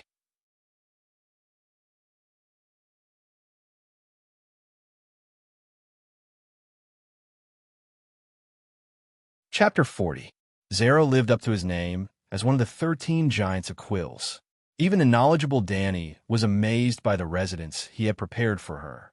There was a large garden full of exotic flowers, a wide marble bath, a towering crystal divination tower, an observatory, and even a garden labyrinth. The palace was even larger than the bazaar she had seen before. It could fit twice as many people, let alone 200. In fact, Zero had prepared 200 servants for her. After the Colossus centaurs had settled down in the palace, Danny sat by the pool, enjoying the pleasure of the fish kissing her toes. She was amazed that the Quills people even had kissing fish. Suddenly, the sky above her darkened. She turned around and was surprised to see Kuei she appear silently beside her. I'm leaving, she said. Oh, goodbye. Danny was shocked. She thought something had happened. "Be careful," Kuei said without thinking. Ugh. She was stunned for a moment before asking, "Be careful of what?" "Be careful of everyone. From now on, they would have to witness this miracle of rebirth day and night, and then greed would suddenly arise. Because a dragon's flesh is made of fire, and fire is power. Dragons are the source of all mysterious power." Although the red mask covered her expression, Danny could still hear the seriousness in her voice. After warning Danny, Kuei left as inconspicuously as she had come. Danny had lost interest in the luxurious life of the palace. She immediately called Cora and the Blood Brotherhood to the pool. She told them about Kuei's warning while letting them enjoy the gentle kissing of the kissing fish. "I don't like her because I can't see through her." Cora spoke first. "Every shadow binder deserves our vigilance, but she didn't threaten us this time. From the moment we entered this city, I felt a very unfriendly aura. It made it hard for me to feel at ease. I don't like the way the milk people look at us." Ricardo's expression was heavy. He gritted his teeth and said, "It's like they're looking at a rare animal caught from a barbaric land." The skin of the quills was unusually white, milky white. It was clearly whiter than that of other white people, so the Dothraki called them milkmen. Danny looked at him in surprise. She didn't expect her Blood Alliance guard to have such sharp senses. That's right, the people of Queers had warmly welcomed them today, but there were many different kinds of welcome. Welcoming VIPs to the city and welcoming pandas to the city was definitely different. Therefore, when Danny passed through the middle Wall Street, she would unconsciously put herself in the shoes of Arthas. Lord Darren welcomed Arthas's victorious return with the sound of bells, cheers, and petals that filled the sky. Arthas then unleashed the undead calamity in Lord Darren and massacred the entire city. "They want to see the dragons." Danny turned to Kuei Luo. "Arrange 2 groups of guards, one in the open and one in the dark, to guard the 3 dragons. As long as they're here, they can't let their guard down. Jogo, arrange for people, men and women, to find out the topography of our base, the structure of the houses, and the situation of the palace guards." Finally, she looked at Yura solemnly. "Sir, I understand our current situation very well. So I want you to go to the streets, the docks, the taverns, and even the brothels. Find out the attitude of the ordinary people of Quills towards us, as well as information about the upper class of Quills." After some thought, she added, "Since this is the center of trade between the Westerners and the Eastern world, there must be Westerners and merchants from other cities. While you're looking for information, you can also spread the news about me and my dragons." "This?" Sir Yura looked hesitant. "You were worried that the usurper would send someone to assassinate you. Now that you've taken the initiative to announce to the merchants of the 7 kingdoms that you're returning to the Westeros with your dragons, then, even if the usurper is dead, there's still his son. Sigh. That was then, and this is now. The matter of the dragon hatching has been exposed. If the King's Landing has been keeping an eye on me, they'll definitely know about it immediately. Why don't we make this the focus of attention?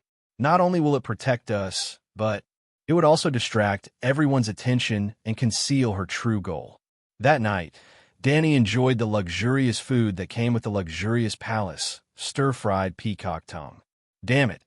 Using peacock tongue to cook, even the most gluttonous ancient people of the Celestial Empire wouldn't have thought of it, right? Early the next morning, just as she had warned her, the powerful people of Quills arrived at Zero's palace in a palanquin surrounded by a large group of servants. Zero accompanied them to Danny's residence. They claimed that they were overwhelmed by her beauty and noble background, and sincerely presented her with gifts of silk, jewels, rare animals, dwarves with special skills, and so on. In the end, they praised the greatness of the dragon with tears streaming down their faces as they looked around with wide eyes. Well, the people of Quills loved to cry. They believed that crying was a symbol that made them appear more civilized. Danny understood what they meant and didn't refuse.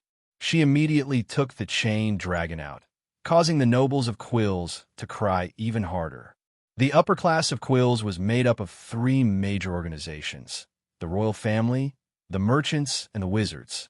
In the era when the megalosaurus disappeared and magic was extinct, the once powerful wizards lost their power and authority. The royal family controlled Quill's camel cavalry and the city's fleet, nominally ruling the city. The merchants formed the three most powerful guilds: the 13 Magnates, the Tourmaline Brotherhood, and the Ancient Spice Guild. In a city of commerce, the real power was, of course, in the hands of the merchants. However, the internal struggle between the three guilds was very intense. If it wasn't for the fact that they wanted to keep the royal family in check, they would have already fought for control of the city. On the first day, it was the other 13 Magnates who visited Danny. On the second day, it was the Tourmaline Brotherhood. After the gem merchants saw the Dragon King, they specially spent a week to create a three-headed dragon crown for Danny. The magic dragon's curled body was gold, its wings were silver, and its three heads were carved from jade, ivory, and agate. On the third day, the Ancient Spice Guild gave Danny 77 boxes of precious spices from all over the world. Well, when the Targaryens united the Seven Kingdoms, in order to integrate into the Westeros as conquerors, they abandoned the ancient gods of Alleglia and converted to the Church of the Seven Gods. In theory, Danny should also believe in the Church of the Seven Gods.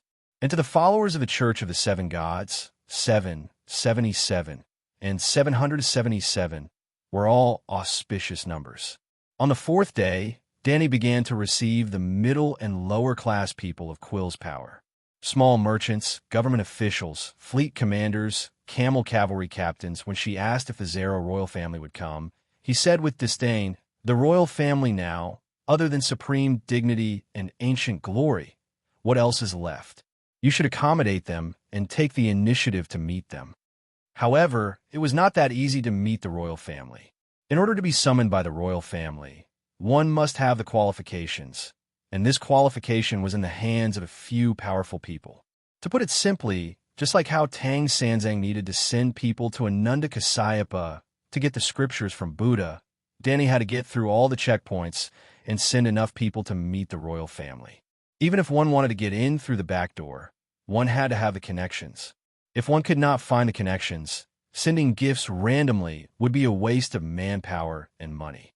Zero righteously said that he knew the ropes and could teach her who to look for, who to send gifts to, and how much to give to each person. Danny wanted to say, "Fuck you, I don't buy it." But Cora had found out the general situation of Quills in the past few days. The royal family had indeed lost the actual control of the city, but the camel cavalry and the moat fleet were under the royal family's control. Danny did not understand why the royal family, who had military power, had lost their ruling position.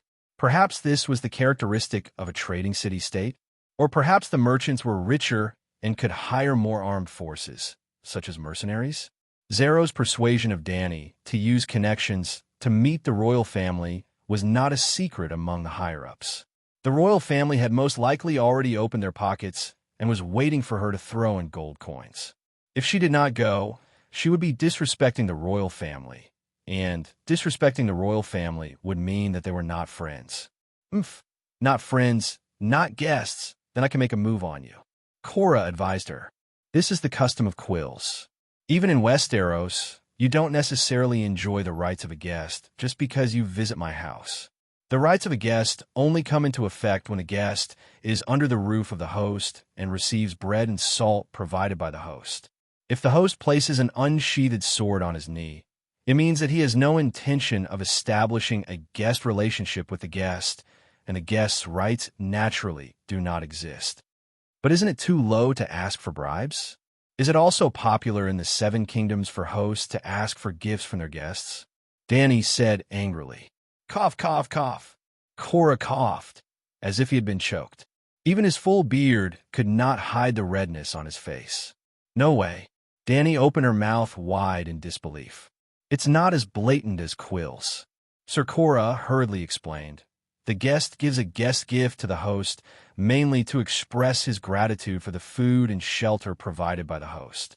And when the guest leaves, the host may also give a guest gift to the other party. This tradition usually happens when the guest is in a weaker position, because he is afraid that the host will deny the guest's rights. Danny did not pay attention to the details when she was watching the drama. What Cora said was especially obvious between the Night Watchers and the Savage Caste. The Savage Caste beyond the Great Wall, the first ghost father of the world of ice and fire. He married his own daughter and continued to marry the daughters that his daughter gave birth to. In this way, he continuously married dozens of daughters and granddaughters. He also had sons, but all of his sons were sacrificed to the deviant ghosts as soon as they were born. It could be said that other than the Night King, almost all of the deviant ghosts were his sons. Deviant ghosts were different from corpses. Deviant ghosts were transformed from living people, while corpses were dead people who were revived by deviant ghosts. Without caste providing a house and food, the Night Watchers who left the Great Wall and went north would almost double the mortality rate. Therefore, the Night Watchers had to ask caste for help. Not only did they turn a blind eye to his incest, but they were also often blackmailed by caste for iron weapons, which were guest gifts. It was also because of the guest's rights that the Night Watchers commander-in-chief, Elder Xiong, could not harm caste even if he knew that he was related to the deviant ghosts. The guest's rights were two-sided. Not only could the host not harm the guest, but the guest would also not harm the host even if the host was making a deal with the devil. Cora saw that Danny was in deep thought and could not help but persuade her again. The ancestors have a tradition of guest rights, and the Undulls have a similar law. Perhaps the guest rights are universal, but the specific forms of expression are different. All right, I give gifts to the royal family. I hope that they can give me some guest gifts too. Danny sighed.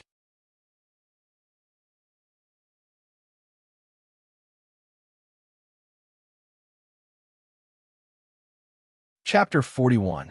Although Danny had never thought of asking Zero to help her with the money, the guy kept saying that he loved her, but he never offered to help her.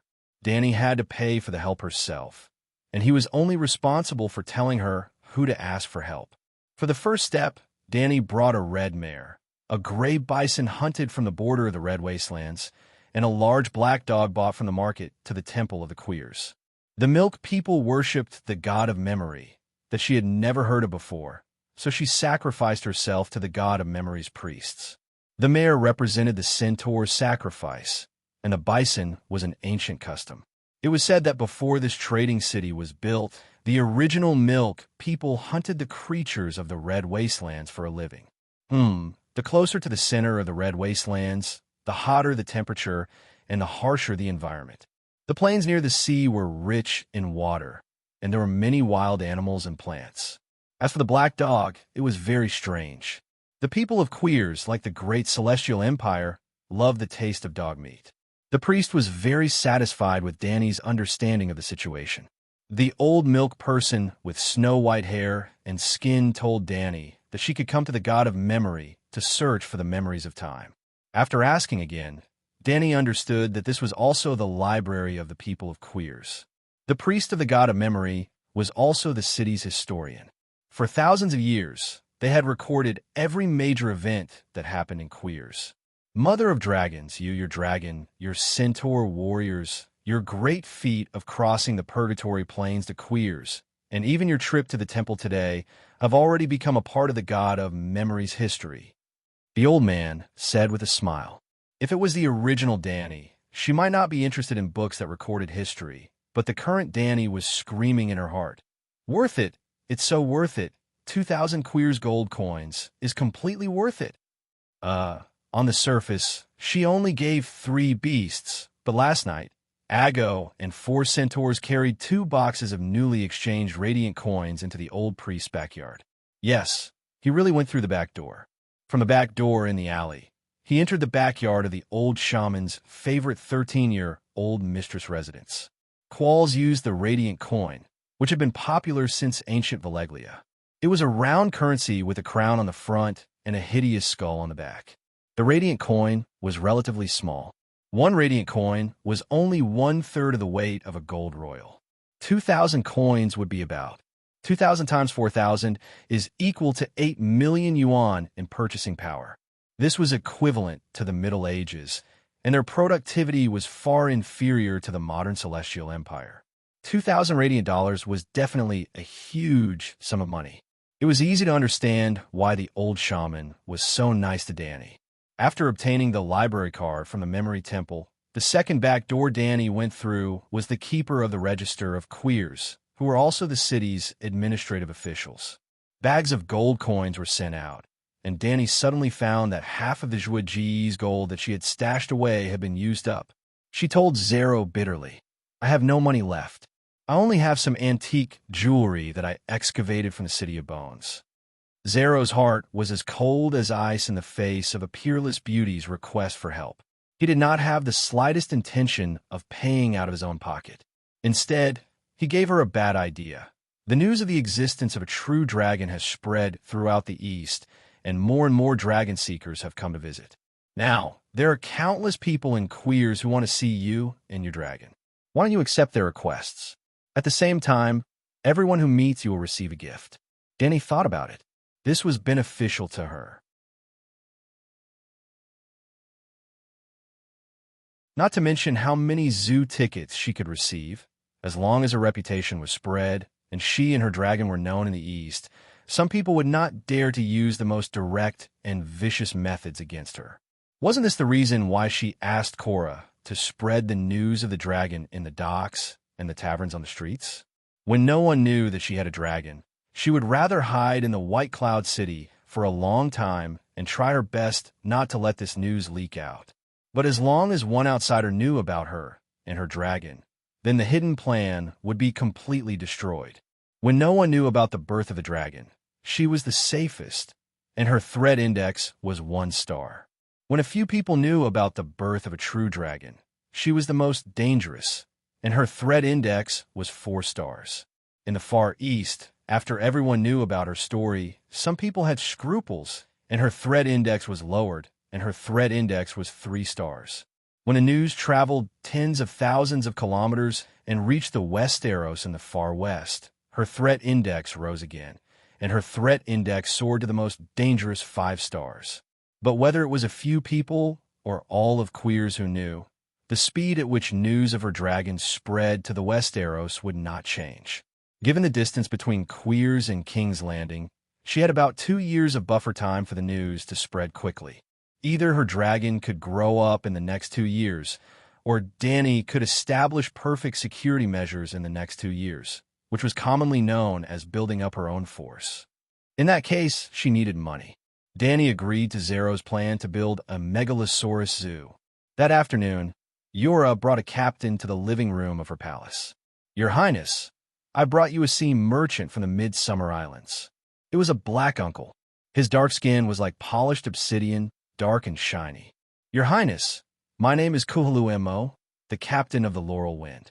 I come from High Tree Town in the Midsummer Islands." The black man with a yellow and green feather cape, dressed like a peacock, bowed and introduced himself. "He brings you news of King's Landing," Yora said. "You came from King's Landing?" Danny asked. "No, I set off from the old town half a year ago and brought a ship full of wine from Chinting Island. You've been away from home for a long time, and you must miss the taste of home, just like how the people of the 7 kingdoms miss you," Kuhulu said. He had given Danny 3 barrels of high-quality wine as a gift. If they were sold in Queers Market, they could be exchanged for 4 radiant coins. How stingy! But she quickly remembered that this captain's business wasn't very big. 4 radiant coins was already quite a fortune for him. "Thank you for your gift." Danny sat on a sofa made of soft cushions and nodded to the Midsummer Islanders. "I'm looking forward to you bringing me news of the 7 kingdoms." "Sigh, it would be even better if you came from King's Landing." "Your Highness, King's Landing is facing a war, and no foreign merchants dare to go there. It's useless even if they go. After the death of the usurper, King's Landing is in chaos. They can't even feed themselves, so where would they find the goods to sell to us?"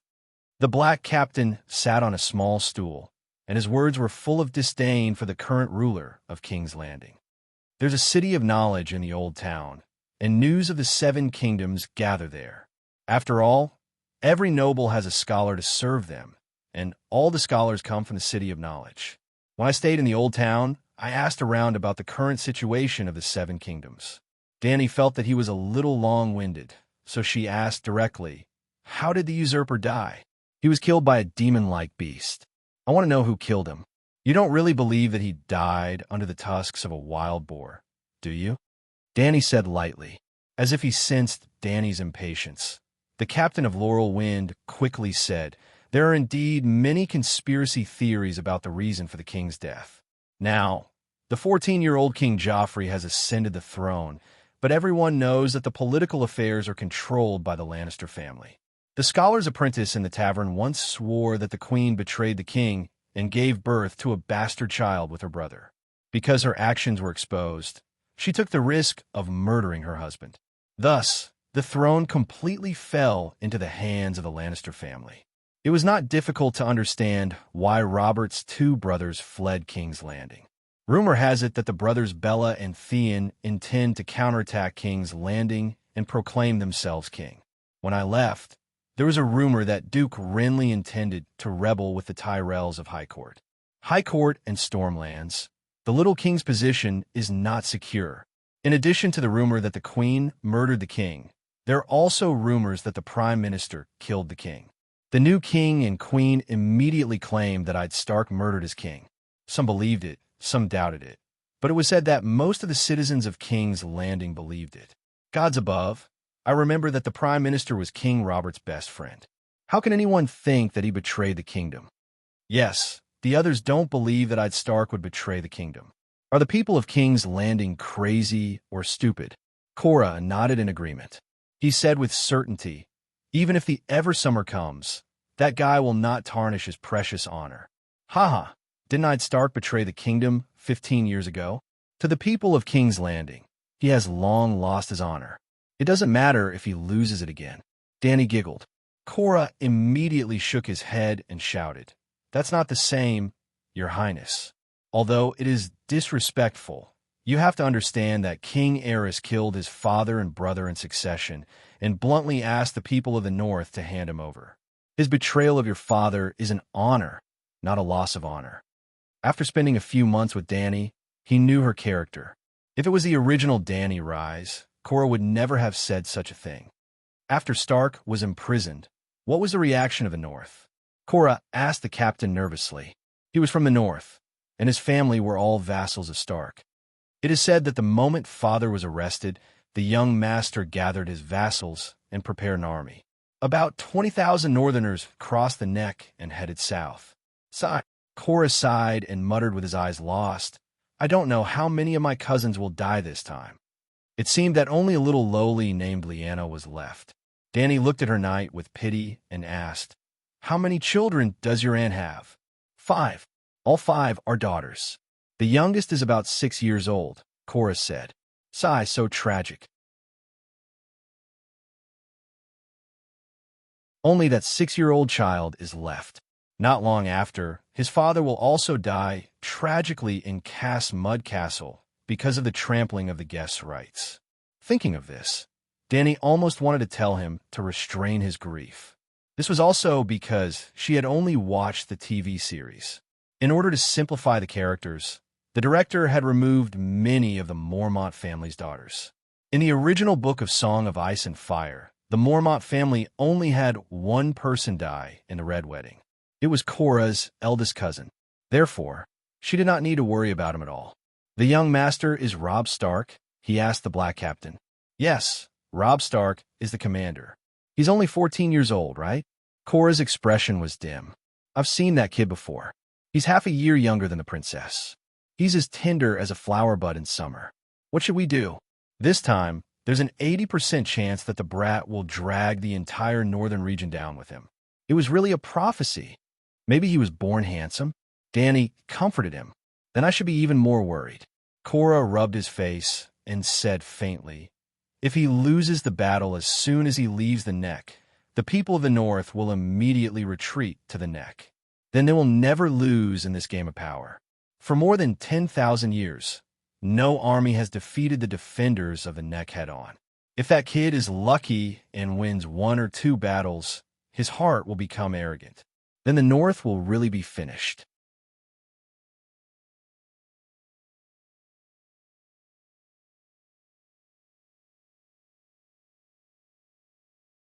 Chapter 42. Danny's eyes twinkled as she asked, Captain, how far will it take to travel from Queers to King's Landing? How much time will it take? The black captain thought that she was planning to return to the Westeros on his laurel wind. He thought for a moment and said, Your Highness, you have to understand that we are businessmen and cannot return directly to King's Landing. We may stop at Slave Bay and Free Trade Castle many times along the way. We will sell the goods from the Far East at a high price and consume the local products at a low price.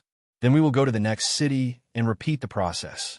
This way, the profits of the businessmen will snowball.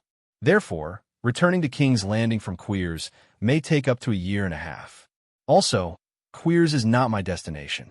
My ship will pass through Queers Strait and follow the trade route around the Jade Sea. This way, the delay will be even longer. The next time I go to the Sunset Sea will probably be 3 years later. Well, if I don't die at sea. If you don't do business and speed up all the way to King's Landing, how long will it take? Danny asked. Even if you don't do business and run empty, you will still need to replenish food and water along the way. You also need to let the sailors rest. It will take at least 3 to 4 months, and this is assuming that the sea doesn't lose its temper. Danny nodded and thanked him. You have brought me valuable information. I wish you a safe journey and a prosperous business. I should be the one thanking you. Your Highness has given me the most generous reward. The captain's eyes lit up. Oh, what reward? Danny asked. Dragons. He looked straight at the dragons gnawing on bones beside Danny. I saw a real dragon. This is the miracle of my life. I will repay you even more. Danny smiled and waved at him. Come and touch them. This. Kuhulu was surprised and happy, but also a little scared. He stood up and took 3 steps forward and 2 steps back. He was very nervous and hesitant. Can I really? Will they bite me? Will they spit fire at me? They won't. I am a mother of dragons. They all listen to me. Danny comforted him. Then the black captain came over, sweating profusely, and looked at Danny with an inquiring gaze. I'll give you the highest honor. You can touch the most powerful one. Yes, it's called Black Diamond. Danny pointed at Big Black in front of her. If he dared to touch the white dragon or the green dragon, there would be a tragedy that even Danny could not predict. But she would never admit to anyone that she could not control the dragon. On the contrary, Danny hoped that everyone would think that she was the real mother of dragons and that she could perfectly control her baby dragon. In this way, when people were in awe of dragons, they would also be in awe of her. At the same time, he also tried his best to prevent ambitious people from having the idea that they could obtain the dragon as long as they killed that woman. In fact, there was a high chance that the green dragon and the white dragon would be taken away. In the prophecy, the dragon had 3 heads. Danny was just one of them. More than 3 months, almost 4 months. Big Black's body was the strongest. Its torso was already the size of an adult police dog. When it spread its wings, it was enough to cover Danny's bed. When they came to Queers, Danny did not dare to let them fly around. These days, there were wrist-thick iron chains tied around their necks. In order to appease the 3 dragons, she had to provide them with an unlimited amount of food. At this time, Big Black was lying on the marble floor, sucking on a burnt bison thigh bone. Big Black, don't hurt him. He admires you and wants to touch you. Danny sent a message to Big Black while gesturing for Kuhulu to touch. That guy had a look of desire on his face, but he was so scared that he kept shrinking back. Finally, under Danny's encouragement, he shrank closer to the black dragon, reached out his trembling right hand, and gently touched Big Black's wing. Then, he retracted his hand as if he had been electrocuted. Big Black ignored him and continued to suck on the bone marrow.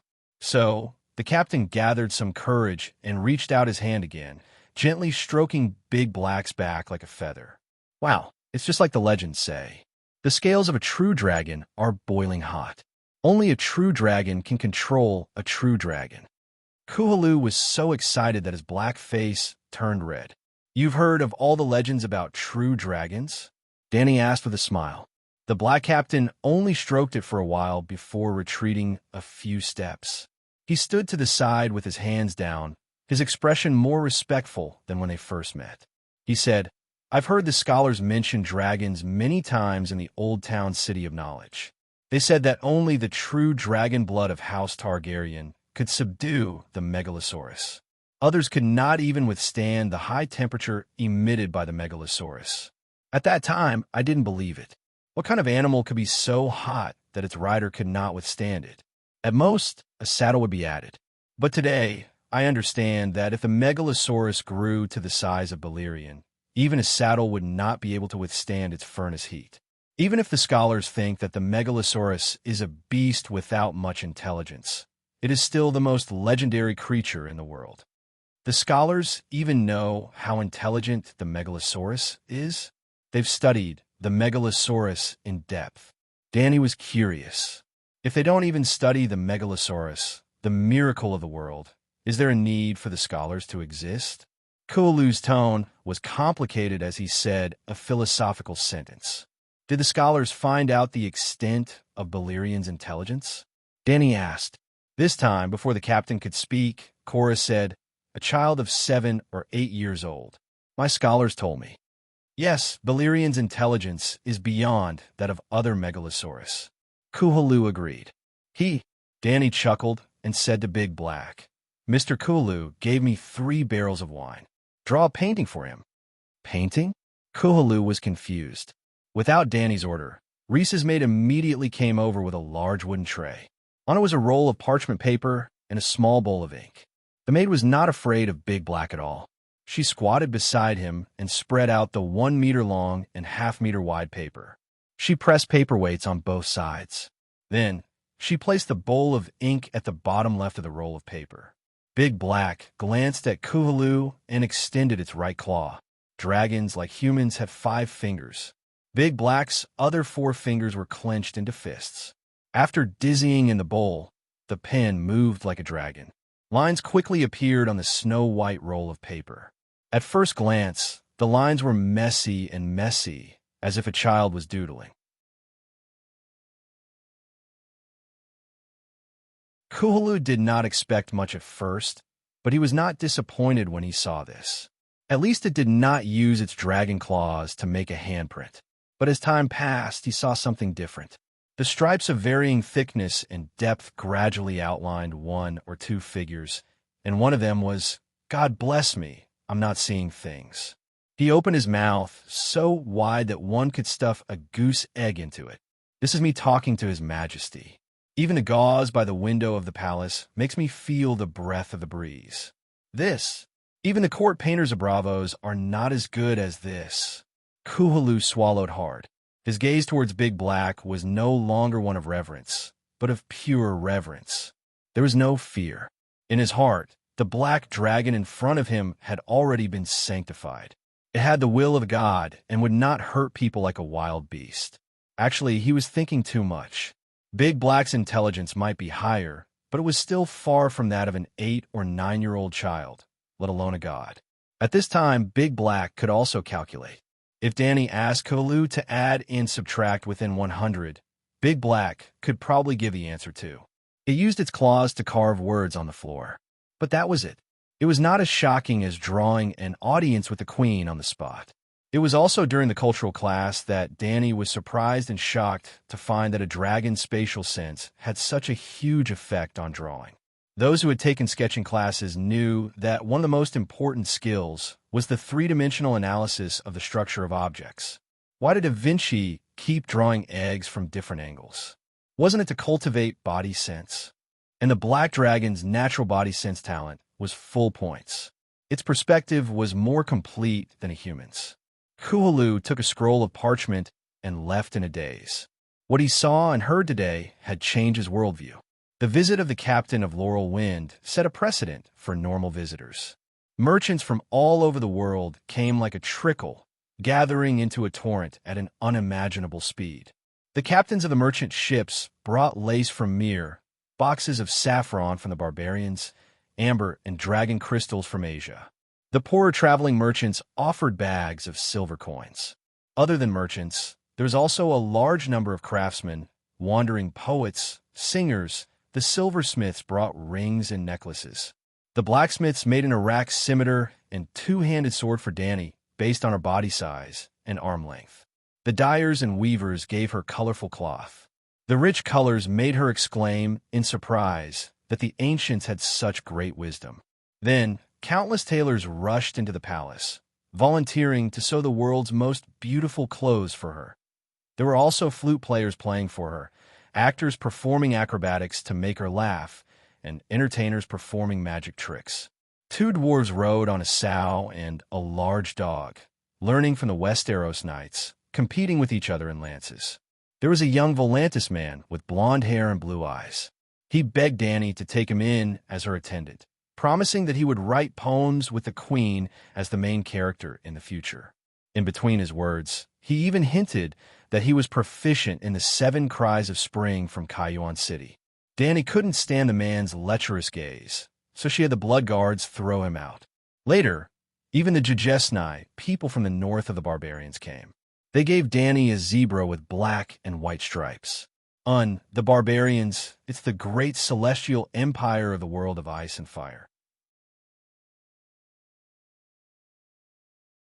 To make it easier to understand, it can be roughly understood like this. Westeros equals England, the city of Gith at Slaver's Bay equals ancient Egypt, the western continent of Ursus equals Europe, the Dothraki Sea equals Russia, the Dothraki people equals Cossacks, because people equals Suez, the barbarians equals Great Celestial Empire, and the Jujesni people equals nomads to the north of the Celestial Empire.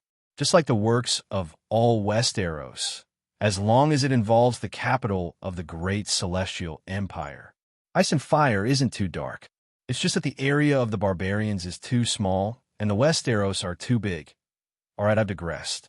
Dany invited the 2 Jujesni people to stay as guests, and they accepted, overwhelmed by the favor. During the banquet that night, Dany told them, "You are like the Dothraki people, warriors on horseback. I would like to ask the 2 of you for some wisdom in leading a tribe." You're tuning in to the Warrior Lore YouTube channel. Don't forget to subscribe and join us on this journey to catch the most captivating stories.